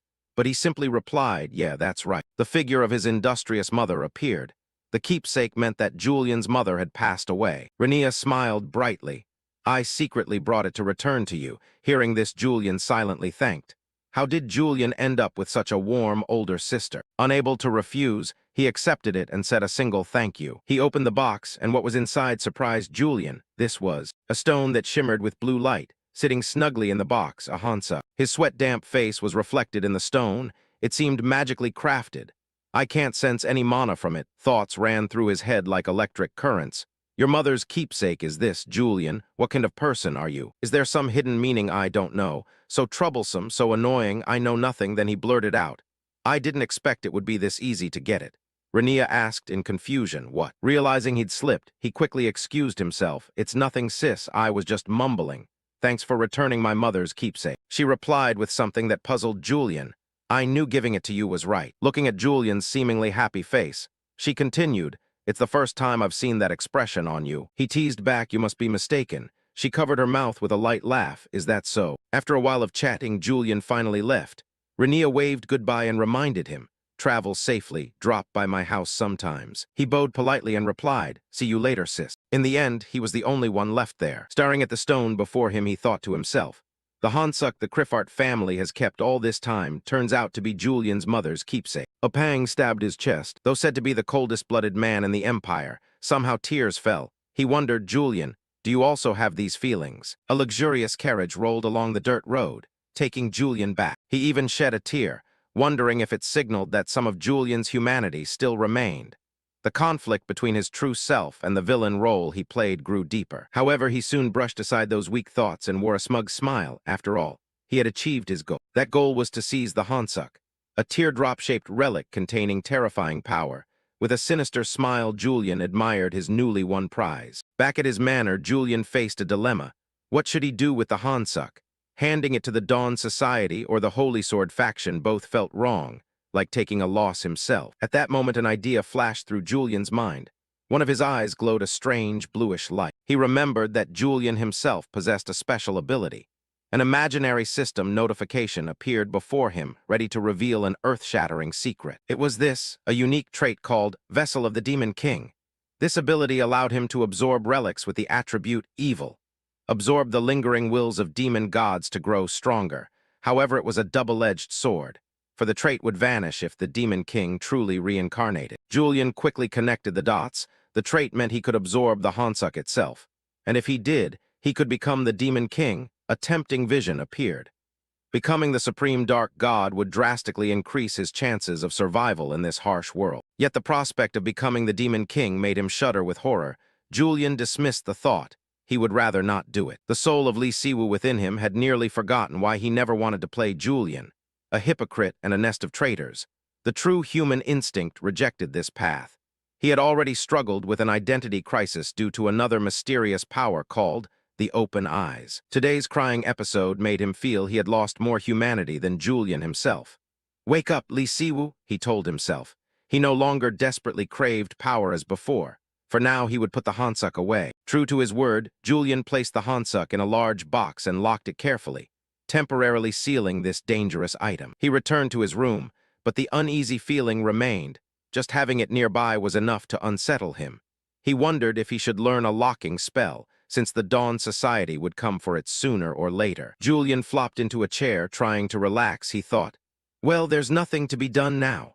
The manor was usually quiet, but today it felt unusually silent. He just hoped no trouble would arise for a while. But man proposes and fate disposes. Just as he wished for peace, a flash of purple magical energy suddenly flared. Immediately, Julian's eyes flew open. His whole body switched to high alert. One of his skills, extraordinary instinct, activated, signaling danger. Julian sensed a strange mana flowing in the air. He wondered, what is it? What's its purpose? Is it an enemy? Julian sprang up, ready to face the intruder. He could pinpoint their location by tracing mana. But strangely, this mana contained no killing intent. He was cautious not to use his mana recklessly, because if he did, the intruder would recognize him immediately. Julian moved carefully. The only relief was that he felt no murderous aura from the stranger. That was indeed fortunate. Given Julian's past wrongdoings, it wouldn't be surprising if an assassin came. He approached the mana source, which was his own room, and there he found the intruder, a beautiful woman with striking azure hair, Alina, casually sitting in his room enjoying tea. Alina seemed to sense Julian's presence. She turned with a deliberately surprised look. "Oh, you're back then." Julian froze and blurted, "Alina," she continued calmly, sipping tea from the other side. "I was waiting too long, so I had your servant bring tea to me." Alina cheerfully added, "At least you could manage that for a guest." He said nothing and fell into thought. How did she get in? Magic, maybe. Seeing the purple mana emanating from Alina, Julian guessed. She used charm magic to control the servants. Shaking off his thoughts, Julian sat down, exhaled, and asked Bishop Alina, "What brings you to my manor?" Alina's image reflected in the teacup replied, "Just a bit of friendly mingling between allies." Hearing that, Julian's face darkened with anger. "Invading just to socialize." Alina continued, "On the other side, of course, and I have another reason. There's something I want to ask you." Julian was slightly startled, "So we're getting straight to the point." Placing the teacup down, she asked, "Recently you succeeded in subduing a demon during the slum mission, right?" Julian, seeing nothing odd, answered, "Yes, that's correct." After receiving his confirmation, Alina asked further, "That demon took on a human form, didn't it?" Looking into the other's eyes, Julian inferred, "I see, you're testing how much I know about demonization. Then it's best to answer frankly." He then confidently replied, "That's right, someone suddenly transformed into a demon." Alina found that intriguing, but Julian's next remark surprised Alina a little. However, the horn of that demon was different from the one Lord Tenelrin showed us. As if not believing what she heard, Alina asked again, "What?" Julian kept his expression and answered, "I mean it was a replica modeled after the horn Tenelrin crafted. Isn't that what you wanted to know?" On the other side, Alina asked gravely, "Just how much do you know about demon horns and the demonization phenomenon?" Julian smiled faintly. "Not as much as you think." Alina stood up and pressed a hand to her chest, saying, "All right, no more beating around the bush. It seems you know almost everything now." Seeing that, Julian reached out teasingly and asked, "So has your curiosity been satisfied?" Then he kicked behind Alina and added, "I don't need to test you anymore." Turning to leave, she continued, "You seem very well informed about the Dawn Society." Her next words carried a threat. "I trust you know which decision would be wiser. Make sure our swords are not pointed at each other. I'm not easy to deal with either." Hearing this threat made Julian uneasy and sweat. After a while, Julian was left alone there. He sighed in relief and thought, "Hayes, so you're telling me to be either absolutely loyal to the Dawn Society or get out of the way. And you happened to show up just as I was holding the Hansuk." Julian decided, this manor is clearly not a safe place to keep the Hansuk, if that's the case. Later, Harand appeared holding the box containing the Hansuk. He asked Julian, "Are you handing it over to me?" Sitting there, Julian replied, "Yes, Harand." Harand was a bit surprised and answered, "That's unexpected. I thought you would bring up punishing Joshua." Julian didn't bother about Joshua and replied, "Ah, whatever, he's not worth my effort." Holding the box, Harand asked in confusion, "Really? But what exactly are you entrusting to me?" Julian didn't hesitate and replied calmly, "It's my mother's keepsake." Hearing this made Harand turn pale with fear and stammer, "What?" Then he immediately ran over to question him. "Milna Madam's keepsake, isn't that precious to you?"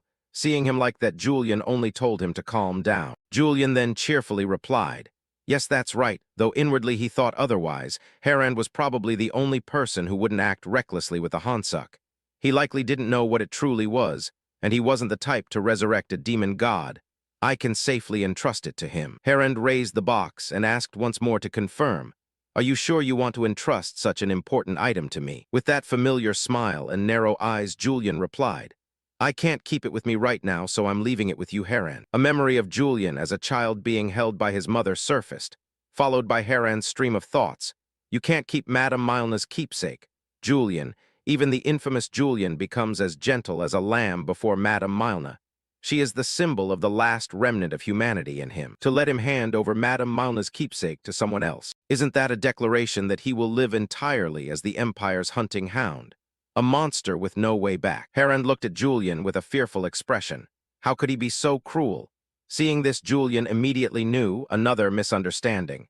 Probably it's fine to hand the Hansuk to him. Scene shifts to Joshua sitting on the bed with an angry expression, grinding his teeth, rage clear on his face. Close-up of Joshua's wrist, marked with bruises. He was pressing a white cloth to the wound. A maid with short black hair entered the room to announce she had come to change the cloth. Joshua looked up at her with a displeased gaze. Immediately, Joshua unleashed his anger on the maid. He shouted loudly, startling and frightening the girl. Joshua seethed in fury. He couldn't accept that he, a direct heir, had been injured by someone from a lowly branch. The image of Julian, with a taunting, crooked smile, appeared in Joshua's mind. Just thinking of that bastard was enough to drive him mad. Joshua clenched his fists, considering Julian an unbearable, arrogant man. He recalled the moment he was attacked by Julian. Everything happened so fast that Joshua couldn't even sense the strike. Only the terrifying pressure radiating from Julian. Joshua admitted he had lost from that very moment. He couldn't understand why a despicable man like Julian could stand out and receive favor from the high ranks. In a rage, Joshua swept the basin off the floor, sending water splashing everywhere. The maid went pale, terrified by her master's fury. She hurriedly dropped to her knees, trembling, and begged for forgiveness. Joshua sat on the bed coldly, looking down at the maid prostrate at his feet, the room heavy with a terrifying atmosphere. Joshua suddenly sprang to his feet, his anger far from spent. He turned around his face, showing madness ready to explode at any moment. Joshua ground his teeth and rasped, calling for a man named Alphys. Shortly after, a tall man with black hair and a calm expression appeared. He was Alphys Mayan, Joshua's bodyguard, and formerly vice captain of the Azure Lion. Joshua waved the maid away. She obeyed in haste, considering herself lucky to have escaped. Once alone with Alphys, Joshua called him over and pointed to the bruises on his wrist. Alphys calmly replied that he saw the wound, but that only angered Joshua more. He shouted, demanding where Alphys was when this happened. As Alphys tried to explain, he was following the Lord's orders. Joshua cut him off, yelling that he did not want to hear that. Joshua emphasized that Alphys's duty was to protect the Krypart direct line. He asked if anything was more important than his safety. Joshua continued to berate Alphys, reminding him of his tainted past, and that everything he had was thanks to Joshua. Alphys listened in silence, thinking, "Here we go again," before apologizing. Joshua sneered that Alphys was useless and would probably freeze to death from fear, his frustration obvious. In a fit of anger, Joshua grabbed the wet cloth from the basin with force. Then he hurled the cloth straight into Alphys's face. Alphys stood there, taking it without resistance. Joshua roared that what he wanted was an apology from Julian himself, not from a piece of trash like Alphys. After a brief silence, Alphys spoke up, asking Joshua directly if he wanted revenge on Julian. Alphys's unexpected question left Joshua stunned for a moment. Alphys affirmed he would help Joshua get revenge at any cost, by any means. Joshua snapped, demanding he speak if there was a way. Alphys began to analyze, admitting that Julian was very strong now. He could infuse mana into every movement with ease, and that amount of mana far exceeded ordinary knights. The moonlit sword charged with Julian's mana was as terrifying as his temperament. Alphys continued admiringly, saying it was a sword that could control its aura, a weapon any knight would dream of. Joshua lost patience. He could not stand Alphys seeming to praise his enemy, and shouted for him to get to the point. Alphys changed his expression and made a bold proposal. What if we create an environment where he cannot use his aura? The suggestion stunned Joshua. Before Joshua could recover, Alphys pulled something from his coat. Alphys revealed it was a faulty resonance stone. Joshua was silent, not understanding why Alphys had such an item. Alphys explained that a normal resonance stone would suppress a demon's demonic energy to prevent it from approaching. But this faulty stone worked differently. It emitted a strange purple energy. As the stone drew near, Joshua felt an invisible pressure bearing down, causing him to buckle. Alphys explained that this faulty stone, instead of suppressing demonic energy, suppresses the mana inside a person. All we need to do is erect a barrier from it and use it on Julian. Joshua immediately realized the problem. He shouted at Alphys that if they used this, he himself would also be unable to use aura inside the barrier. Alphys replied calmly that Joshua would not need aura. He revealed he had something else which even surprised Joshua sitting on the floor. What Alphys revealed was a demon horn radiating dark energy. Joshua was astonished to recognize it as a horn. The scene shifted elsewhere to Julian, leisurely tending a pot of orchids in the sunlight. Julian smiled in satisfaction, thinking that the peaceful life, recently caring for orchids, made him start to feel that living in Julian's body wasn't so bad. The peace was quickly broken. Razlot, Julian's assistant, rushed over out of breath, reporting that some members of the Dawn Society were planning an ambush. Julian thought to himself he must retract his previous words immediately. Julian showed irritation, gripping the orchid leaf tightly. He was annoyed that Razlot's panic had disturbed his poor potted plant. Julian turned and told Razlot that next time when reporting he should not panic like that. He feared that at this rate everyone would discover his secret. Razlot obediently complied. Regaining his composure, Julian asked about the ambush, particularly whether any bishops were involved. When Razlot answered no, Julian snorted, thinking their plan was ridiculous. Razlot remained worried, suggesting they prepare countermeasures. But Julian casually replied that since they had not acted yet, they should wait and see. Razlot could not believe his ears. He was confused. Why Julian could ignore a potential ambush like that? Julian noticed the suspicion on Razlot's face. He thought perhaps this doubt came from the broken orchid branch. And then he muttered ships passing in the night. Julian decided to reassure Razlot. He asked if Razlot knew a little trick, leaving the assistant baffled and uncertain. Julian held the orchid pot and explained a life tip for orchid enthusiasts, that the leaves of a healthy orchid will not easily wrinkle unless there's a problem with its roots. To demonstrate, Julian pulled the orchid from its pot, exposing the roots. He chuckled, saying, just as he thought the roots were rotten.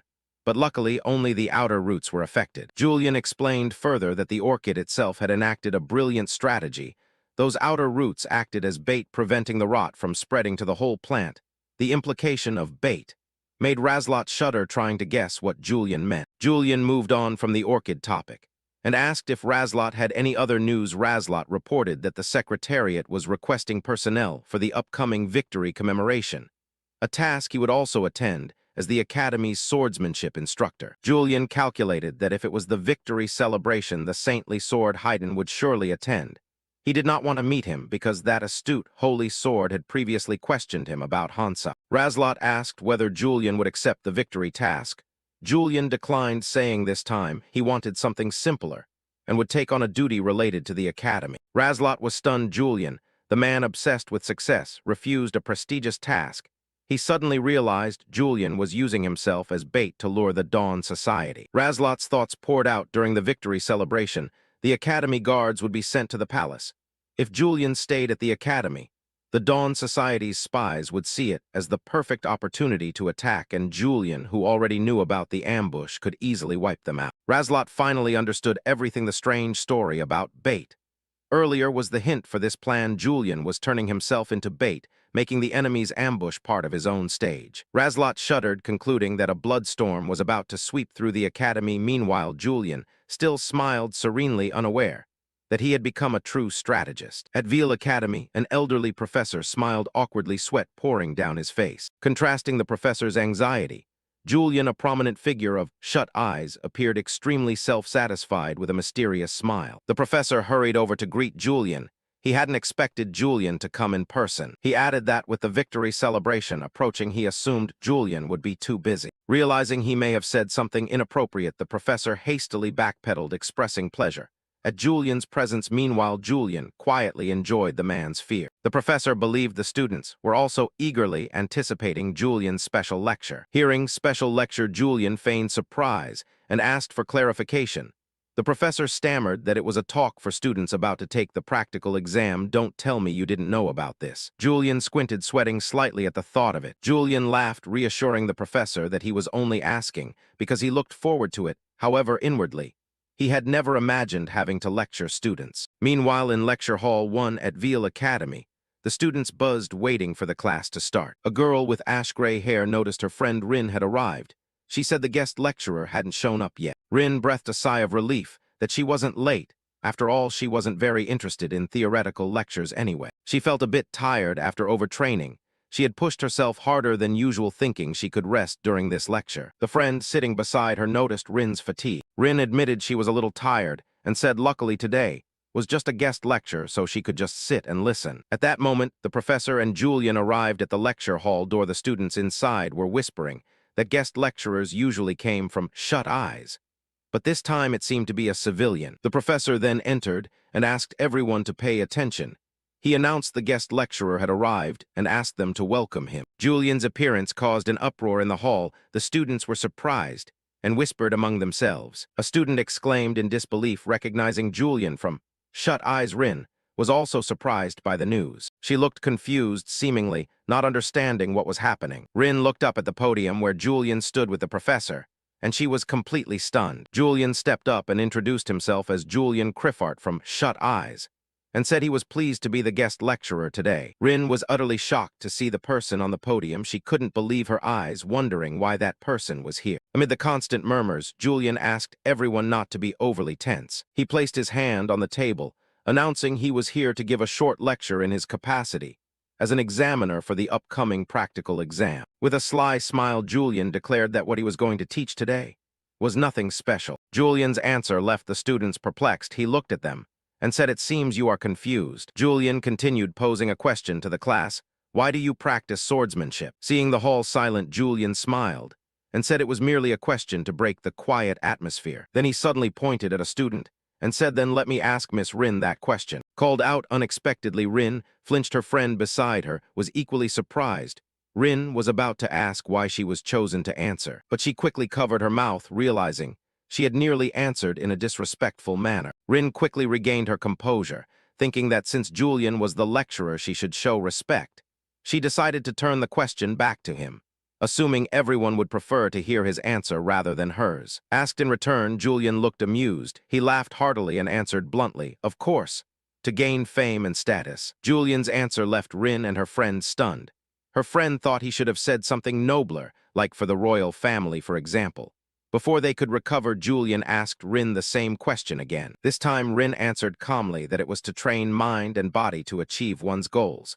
But inwardly she knew that her true goal was revenge. Julian acknowledged that was a profound answer, and said his reason for asking the question was not merely to break the atmosphere. He explained that no matter how much swordsmanship he taught, it could not compare to the foundation the students had built themselves, and it would be impossible to help them achieve significant improvement in such a short time. Therefore, instead of talking about swordsmanship, Julian declared he would speak about aura today, while he gathered a stream of energy around his hand. The students, including Rin and her friend, buzzed with excitement. They couldn't believe Julian would teach about aura, such an astonishing topic. Julian explained that everyone has mana veins, and using them to enhance the body or tools is how one uses aura. He emphasized that aura is a clear indicator of the skill gap between you and others. The students below could only marvel at the beautiful aura he displayed. After the demonstration, Julian smiled and asked if anyone could see the color of his aura stream. Rin smirked, now understanding Julian's point that aura is a measure of the difference in skill. A student raised his hand to speak, suggesting Julian's aura was gray, close to the color of moonlight. Another student wondered, aloud, whether it might be silver. Amid the uncertain answers, a decisive voice rang out. It was Rin, who asserted the aura stream was silver. Having identified silver, Rin did not stop there, her eyes flashing with confidence as she continued. And she concluded her answer decisively, pointing out a second color only she perceived. Also a pale cobalt blue. Rin confidently explained that Julian was using two different aura streams at the same time. She specified that he used the silver aura in the sword's sheath, while using the pale cobalt blue aura in his hand. Julian smiled to confirm her answer was completely correct. Rin thought to herself that the ability to perceive others' aura was a way to gauge the skill gap between two people. She had realized this since seeing Julian's traces at the forge. She had worked hard to close the gap between them and was confident there would no longer be much difference. But at that moment, a thought flashed through her mind. Julian raised a finger to his lips, signaling silence with a mysteriously smiling face, and said, "There's one more thing." Rin froze, eyes wide with horror. She could not speak and only stammered, "Impossible." Immediately, Julian unleashed a third enormous aura stream that enveloped him in a blazing blue energy flame. Rin and all the students in the lecture hall were utterly overwhelmed, unable to believe this terrifying power. At the end of the lecture, Julian released the third radiance, a power no student in the class could detect. He explained that the ability to emit an aura the opponent cannot perceive is a way to measure the power gap. It is also the assurance that you will never lose. Hearing Julian's words, Rin gritted her teeth in anger. She realized the class gap between her and Julian was insurmountable. She bitterly admitted her own pride. The distance between them was indeed worlds apart. As Julian left the lecture hall, the head of the department was waiting at the door, praising him without stop. He was astonished the lecture had been so successful. Julian coldly asked whether he had been standing outside the whole time. The department head was a little startled. He awkwardly admitted he was a bit anxious because Julian was the one teaching. Julian only sneered at the head's flattery. Julian also found it amusing. Who would have thought that one day he would be teaching others? Seizing the opportunity, the department head asked Julian to also take charge of the upcoming practical exam. Julian was slightly surprised by the offer. After agreeing, Julian decided to return home. He walked away smiling with satisfaction. On the way, Julian realized this corridor had also appeared in the game. It appeared often enough that he felt strangely familiar with it. Suddenly, a strange memory flashed in his head. It was an image of Julian wiping blood from a sword. That memory was about the Black Knight, the fallen hero, the shooting star Hayden Reich, a character in the game. Julian held his head. Why did he suddenly remember that trailer scene, and who was the Black Knight supposed to be? It was the scene where he killed the Holy Sword. Julian told himself that as long as he remained Julian, that would not happen. The scene shifted to Julian's mansion. A hand was resting on the sofa. Joshua sat on the sofa, annoyed that Julian had not returned yet. He was impatiently waiting to carry out his plan. He glanced at a painting on the wall with a displeased expression. It seemed Julian's taste did not suit him at all. Then he glanced at another bizarre decorative statue and turned away in contempt. Joshua covered his face in frustration. He would never understand Julian's taste. He was even annoyed to see countless orchid pots displayed in the room, which startled him. At that moment, one of Joshua's subordinates, a young knight, entered and reported that he had installed the barrier as requested. The knight said that with a single order, they could immediately deploy the mana-blocking barrier. Noticing his subordinates trembling, Joshua smirked and asked, "Are you afraid?" The young knight flinched, confused by his lord's unexpected question. Joshua lost his patience and demanded bluntly whether he was afraid of Julian, his eyes full of anger and contempt at the cowardice. Joshua showed disdain. He couldn't understand why his subordinate was so frightened. He boasted that their force at Julian's mansion currently included 2 veteran demon-horn hunters and 6 loyal soldiers of the Krapat family. There was also a senior mage and a mana-blocking barrier, an overwhelmingly sufficient force to take down a single person. The knight replied fearfully that if the person was Julian, it would be a different matter. He trembled, recalling Julian's overwhelming power, and thought that even such a force might not be enough to deal with him. Seeing this, Joshua merely curled his lip in challenge and ordered him to continue speaking. The knight reported another strange detail, that the atmosphere in the mansion felt odd. Despite the late hour, there wasn't a single servant in sight. Joshua brushed it off, assuming they had simply left early. But the knight remained worried that Julian might have anticipated their arrival. The subordinate's anxiety angered Joshua. He clenched his hand on the arm of the chair. Unable to restrain himself, Joshua delivered a crushing punch to the knight's face. He shouted, cursing the subordinate a coward. Joshua roared, questioning why he was so fearful and whether he was still worthy of being a Krapat knight. Taken by surprise, the knight could only bow his head and apologize to his young master. Joshua ordered his subordinate not to engage in combat, only to activate the barrier at the right moment. He muttered that the knights were truly cowards, but once the barrier was activated, Julian wouldn't even be able to use his aura properly. Thinking of that, Joshua broke into an evil, confident smile. He believed that once Julian's power was neutralized, he would easily overpower him. Just then, a soldier ran in to report someone approaching.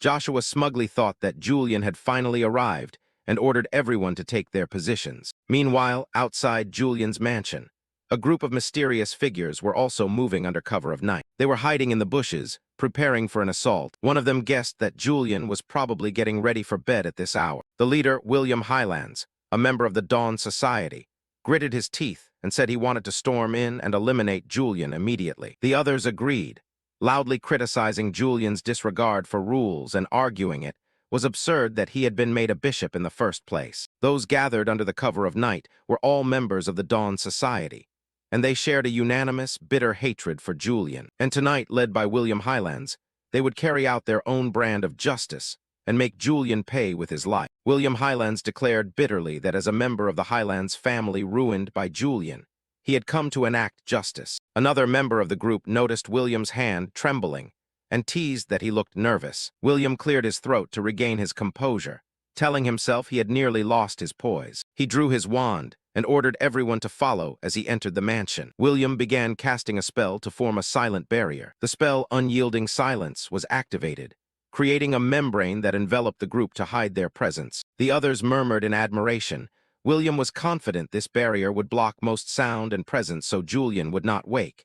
He ordered everyone to advance. They were confident the plan would succeed, Prior reconnaissance showed all the servants had left before sunset, meaning Julian was entirely alone in the mansion. However, as the group slipped inside, William's wand suddenly flickered. He abruptly stopped. A comrade anxiously asked what was wrong, Sir William. William sensed something amiss. He stammered that the mana flow here was strange, as if someone had deliberately blocked it. Meanwhile, on Joshua's side, the knight reported in panic that Julian was not alone. There were other signs in the mansion besides them. Joshua was stunned. The knight added that they were not servants, but seasoned warriors. Joshua began to realize his plan might have been exposed. Joshua clenched his teeth in anger, wondering if someone had leaked information. Back with William, his members were also in panic.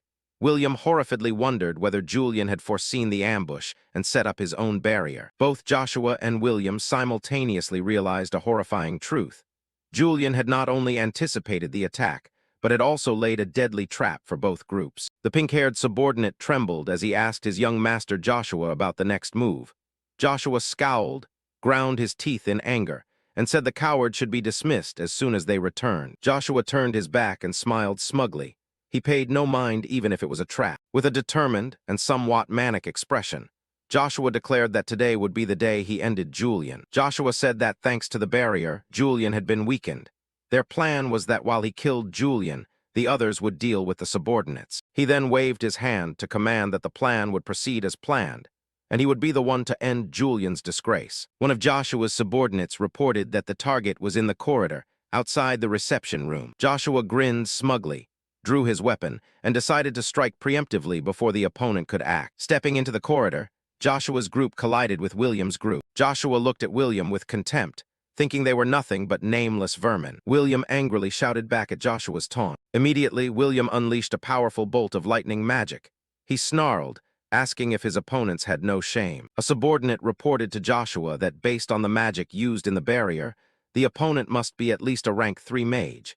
However, Joshua remained dismissive, saying after all he was just a mage trapped within a barrier. Joshua ordered his men to rush forward and defeat them. William nimbly dodged the attack and countered with a sharp sword strike. Joshua was surprised to see his subordinate easily defeated. He looked around and wondered where Julian was. Suddenly, a cry of pain rang out. It seemed someone had been hit, causing Joshua to turn in surprise and ask, "What is this?" The body of a henchman was struck by a bolt of lightning that flew past Joshua's face. He stared forward in terror, not understanding what was happening. A figure blackened by lightning collapsed to the ground. Witnessing this, Joshua and his men were astonished. Joshua wondered why even with the barrier active the mage still possessed such power. He silently cursed the coward behind him and swore to dismiss him. Meanwhile, William was also suffering the barrier's effects.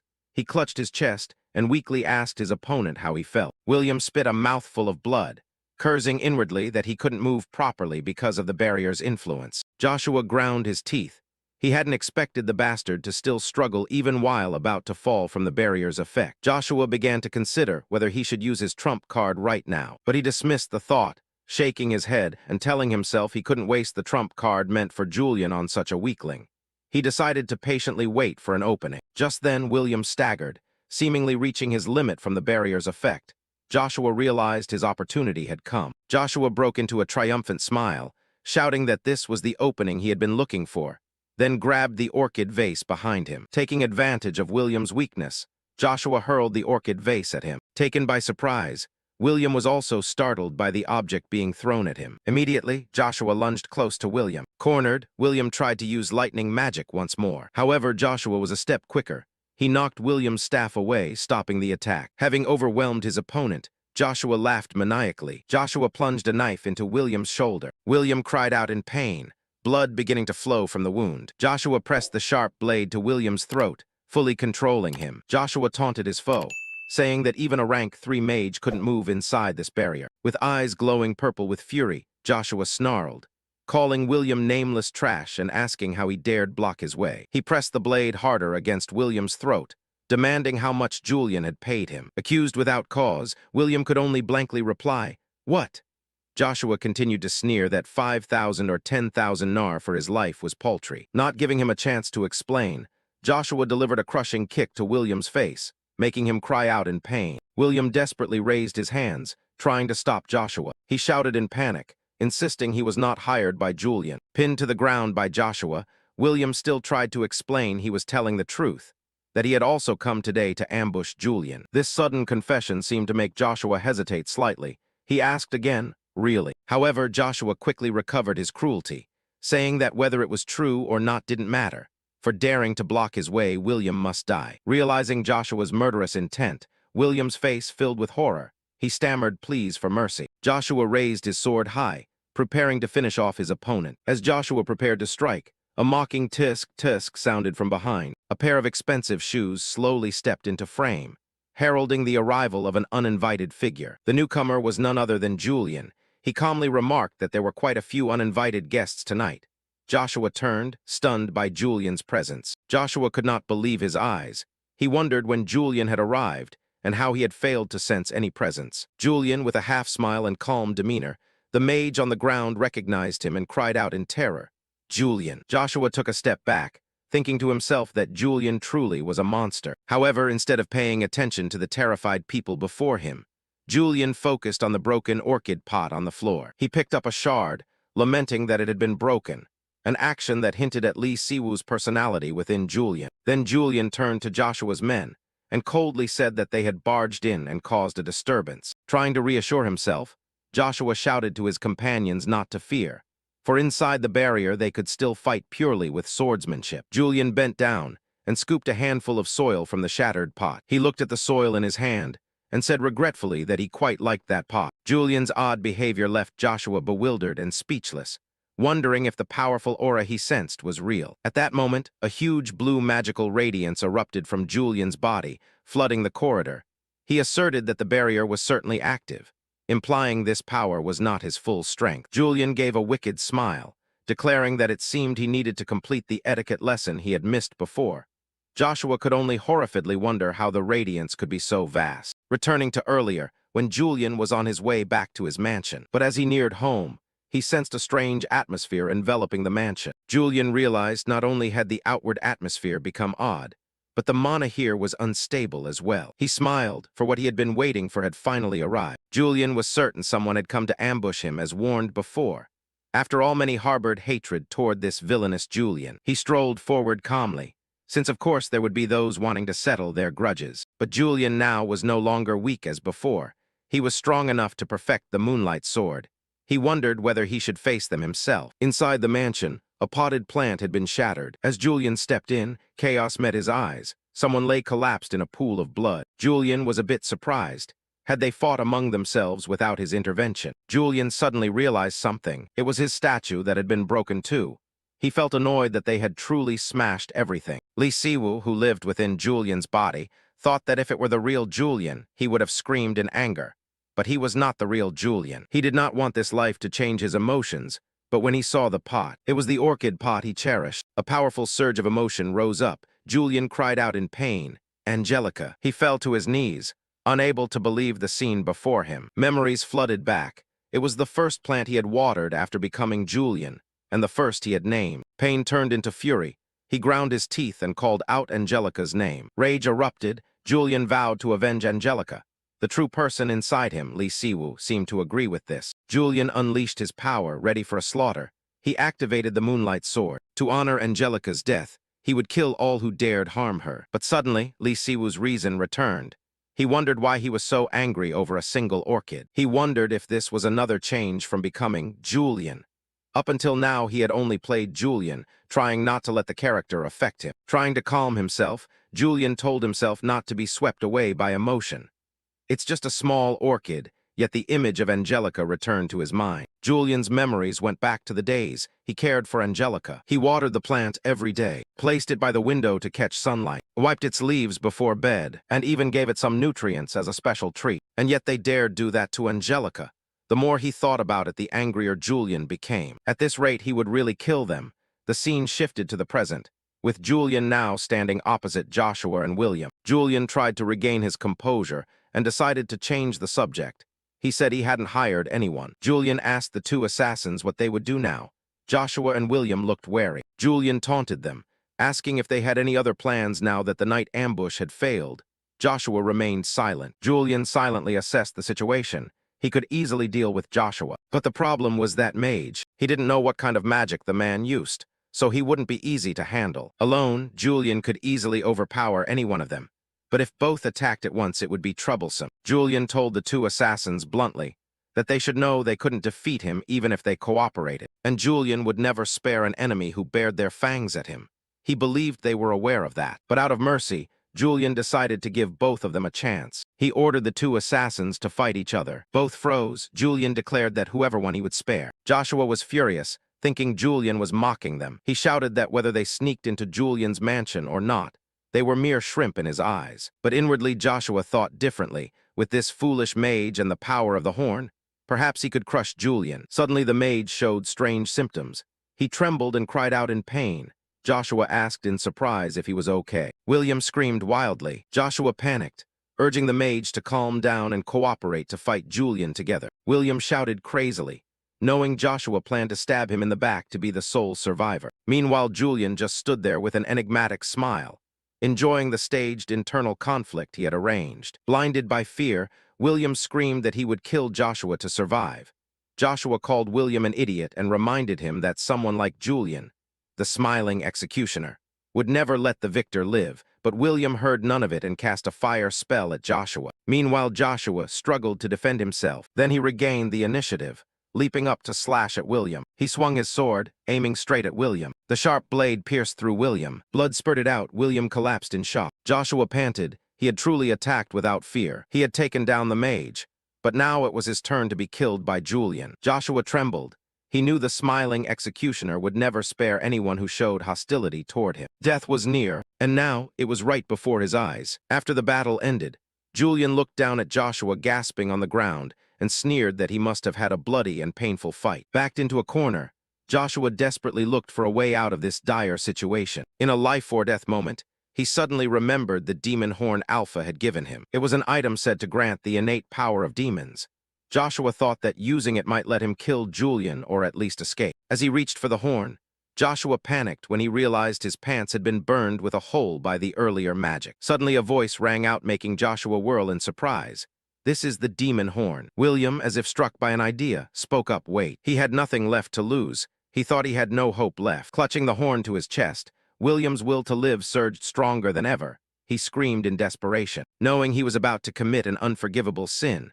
William cried out for the archbishop to forgive his wrongdoing, then swallowed the horn whole. Immediately a dark energy enveloped William. He screamed in excruciating pain as the transformation began. A loud noise echoed as the transformation completed.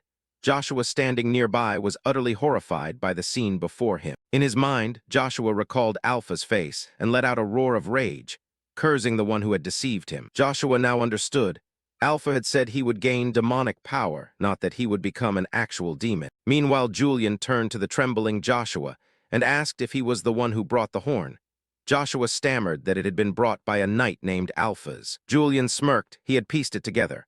Alphas Mayhand, a bishop of Dawn who especially hated Julian, was behind it.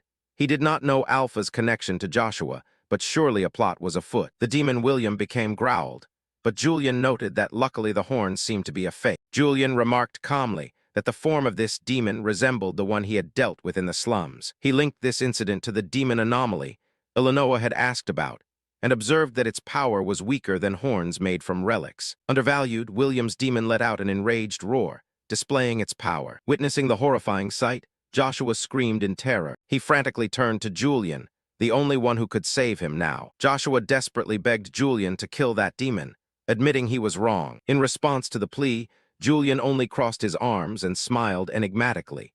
Joshua shouted in despair that as a member of the Krypart family, Julian had to protect him. Julian's cold refusal was like a death sentence. As the last hope died, Joshua, horrified, realized the demon William had assumed a ready stance. Seconds later, it leapt forward. The demon William, without hesitation, delivered a killing blow to Joshua. With Joshua's agonized, high-pitched scream after that strike, a blow to the chest sent blood spraying out. Julian stood watching and taunted. "If you don't try harder, you might really die." After clutching his wound in front of Julian, he stammered, "My lord." Joshua's face showed sheer terror. He begged through tears, calling Julian big brother and pleading for his life. Julian thought to himself what a quick turncoat he was. At that moment, the demon let out a growl that made Joshua jump. But the demon ignored him and walked straight past. Julian stood calmly, sensing the demon's murderous intent shift toward him. He curled a sly smile, and by Julian's instincts all he wanted now was to send this demon to hell. Julian thought to himself that Julian really was a fool, someone who hated demons so much, yet ultimately became someone who yearned for demonic power. Julian spoke as he stepped closer, facing the demon directly. The demon William roared and lunged, but Julian nimbly dodged the attack by a hair's breadth. He let out a chuckle of amusement at his opponent's ferocity. Unfazed, Julian slashed a glancing cut that split the demon in two. He sneered and mocked the demon as a crawling bug. It let out a mad roar of pain. Immediately, the demon's whole body collapsed to the floor. He followed with another sword strike. The demon could only howl in agony. Julian was briefly surprised at what he saw next. The wounds on the demon began to heal themselves. Julian realized this was a demon with regenerative abilities. He inferred that the demonization process often transfers abilities the person possessed. Julian quickly analyzed that perhaps William's fierce will to survive had been amplified, turning him into a demon with regenerative powers. Seeing this formidable ability, for a moment even Joshua wondered how to kill something like that. But for Julian, this was not frightening at all. On the contrary, for Julian the situation was rather interesting. Julian continued to reason, recalling that William had been a mage capable of using high-level magic. Julian further analyzed that a high-level mage when demonized would only have regeneration. There must be something more. To Julian, this situation was indeed extremely intriguing, and that was when he decided to use his trump card. Julian's eyes flashed as he activated a special ability, the skill Clairvoyance. With Clairvoyance, Julian understood that no matter how good regeneration was, destroying the demon core, the equivalent of a human heart, would solve everything. The Clairvoyance skill began scanning the demon's entire body, analyzing its structure. Before long, a concentrated energy source was detected. The demon's fatal weak point was revealed. Julian smirked triumphantly. The demon core lay right on the head, a far too exposed position. He laughed loudly, thinking it was as if the demon was begging for death. The demon William rose once more. It began rechecking its arm. The wound seemed fully healed, which made Julian remark on how fast the recovery was. The demon stood firm, growling a challenge, its body fully restored as if it had never been wounded. Julian's sword flashed with electricity. He took stance, ready for a real fight. "Come, fight me once more." In response to the challenge, the demon William let out a thunderous roar, signaling the final battle was about to begin. Julian was no less competitive. He shouted with excitement and madness, "Charge in." Julian drew his sword. A blue light wrapped around it, ready for battle. The demon William let out a piercing roar, its rage seeming to shake the surrounding space. Without the slightest hesitation, Julian charged forward, his sword flashing a ghostly blue as he slashed straight at the enemy. Julian swung his sword with terrifying speed, creating a razor-sharp streak of light in the air. Julian's slash was so fast that the demon William couldn't react, only able to take the full force of the attack. A deep gash appeared, taking off the demon's arm, blood spraying everywhere, evidence of Julian's tremendous strength. After striking, Julian wore a smug smile, seemingly in complete control of the fight. He said softly, his tone full of contempt, "A pointless struggle." Provoked, the demon William frantically lunged at Julian, determined to settle the score with the one who wounded it. Julian gently raised his sword to block the demon's attack, its strength unable to unsettle him. Julian looked at the demon with cold eyes, wondering if it dared attack a demon hunter like him. Julian swung lightly, and his sharp blade took off the demon's remaining arm. With its arms severed, the demon William roared in anger, but it could do nothing to Julian. Julian kept a smug smile on his face. He seemed to be enjoying the battle. For a moment, Julian unleashed a thunderous slash, aiming straight at the demon William. Julian's eyes shone with intense focus. He had found his opponent's opening. "There's an opening," Julian exclaimed, and immediately seized the chance to deliver the decisive blow. He quickly closed in, giving the demon no chance to counterattack or escape. Julian leapt up, swinging his sword down from above, a powerful and graceful strike. This time Julian's strike was even faster and stronger than before. As if he wanted to finish the fight, Julian's sword pierced through the demon's head, a killing blow that ended the battle. The strike stabbed straight into the mana core, causing it to shatter. After achieving his goal, he slowly landed and stepped back. The demon William trembled in unbearable pain as Julian's sword dug deep into its head. The demon could only let out its final growls. After slaying the demon, Julian stood back and watched from a distance, the dust of battle still hanging in the air. He turned and walked away, coldly saying, "Die, you piece of trash." Julian stepped forward and placed his hand on the sword. Then he declared dramatically, "I am Julian the demon hunter, he," a powerful slash tearing the monster's body apart. However, immediately after Lee Siwoo's inner thoughts surfaced, he scolded himself. I told myself I wouldn't say lines like that anymore. At this time, Joshua was trembling in fear. Joshua stammered, I can't, unable to believe what had just happened. Julian turned back, his cold gaze staring straight at Joshua. Seeing Joshua kneeling on the ground, Julian only asked softly, HM. Julian bent down, wearing a sinister smile and thinking, he's scared as he. He continued, considering you ambushed me in the night, a harsh punishment would be entirely justified. But Julian had another plan. He knew that one day Joshua would hold great power within the Krypart family, so Julian thought it would be very smart to chain Joshua early to make him easier to control later. Julian grabbed Joshua by the collar and said, now then. He helped Joshua up and said enigmatically, well done, you finally survived. Joshua, still terrified, stammered in reply, WL. Is that so? The scene shifted to Julian's luxurious office. He sat pensively at his desk, holding a purple crystal and thinking. An artificial horn, huh? Julian continued thinking. I didn't expect to find another replica from the slums right in the capital. Julian recalled that in the original story, the influence of the Dawn Society reached the capital, and these replicas caused all kinds of problems. Julian realized something worrying. This is happening too quickly. According to the original, this wouldn't happen until Lynn Ronbell graduated from the academy. Julian recalled that Lynn harbored a desire to avenge those who created these replicas. And then he remembered the one who had stopped the development of those artificial horns was the Black Knight. He was the Black Knight, a mysterious figure operating in the capital who always hid his true identity behind a black mask. In the original, the Black Knight secretly suppressed the Dawn Society with overwhelming power, his image engulfed in a sea of flames. His true identity was the Sword Saint Hayden Reich, the protagonist of the original story, who lived a double life. Julian reasoned that if the Black Knight had appeared, the artificial horns could not have appeared so quickly. At least there would be rumors circulating. So why was the capital so quiet, Julian wondered. Could it be that Bishop Pintle had not yet appeared? Julian recalled that the Black Knight only became famous after stopping Bishop Pintle and reclaiming a soul stone. From his position, Julian had always regarded the Black Knight as a covert ally in stopping the Demon King's revival and dismantling the Dawn Society. Yet that ally had taken no action. Julian dismissed the negative thought. No, impossible. The Sword Saint Hayden Reich would never ignore a threat to the people. This belief went beyond the story. It came from his personal trust in Hayden Reich. Because he was the protagonist, a true hero, Julian returned to reality. He looked at the fragment of artificial horn on the desk and thought, anyway, what's important right now is. With a determined face, Julian concluded, it seems a demonstration is necessary. He decided to take action himself to control the situation. Julian drew his sword. A blue light wrapped around it, ready for battle. The demon William let out a piercing roar, its rage seeming to shake the surrounding space. Without the slightest hesitation, Julian charged forward, his sword flashing a ghostly blue as he slashed straight at the enemy. Julian swung his sword with terrifying speed, creating a razor-sharp streak of light in the air. Julian's slash was so fast that the demon William couldn't react, only able to take the full force of the attack. A deep gash appeared, taking off the demon's arm, blood spraying everywhere.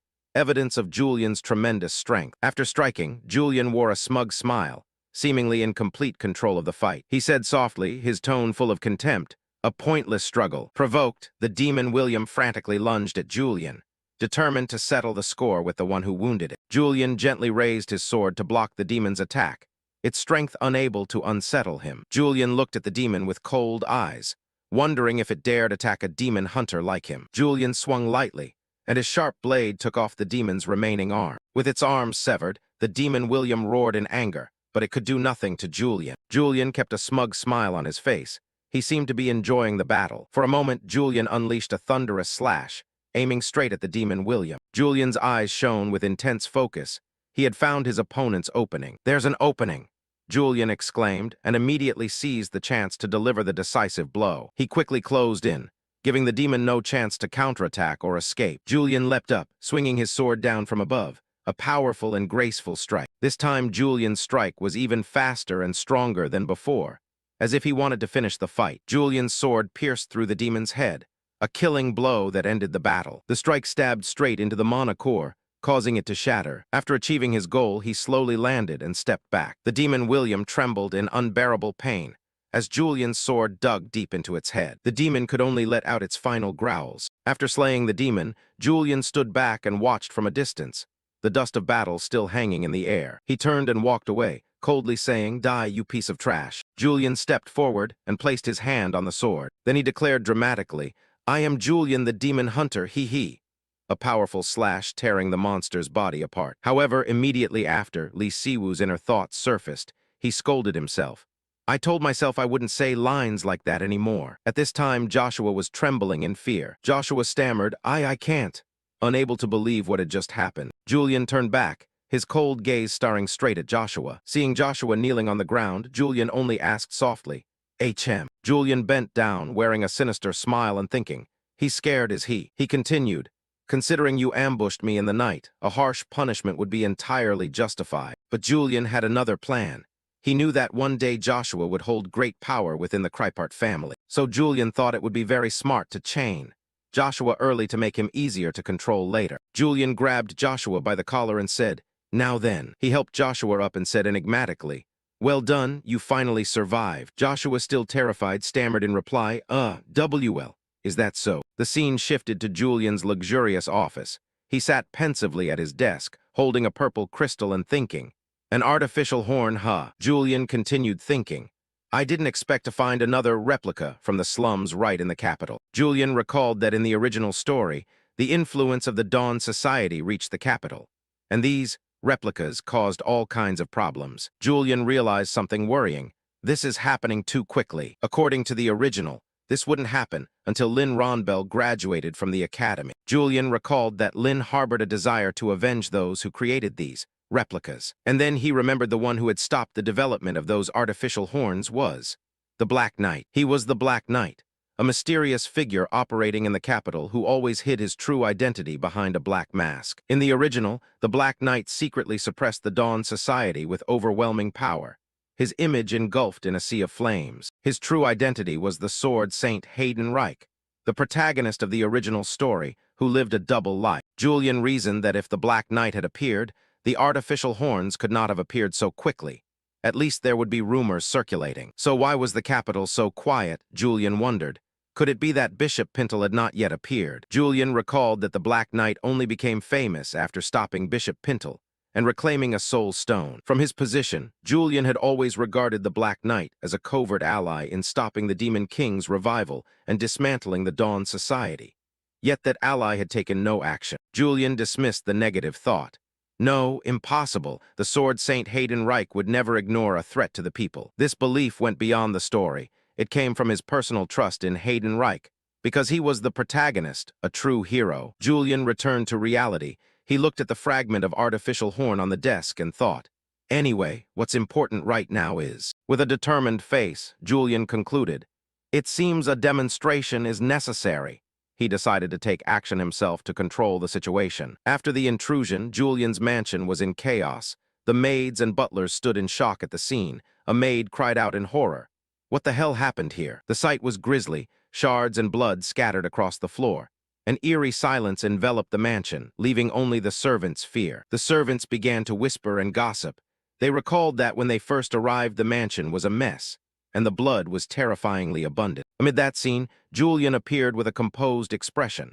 A servant asked in surprise if he had really slept through a night in a mansion as chaotic as this. The astonished servants whispered among themselves, unable to believe Julian had dealt with over 10 intruders alone. But Julian thought to himself, do they think I'm not afraid of those intruders? In truth, the only reason Julian could remain calm was thanks to the senses of this Julian body. And survival instinct urged him to play the role perfectly. He closed his eyes and reassured himself.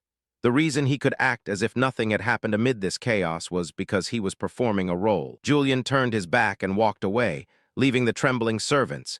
He knew that soon the rumor of this would spread quickly across the capital. He clenched his hand. All he could do now was make sure he truly resembled the nickname, the Smiling Executioner. Nothing more. Julian looked down at what was left of the intruders and hesitated for a moment. A servant asked, how should we deal with this? He quickly recovered his cold expression, waved his hand and said to the steward, if it's unnecessary, don't ask me, handle it yourselves. The maid handed him the dead orchid. Julian glanced at it and then realized it was Angelica. He ordered the maid, bury it carefully in the yard. A heartbreaking command. As Julian predicted, the rumor that he had repelled the intruders in an instant spread. People called him the Smiling Executioner. the one who killed every thug who trespassed into his mansion. Especially among gossip-loving nobles, the story spread at lightning speed, from person to person. And then, to suit their tastes, the rumor was gradually embroidered, becoming increasingly distorted from the truth. Meanwhile, in Odwin Balladeer's chamber, she was speaking with Julian. She said, "Lord Julian, because of you the palace is in an uproar." Odwin Balladeer asked Julian sternly, "I heard you wiped out an entire squad of knights." The rumor had been wildly exaggerated. Hearing that, Julian burst into loud laughter, repeating mockingly, "Wiped out an entire squad of knights." He deftly dismissed the rumor. "Even I couldn't do something like that in a single day, could I?" Odwin seemed to agree. Julian shrugged, saying smugly, "Yes, I simply dealt with some shameless scoundrels who broke into my mansion." Odwin remained suspicious, thinking Julian's actions were not normal, but Julian replied sarcastically, "Isn't it? For me, that's practically everyday life." But inwardly he mocked himself. Yes, everyday life my foot, isn't that a completely failed life? Seeing Julian still proud, Odwin made a suggestion. She proposed Julian temporarily suspend duties and rest after the incident, and they could assign another member to the instructor position at Veal Academy. However, Julian immediately refused, asserting he was not weak enough to take leave over a minor incident. Another reason crossed his mind. If it were the real Julian, he would never take leave for such nonsense. Julian thought to himself that if the academy duties were given to someone else, he might be called to attend the victory celebration. In any case, he did not want to face the Sword Saint. Seeing Julian decided, Odwin accepted. She said, "Well, it is your body, you know it best. Then I will contact the academy." Julian smiled in thanks and bowed. "Thank you, I will take my leave." He placed his hand on the doorknob, ending the conversation and preparing for his next plan. After leaving, Julian pondered the remaining matters. So only the issue related to the replicas remains. He thought about the replica horn Joshua had obtained and the bishop who had tried to attack him. Julian was certain both matters were deeply connected to the Dawn Society, so he could not let the Society's bishops, the ones behind and observing this situation, escape responsibility. He told himself, "Honestly, I would like to let things pass quietly, but..." The world seemed to be whispering to him that he should not do so. A determined smile appeared on his face. It was time to act. The scene shifted to Genmal Monastery. Julian was on his way to meet the archbishop when he suddenly saw a familiar person. Bishop Elinor. A person in white approached to greet Elinor. Elinor replied in surprise, "Oh, isn't that Bishop Baden? What brings you to Genmal Monastery?" Baden, in an elegant appearance, cheerfully answered, "What other reason could there be? I came to pay my respects to Archbishop Tenelin." Elinor immediately recognized him. It was Baden Donatian, a direct descendant of the Donatian family, one of the Empire's 4 great houses specializing in magic, and the one dubbed the next clan head. Moreover, Baden was an extremist proponent of pure-blood ideology, pursuing his family's long-held desire for the Philosopher's Stone, or elixir of life. He believed absolute power was paramount. Elinor reminded, "Well, what should we do? I believe I had an appointment with the Archbishop first," Baden politely said. "Haha, then I have no choice. I will wait outside the audience chamber." Meanwhile, Elinor thought to herself, "I came to Genmal Monastery to report to the Archbishop about the replica horns circulating in the slums and the capital, and I ran into Baden." She walked on, thinking, "Those replicas are inferior to the horn the Archbishop forged himself. They're low-grade and impure, yet they remain items that can be used for demonization." Elinor continued to analyze, "But you cannot create such replicas without an original to base them on. Of course, this is the work of the Dawn Society's bishops. And Baden is also one of the main suspects." She considered the connection. The horn the Archbishop made is, in essence, similar to Baden's elixir of life, if Baden truly is the one who made the replicas. Then, to complete a real elixir of life, he is conducting experiments on ordinary people, regardless of the Dawn Society's intentions. Images of demons appeared in Elinor's mind. Elinor stood outside the Archbishop's chamber. She shook her head. "That's what I want to believe, but I can't be certain without evidence." She stopped and pondered. "What bothers me is even if I report this, would Tenelin truly grieve the replica horn incident and punish those responsible?" A cruel image of Archbishop Tenelin rose in her head. Elinor even imagined the worst-case scenario. What if he ordered the replicas produced to eliminate the Sword Saint Hayden Reich, whom he hates, to hasten the Empire's collapse? Moreover, once Elinor's audience ended, Baden would be next to see him, she worried. "I don't know what Tenelin will tell him after hearing my report. That could ruin everything." As Elinor entered and politely greeted the Archbishop, she seemed to reach a painful decision. Perhaps I have no choice but to postpone the replica horn issue. Inside, Archbishop Tenelin, masked, welcomed Bishop Aliner. Yes, Bishop Aliner, how fare you? Aliner bowed respectfully and replied, well, by your grace. But at that moment the audience chamber door suddenly burst open. Julian stood there, blocking the light, causing Aliner to turn in shock. Both Aliner and the Archbishop were stunned by this unexpected appearance. Aliner stammered, J. Julian. A guard rushed over, trying to stop him. Bishop Julian. There is another bishop who entered the audience chamber earlier. Julian said nothing. He pressed his sword to the guard's throat with a cold glare, frightening him into only managing a H. Archbishop Tenelin, though obscured by his mask, remained calm and asked, Bishop Julian, what is the meaning of this? Julian smiled smugly, completely ignoring the panicked guard. He had succeeded in creating the chaotic scene he wanted. He nonchalantly dropped a small dark object from his hand. The object hit the floor, landing directly in front of Archbishop Tenelin. The Archbishop looked down and asked, what is that? Julian stared at Tenelin with eyes sharp as knives and said, Your Grace. With a forced smile, Julian delivered the decisive blow. Are you aware that inferior replicas of the horn, things that could only have been made by your own hand, are circulating in the capital? Aliner stood frozen behind them. She only let out a soft gasp. Julian stood there triumphantly.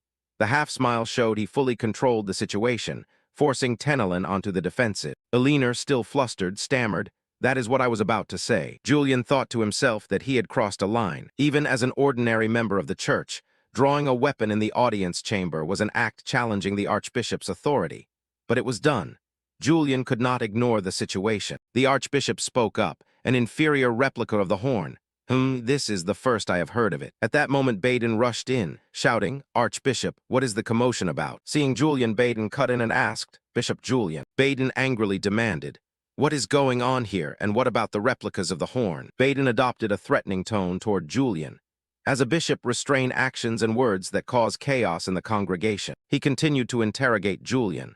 I know you are favored by the Archbishop, but bursting into the audience chamber and drawing a sword is the behavior of a thug, isn't it? Looking at the man, Julian judged inwardly that despite the rising stain of corruption, Bishop Baden remained composed, truly the head of a clan. But then Julian merely smirked. Julian's smile irritated Bishop Baden. He asked, Do you find something funny? Julian answered nonchalantly, How ridiculous. Julian pointed at Baden and accused him directly that it was Bishop Baden who pretended innocence while sowing unrest in the Dawn Society with replicas of the horn. Julian's accusation startled Bishop Baden and sweat began to pour down. Baden hastily denied it. What are you saying? I know nothing. He and his two subordinates looked utterly flustered. Julian continued mockingly that what noble wouldn't know of the long-standing ambitions of Baden's family. Bishop Baden clicked his tongue and dropped the pretense. Julian went on saying that desire is a powerful motivator, a life force for the organization called the Dawn Society. However, Julian raised his hand in warning. If that greed exposes our grand plan. Bishop Baden feigned ignorance again, asking, Bishop Julian, I don't understand. How is my family's ambition related to these replicas of the horn? Julian asserted firmly that they were deeply connected. For a moment, images of powerful artifices flashed up. The alchemist's stone, the elixir, and the demon horn. Bishop Baden sneered. Oh, it seems you've researched my family well then. This time Julian lost his temper and could not hold back. He snarled, Are you mocking me? Baden continued to taunt loudly. Quite the opposite. I didn't expect to be the subject of such interest. Julian clicked his tongue. The others' evasions were irritating. Li Siwu screamed in despair. He thought inwardly, I'm really trying to save you people. A vision came to his mind that if mass production of these horn replicas continued, the Sword Saint or the court would soon notice. Worse still, the true nature of the Dawn Society would be exposed, and then everyone would know I belong to the Dawn Society. A knight in the vision shouted Julian's name. The knight's voice echoed in Julian's head. I arrest you for conspiring with the Dawn Society. Julian sank into thought. The worst scenario appeared. He would instantly go from the Empire's dog to its enemy. Bishop Baden, unaware of Julian's thoughts, continued to preach. And one more thing, you may not know this because you were recently made a bishop. Julian snapped awake and cut Baden off. Are you still talking? I'm just momentarily distracted. Julian's attitude angered Baden. Then Baden placed his hand on Julian's shoulder. Baden continued to provoke, If you speak like that, my position will become. His words poured fuel on the fire. Unable to endure it any longer, Julian swung his arm and shoved Baden aside. A terrifying red aura began to pour from Julian. His rage had reached its peak. Julian's eyes turned blazing red. His skill, awakening gaze activated. He spoke threateningly. You don't seem to grasp the situation, but I'm holding myself back a lot right now. A red aura enveloped Julian's feet, a terrifying pressure radiating throughout the chamber. The other members of the Dawn Society, those in purple cloaks, recoiled in fear at Julian's power. The pressure from Julian was so intense it sent Bishop Baden and his followers flying. Elena recalled a horrific memory. Is it Julian with those wide-open eyes from that day? She screamed in panic. Julian, calm down, this is the audience chamber. Julian turned his head, struggling to control the surging power, veins bulging at his temples. As the force gradually dissipated, Julian thought to himself, oh dear, I've lost control of my emotions and opened my eyes again. Tenelin smiled, clearly impressed. Indeed, impressive, overpowering all the bishops and clerics here with nothing but the pressure of your aura. Archbishop Tenelin sat on his throne, looking at Julian with lustful eyes. Worthy disciple of the Sword Saint, I desire you greatly. Tenelin ordered Bishop Baden. Under Julian's pressure, Baden dropped to his knees and trembled. Why, yes, your grace. Tenelin asked Baden bluntly, are you truly producing replicas of the horn that I created? Tell the truth. Baden bowed his head and admitted. Yes, that's correct. Tenelin showed displeasure. That's not good, acting on your own without informing me. However, Tenelin immediately changed his tone. But I'm not particularly bothered. Bishop Baden looked up, relief on his face. Archbishop Tenelin laughed madly. Compared to the horns I forged, they're merely inferior replicas anyway. If even such replicas can stand against the court, then that's a good thing. Julian still pressed. But your grace, he conducted experiments on ordinary people to improve the replicas. Are you really okay with that? Archbishop Tenelin smirked. What's wrong with that? Citizens who obey the Empire's laws are complicit in the Empire's ideology. Tenelin continued his reasoning. If using them strengthens the Dawn Society, what's wrong with that? Elena was stunned and realized. In the end, I was wrong. She was utterly disillusioned.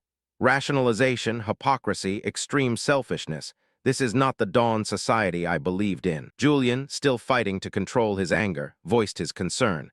I'm worried the operation will be exposed by these experiments. The more artificial demons appear, the more attention we draw. Bishop Baden, having been indulged by the Archbishop, mocked Julian. From a dog of the Empire, that sounds quite credible. Baden continued to provoke.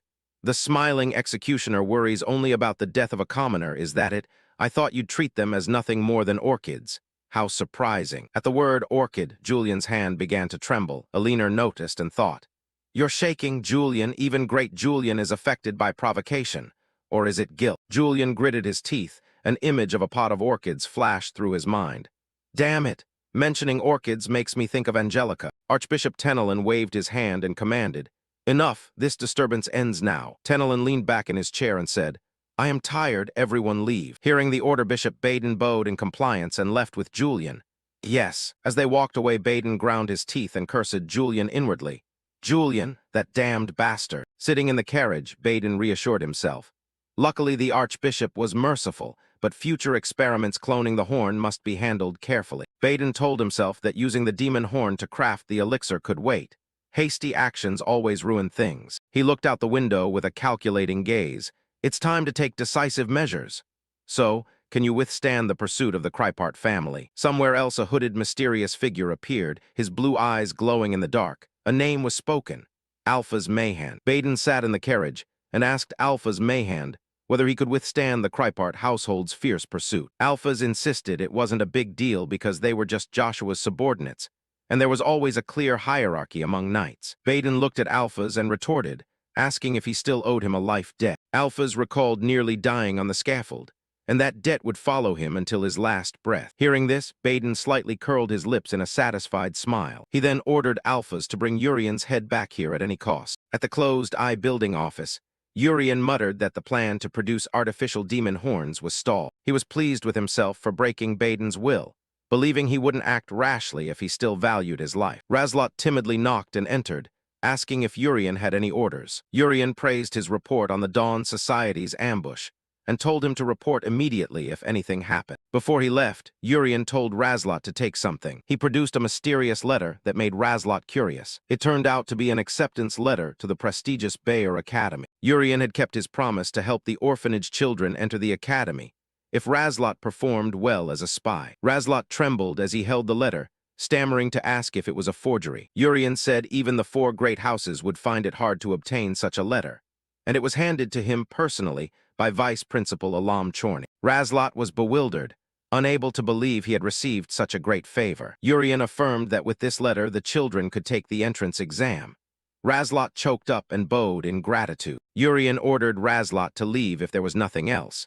He thought to himself that his boss really wasn't a good person, but was truly terrifying. Lin Ronbel stood opposite him and pressed to know what Urian was implying. Urian laughed loudly and feigned apology for accidentally calling her mediocre. Lin would not accept it.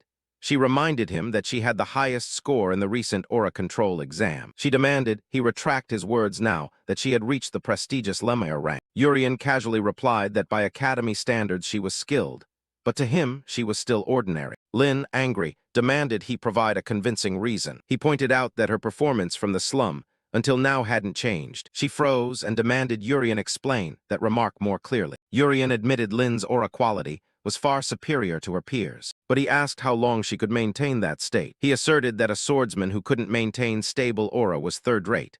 No matter how high the quality, it's useless in prolonged combat. Urian raised his hand full of aura as an example, asking what she could do with such an unstable power. He exposed her weakness as clumsy aura allocation and lack of consistency. Urian recalled her hesitating before the demon in the slums, causing Lin to begin trembling as the pain was touched. He smiled coldly and concluded that this was the reason she would always remain mediocre. Lin glared at Urian as dark memories began resurfacing in her mind. It was the memory of 16-year-old Lin Ronbel. The young Lin back then had to witness a horrifying scene inside her own home. She heard the strangers mention the name Durain with contemptuous tones. A man standing in the doorway looked at her and asked if she thought she had gotten too deeply involved in this. Lin was so frightened sweat streamed down her face, her complexion drained of blood. Before her, her father was tightly bound and kneeling at the soldier's feet. She desperately called to her father through choked sobs in the cold night. The murderer with the scar on his neck looked down with disdain,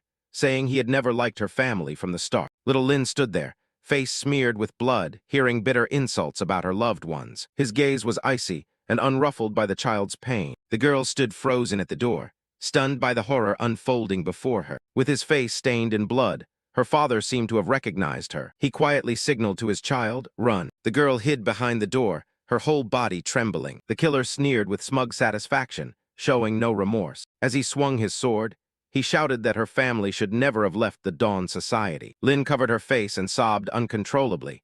The pain was too great for a 16-year-old. Her legs could not hold her in the room filled with the breath of death. A heart-rending scream echoed through the mansion, marking the shattering of a family. A scene of mourning covered the aftermath of the massacre, the cries of the survivors rising pitifully. Standing amid the funeral, Lin's eyes were dry, left only with burning hatred and a thirst for power. She carved the face of the man with the scar on his neck into her heart, the implacable enemy she must kill. She sought out the sword saint to beg him to teach her swordsmanship. With determined eyes, she begged him to help her grow strong so she could carry out her revenge. For a full year, Lin trained obsessively under the sword saint's guidance before entering the academy. At the academy, classmates' praises of prodigy Lin only added to the heavy pressure she felt. She tightened her grip on the hilt, telling herself she had to become a true prodigy to live up to expectations. Back in the present, Urian stared at her with cold, uncompromising eyes. He repeated the cruel remark, "You are nothing more than a mediocre person." Lin appeared saddened,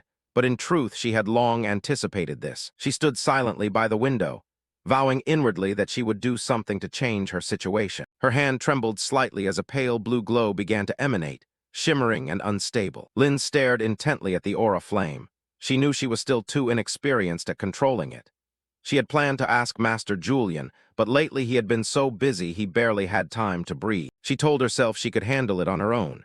Without direct guidance, she still believed she would find her own path. Remembering her father's advice, that if the heart desires something, express it clearly. If intuition is wrong, correct it. She pressed on. Lin set off decisively, the intention to speak with Julian once more burning in her mind. She vowed to fix her weak aura control within a month, so he would have to reassess her. As she walked, she overheard the maidservants whispering that a Criffart guard had just killed one of his own comrades. They talked about the man who served Joshua, a former deputy captain of the Azure Order. It seemed that anything tied to the Criffart house never had a peaceful day. Lin suddenly froze.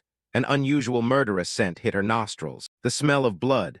She grimaced, unable to believe the stench was so strong right on the academy grounds. Lin warily searched for the source of the metallic odor, unease welling up inside her. She realized this path led to the annex, an area usually restricted, yet its door stood unusually wide open. She slipped inside, darkness swallowing her sight as she wondered what was happening within. Among the dusty shelves, a hooded figure stood motionless like a statue. He stood there, radiating a cold pressure that seemed to freeze the air around him. When the figure tilted his head, the weak light revealed a long, terrifying scar on his neck. Lin hid behind the door, her heart pounding as she recognized the presence of someone extremely powerful. She was stunned, her eyes widening as she made out his face. There was no mistaking it. Her gaze fixed on that scar, a horrifying memory suddenly surfacing. How could she ever forget it? Her whole body trembled with rising fury. It was the name she and Master had uncovered while investigating her father's case. Alpha's Mayhand. Her family's enemy was standing right before her. Her hatred over her father's murder made her want to rush out and make him pay immediately. But harsh reality held her back. Master had warned her that if she encountered a cult member of Monsignor rank or higher, she must run and call reinforcements at once. Facing someone like that, victory was unimaginable. Reason told her to flee, yet she didn't want to miss this chance. Her legs felt frozen, trembling so she couldn't move a step. What should she do? As Lin grappled with herself, a cold voice rang out. "Hey, tailing like that is pretty obvious." He had seen her. Lin jumped as the shadow suddenly appeared right beside her. Alphas glanced at her uniform and sneered, remarking she didn't look like a Criffart knight. "Do you bear a grudge against me?" Seeing Lin's shocked expression, he mocked whether she had forgotten what happened at the Ronbell mansion. He raised a hand to his chin, beginning to rummage through memories of the Ronbell name. "Ah, so you're Durain Ronbell's daughter, the child of that parasite." Alphas jeered upon recognizing her identity. He continued to taunt her, saying she should have pretended not to see or run to report it instead of standing there demanding vengeance. A dark power flared around Alphas as he laughed savagely. "What a pity. You only have one life, you know." Lin startled and took a step back, but she immediately regained her stance, preparing for a life-or-death fight. A blue aura erupted strongly around her body. Alphas raised an eyebrow, admitting that such an aura at her age was impressive. He kept insulting her, recalling how she had cowered and only peered through the door when her father was killed, asking where her current confidence came from. Rage exploded, Lin's eyes turned pure killing intent. "Die." She lunged forward like a blue lightning bolt, unleashing an attack full of fury at her enemy. But Alphas kept a contemptuous smile. In his eyes, she was still nothing more than a child. Lin charged like a moth to flame, but Alphas merely sidestepped and avoided that poorly executed strike. He didn't forget to sneer, claiming she was letting emotion completely overwhelm reason in combat. Lin clicked her tongue in frustration. Her impatience was costing her precision. While trying to recover, her feet suddenly slipped on the floor. Lin staggered, her balance gone at the most critical moment. She panicked as she realized she had exposed a deadly opening to her foe. Alphas seized the opportunity and instantly drove a powerful knee into her stomach. Lin tried to turn, but it was too late to mount any defense. A tremendous force slammed into her, hurling her backward into the wall. The impact echoed harshly through the stillness of the building. Lin collapsed, her head spinning from the sudden, vicious blow. Alphas watched her silhouette, then froze. He vaguely sensed something amiss. He raised his hand to inspect it. Faint streaks of aura still clung to his skin. A flash of astonishment lit his eyes. It turned out his sight had not mistaken her action. He smiled in approval. "That brief moment and you still aimed for my hand. Truly impressive." Even so, to Alphas her skill was far from his level. He strode forward. He forced her to kneel in a weakened stance, his voice cold. "Let me teach you how to be obedient, shall I?" Lin was utterly desperate, bitterness rising as she faced death before avenging anyone.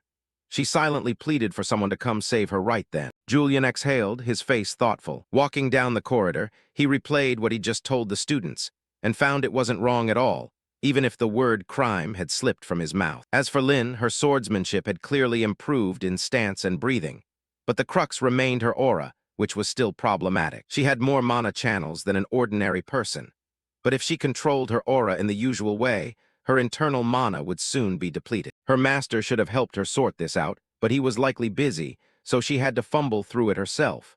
Julian decided to set the matter aside for now. A professor approached Julian, thanking him for diligently completing his supervisory duty. He chatted cheerfully, saying that since Julian took over supervision, student complaints had sharply declined. Julian replied nonchalantly, noting that students qualified to complain about him had already graduated and become full knights. The professor hesitated, asking if Julian had any trouble taking this post suddenly on the anniversary of the victory. It seemed some in the royal family were beginning to watch his actions. Julian smiled and asked in return.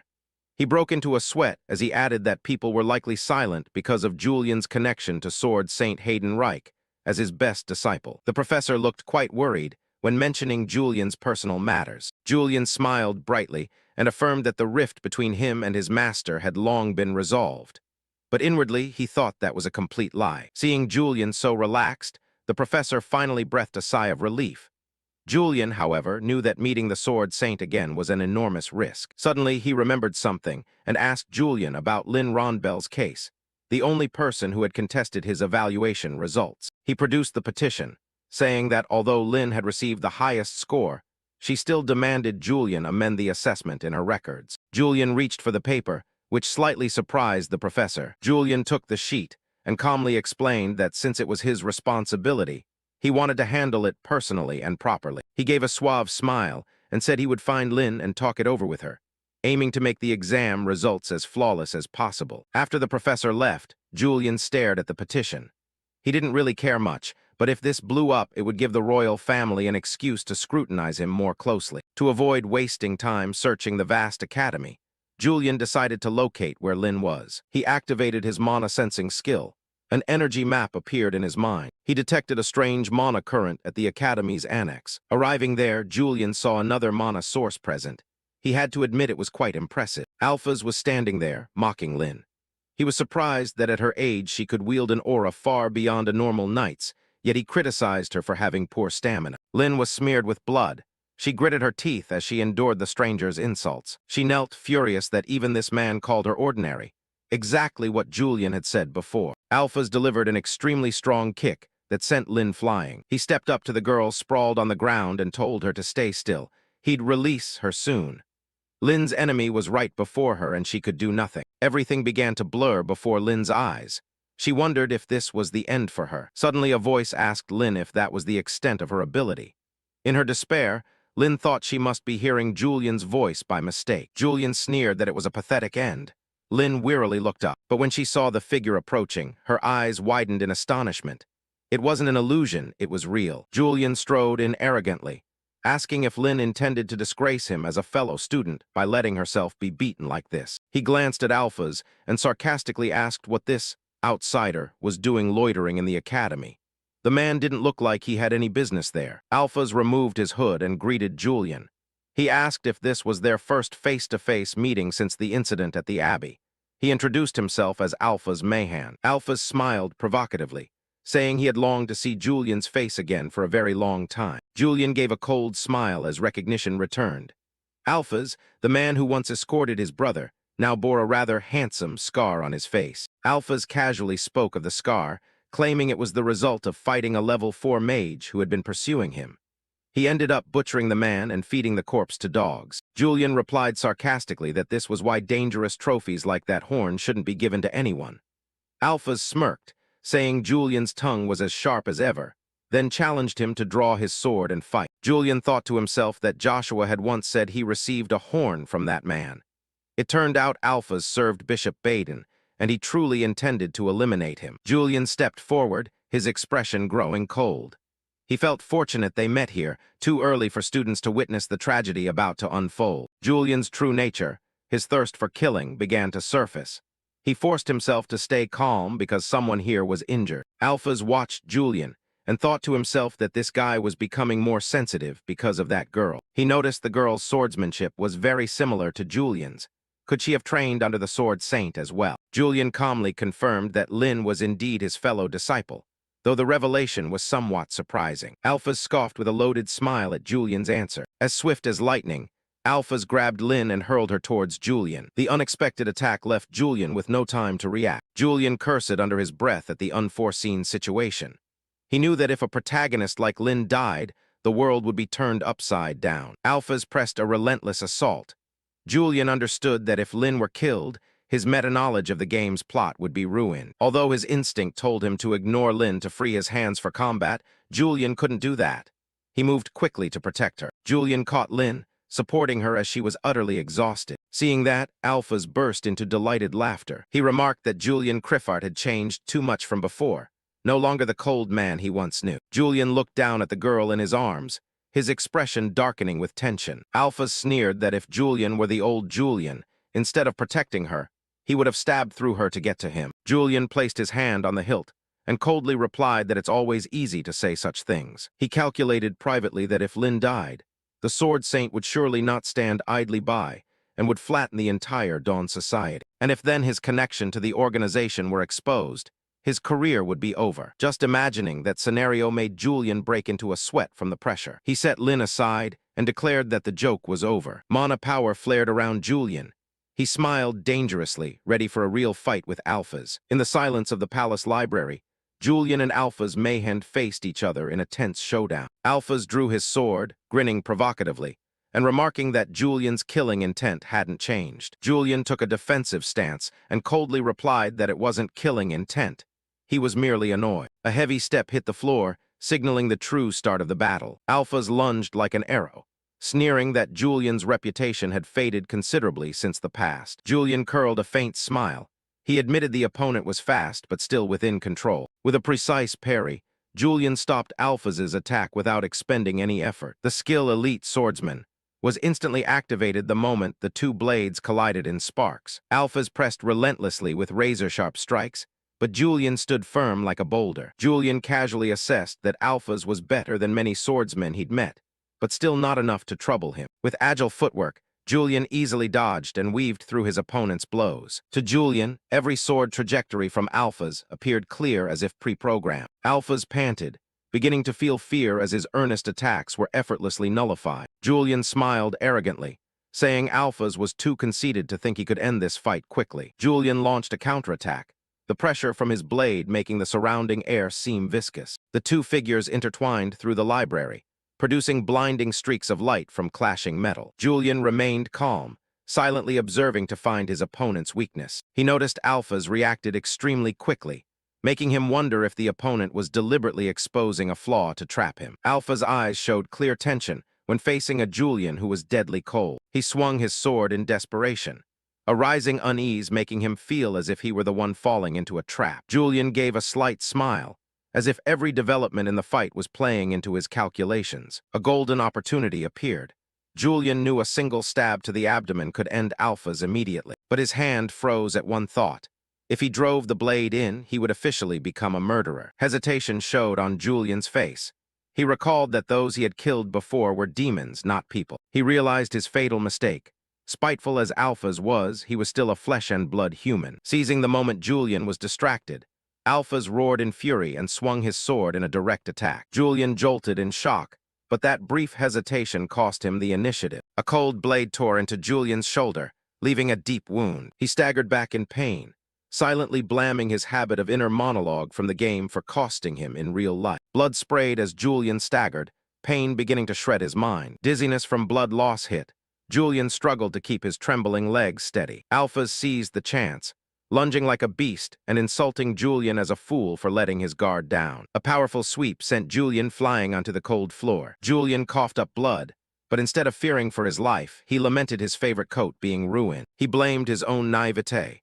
That needless hesitation had put him in mortal peril. Alpha stood gloating, pleased to have easily felled the man he despised. Julian bitterly realized Lee Sihu's soul was subconsciously restraining this body's fighting instinct. He clenched his fist, understanding that to survive in this ruthless world he could not keep his hands clean. Alphas continued to insult Julian by recalling the memory at Banfist Bridge, delighted that the situation had now reversed. Those words stirred no memories.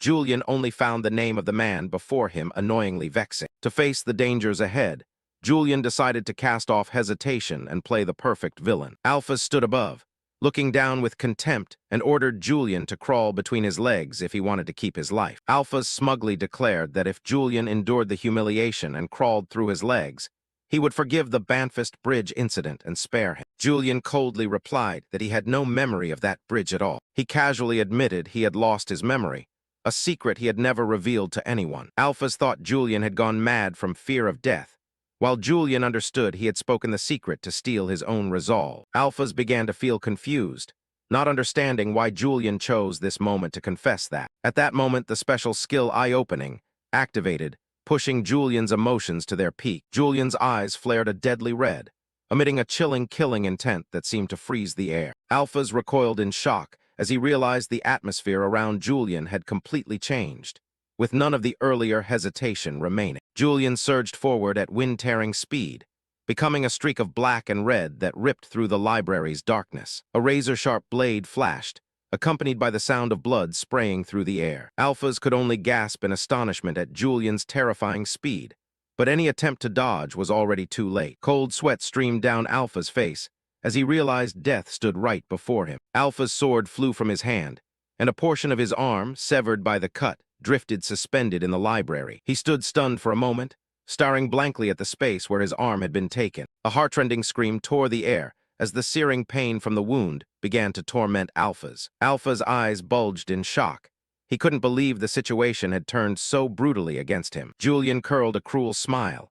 He realized that putting down a human wasn't as difficult as he'd thought. Standing amid the blood-heavy air with the smile of a true villain, Julian casually declared that it was easier than he'd expected. Julian charged like a whirlwind, completely overwhelming his opponent. Slicing sword strokes surrounded him, giving the enemy no space to breathe. Alphas could only stare helplessly at the horrific speed. His sword was knocked free and clattered to the floor. He panicked and groped for a weapon, but it was already too late. Julian delivered a finishing slash that tore through the air. Blood sprayed as the blade sank deep into Alpha's flesh. A brutal kick sent him sprawling, his resistance completely gone. Julian looked down coldly, mocking the fool who had the nerve to expose his back to him. Alphas crawled away in terror, muttering that not even demons were this cruel. He gasped for ragged breaths, his face twisted in horror. Julian casually stepped on the defeated man, striking a pose of arrogance. He reminded him that if one wanted to perform swordplay before him, one should ask for permission first. And of course, he had no intention of granting that right to a man about to die. The glowing blade was slowly drawn from its sheath. Julian drove the sword straight into a deadly pressure point on his chest. He casually explained the location of the MON-KHUY letter 1EBFT,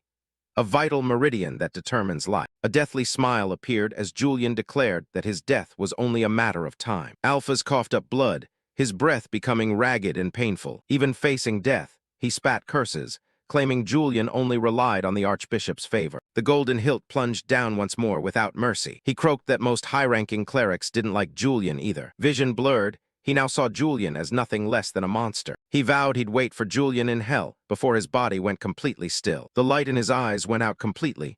Life faded away. Julian withdrew his sword, leaving a long streak of blood trailing across the cold floor. He told himself the eye-opening skill had made defeating this opponent as easy as playing with a child. Suddenly, Julian jolted, startled that he'd spoken his thoughts aloud. He suddenly noticed Lynn Ronbell lying nearby, her breathing extremely weak. It seemed her prior internal injuries had completely overwhelmed her. Julian worriedly wondered whether Lynn had heard the secret about the Dawn Society or his feigned amnesia. If she were still conscious, things would become extremely complicated. Julian hesitated.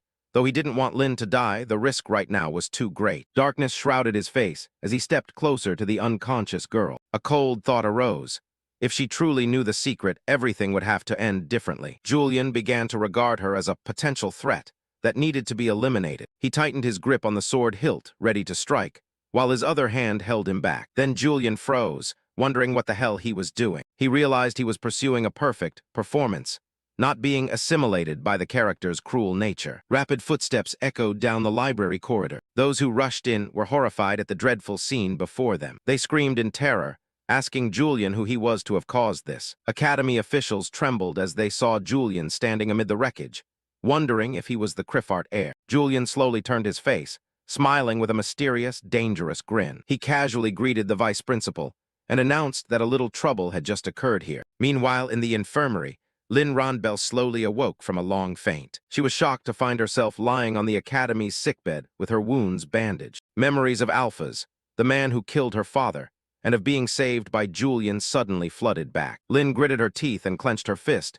ashamed of her own weakness. She tormented herself that all her revenge efforts had been pointless because she hadn't achieved anything. At that moment, Julian appeared at the bedside and coldly asked if she had regained consciousness. Lynn forced herself up and thanked Julian for saving her life when she was moments from death. Julian looked at her calmly, a faint smile appearing on his lips. He bluntly declared he didn't consider it a debt, only a bit of compassion for a weak fellow student. Lin bowed her head in acknowledgement, for she understood more than anyone the harsh reality of her situation. Julian suddenly produced the protest letter she had written and asked her to reconsider it seriously. He mocked her as brazen for writing the petition without admitting she completely lacked the ability to command glory. Lin was stunned, trying to object, but her words were choked by Julian's sharpness. Without waiting for her response, Julian coldly tore the letter apart in front of the young woman. Lin realized she had been overly arrogant about the title of genius and had acted to satisfy her cheap pride. She covered her face in regret,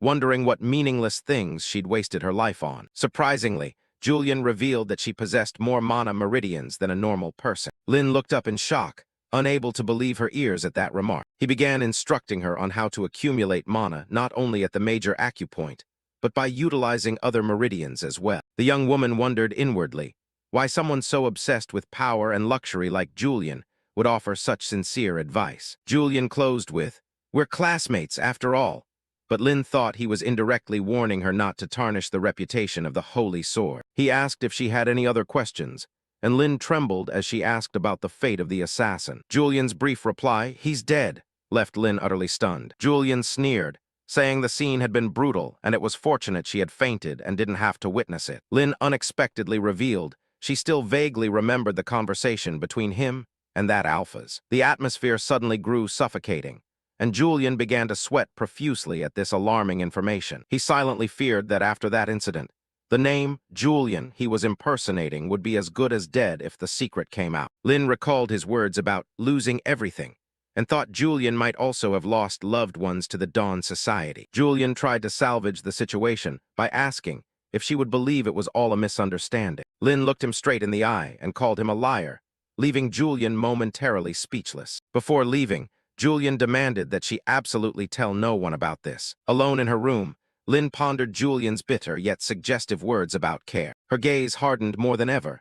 Lin vowed to redouble her efforts to achieve her revenge. Julian walked out of the room, his silhouette showing clear pensiveness after the tense conversation. He inwardly cursed when he realized Lin still remembered the dialogue with Alphas.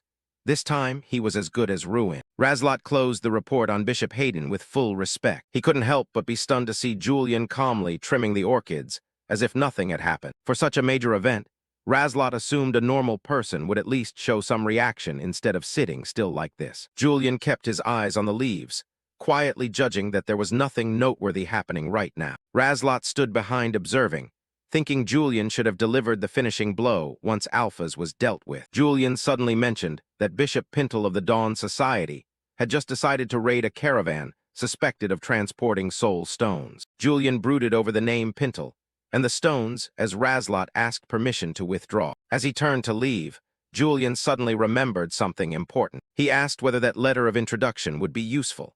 Razlot replied it would and thanked Julian. Julian nodded in confirmation and permitted him to go, while Razlot inwardly realized it was Julian's subtle way of reminding him to act as a loyal spy. Left alone, Julian flopped down onto the sofa with a deeply contemplative expression. He spread his arms and wondered why everything was unnervingly quiet. There should have been someone coming to settle the score with him by now. Julian thought perhaps Rin hadn't noticed anything unusual, because she wasn't fully conscious then. Baden's side was also unusually silent, despite having sent Alphas to kill him earlier. Julian pictured Hayden Reich as the Black Knight being the one to finish off Bishop Baden, so he didn't need to intervene. That was the secret identity Hayden Reich used whenever he didn't want to reveal his Holy Sword persona. All that remained was to prevent old Baden from doing anything reckless before the name Black Knight spread across the capital. Thinking of the reduced workload, Julian couldn't help but flash a sly, sinister smile. But immediately after, he pressed his hands to his head and sighed wearily. This suffocating feeling was definitely caused by the memories from the trailer of the future he had seen. In that vision, the original Julian had murdered Hayden in an extremely brutal way. He feared Julian's instincts would overwhelm his own will. To avoid being swallowed by that instinct, Julian told himself he needed to train even harder. He decisively rose from the sofa. He warmed up his limbs, a bit to loosen his body before starting. At the third training ground of the palace, the knights were training enthusiastically. The dry clash of weapons rang out across the sunlit training yard. The vast training ground was set with wooden dummies for practice. Julian's appearance prompted whispers among those nearby, They couldn't believe someone like him would deign to train here. Julian strode in calmly, telling everyone to focus on their own practice instead of staring at him. Standing before the weapons rack, he thought to himself that although the Moonstone sword was good, relying on a single weapon wasn't wise. Julian rubbed his chin, considering that this might be the right time to try out a completely new type of weapon. His hand reached out, searching for something different among the pile of arms. Everyone was shocked to see him pick up a spear, since everyone knew Julian's forte had always been the sword. A figure suddenly approached from behind Julian. It was an orange-haired squire who called out,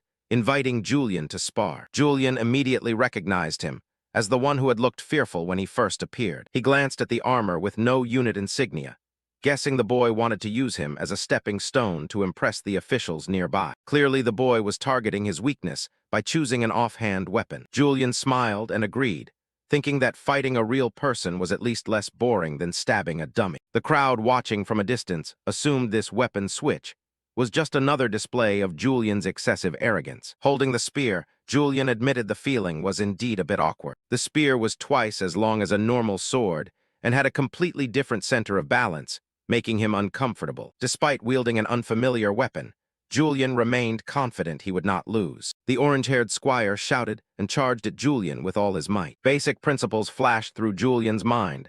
The spear's strength was its reach, used to keep distance and neutralize opponents. The orange-haired boy swung a powerful strike, but Julian quickly stepped back to evade. As the opponent lunged in bloodily, Julian twisted to observe an opening. He drove the spear's tip hard into the ground right before the squire's toe, creating a strong shock. Julian sneered, taunting that at such a pathetic skill level the boy shouldn't dream of joining any night order. The orange-haired squire turned pale with fear, unable to speak under Julian's overwhelming pressure.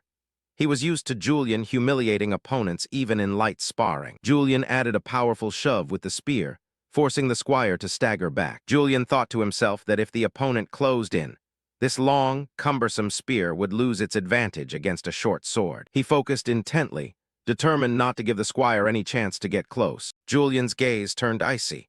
He wouldn't allow his pride to be wounded by an unknown nobody. Julian's hands tightened on the spear shaft. He decided to apply more force to finish the match. The clash of weapons rang out with a sharp clang as Julian stopped his opponent's strike. The orange-haired boy panicked as he realized the power in Julian's hands was unstoppable. He was completely overwhelmed. Julian's spear sliced through the air with dizzying speed. Julian bared his teeth in exhilaration, seemingly carried away by the fight.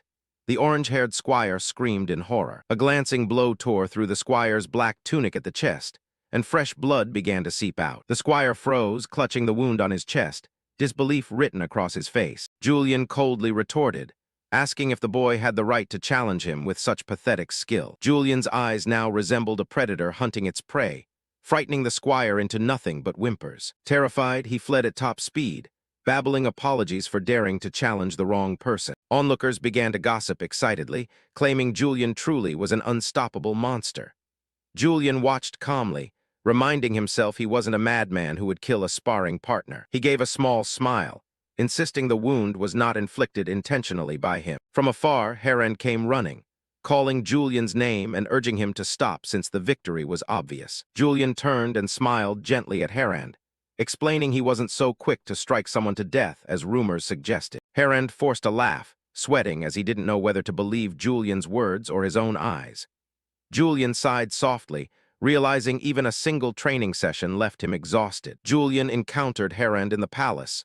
He greeted him, nodding it had been a while since they'd met here. Heron jumped and hurriedly explained he had just returned from Lord Orne's secretary's office on orders. Julian remained silent, staring at him with a probing look. Mentioning Orne Criffart, the man was the former housemaster and now chaired the Council of Elders, someone who deeply hated Julian. Orne worshipped pure bloodlines and was willing to act as the royal family's hound.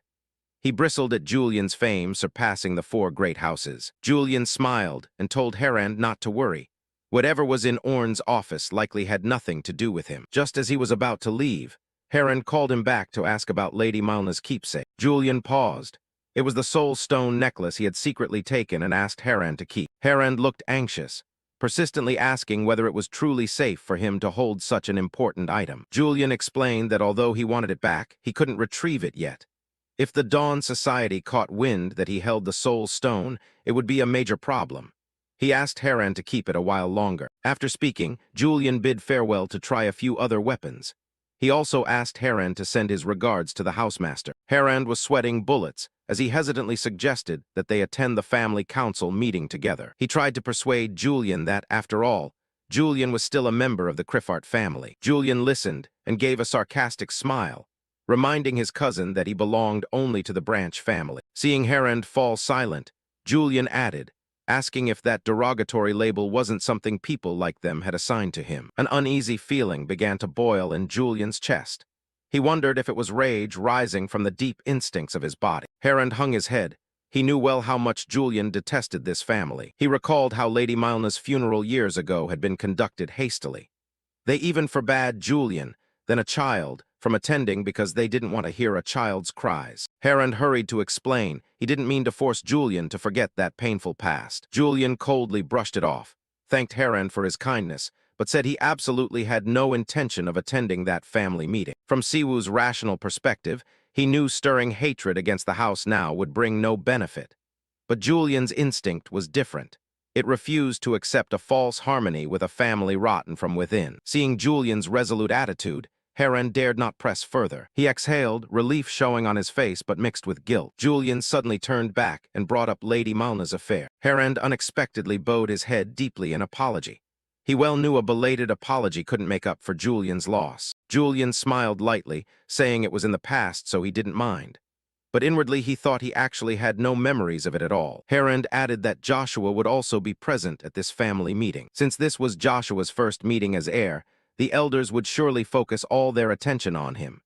Harand feared they would pressure Joshua to punish Julian for past troubles. Hearing that, Julian gave a knowing smile and asked if that was why Harand wanted him to go along. Look at that smug face of Joshua. He was the favored grandson, raised in indulgence by the housemaster and old Orn. Now Joshua's reputation was soaring, both inside and outside the family. Everyone believed it was only a matter of time before he officially became the next successor. But Julian had already prepared a little gift of surprise for his cousin. He told Harand not to worry.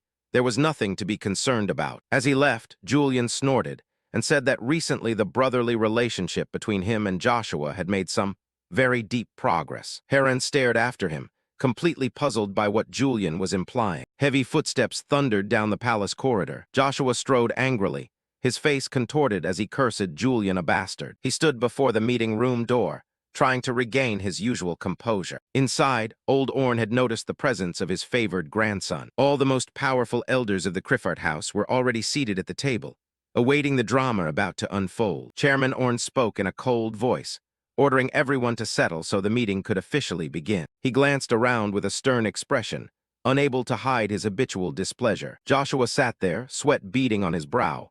He was extremely tense under the elder's pressure. He recalled the earlier warning. In this meeting, Julian's name would certainly be dissected. Thinking of Julian made Joshua shudder. That cousin's gaze seemed to see through all his sins. Julian had flat-out threatened Joshua, saying the matter involving Alpha's Mayhand was not small enough to be ignored. Julian forced Joshua to disclose everything he knew about the Alpha's Mayhand incident to the secretary's office. Not stopping there, Julian also demanded that Joshua arrange full compensation for the damages from this scandal. And most importantly, Julian wanted Joshua to publicly back him as a legitimate member of the family at today's meeting. He was being backed into a corner. Joshua gritted his teeth in rage. If he hadn't been driven by emotion and had kept his composure, things might not have gotten so bad. He hated that Julian had gained the upper hand. Recently, the Council of Elders and the entire Criffart house had been watching Julian closely. They were just waiting for an excuse to send him back to the Northern Front once more. Returning to the main matter, Chairman Orn announced that today's meeting would focus on the Holy Sword's stance toward the house. Everyone knew the Holy Sword had a deep relationship with the second prince. This put significant pressure on the balance of power. Chairman Orn analyzed that if the Holy Sword officially supported the second prince, the succession would almost certainly tilt in that direction. However, the faction of the third Prince Kaldrak could not be dismissed, having gained support from much of the military at the front. Then there was the fourth princess, backed by a powerful tower of magic. The political landscape was becoming extremely complex. Old Orn stressed that none of those groups could match the prestige of the Holy Sword. The only one qualified to be weighed against it now was Julian. But everyone knew that Julian himself had little interest in this struggle for the throne. Old Orn sighed, calculating. Orn believed that if Julian continued to appear indifferent, the current situation might become even more troublesome and chaotic. He then turned to ask Joshua's opinion. After all, this was the first time he had attended such an important meeting. Orn understood Joshua was likely trembling, but still wanted to hear his thoughts as a distinguished member of the house. Joshua took a deep breath and sprang to his feet. He knew there was no turning back. He recalled Julian's threat. Don't come up with any stupid ideas. If this reaches the secretary's office, you're finished. Wearing a fake smile, Joshua began his plan of hoist with his own petard.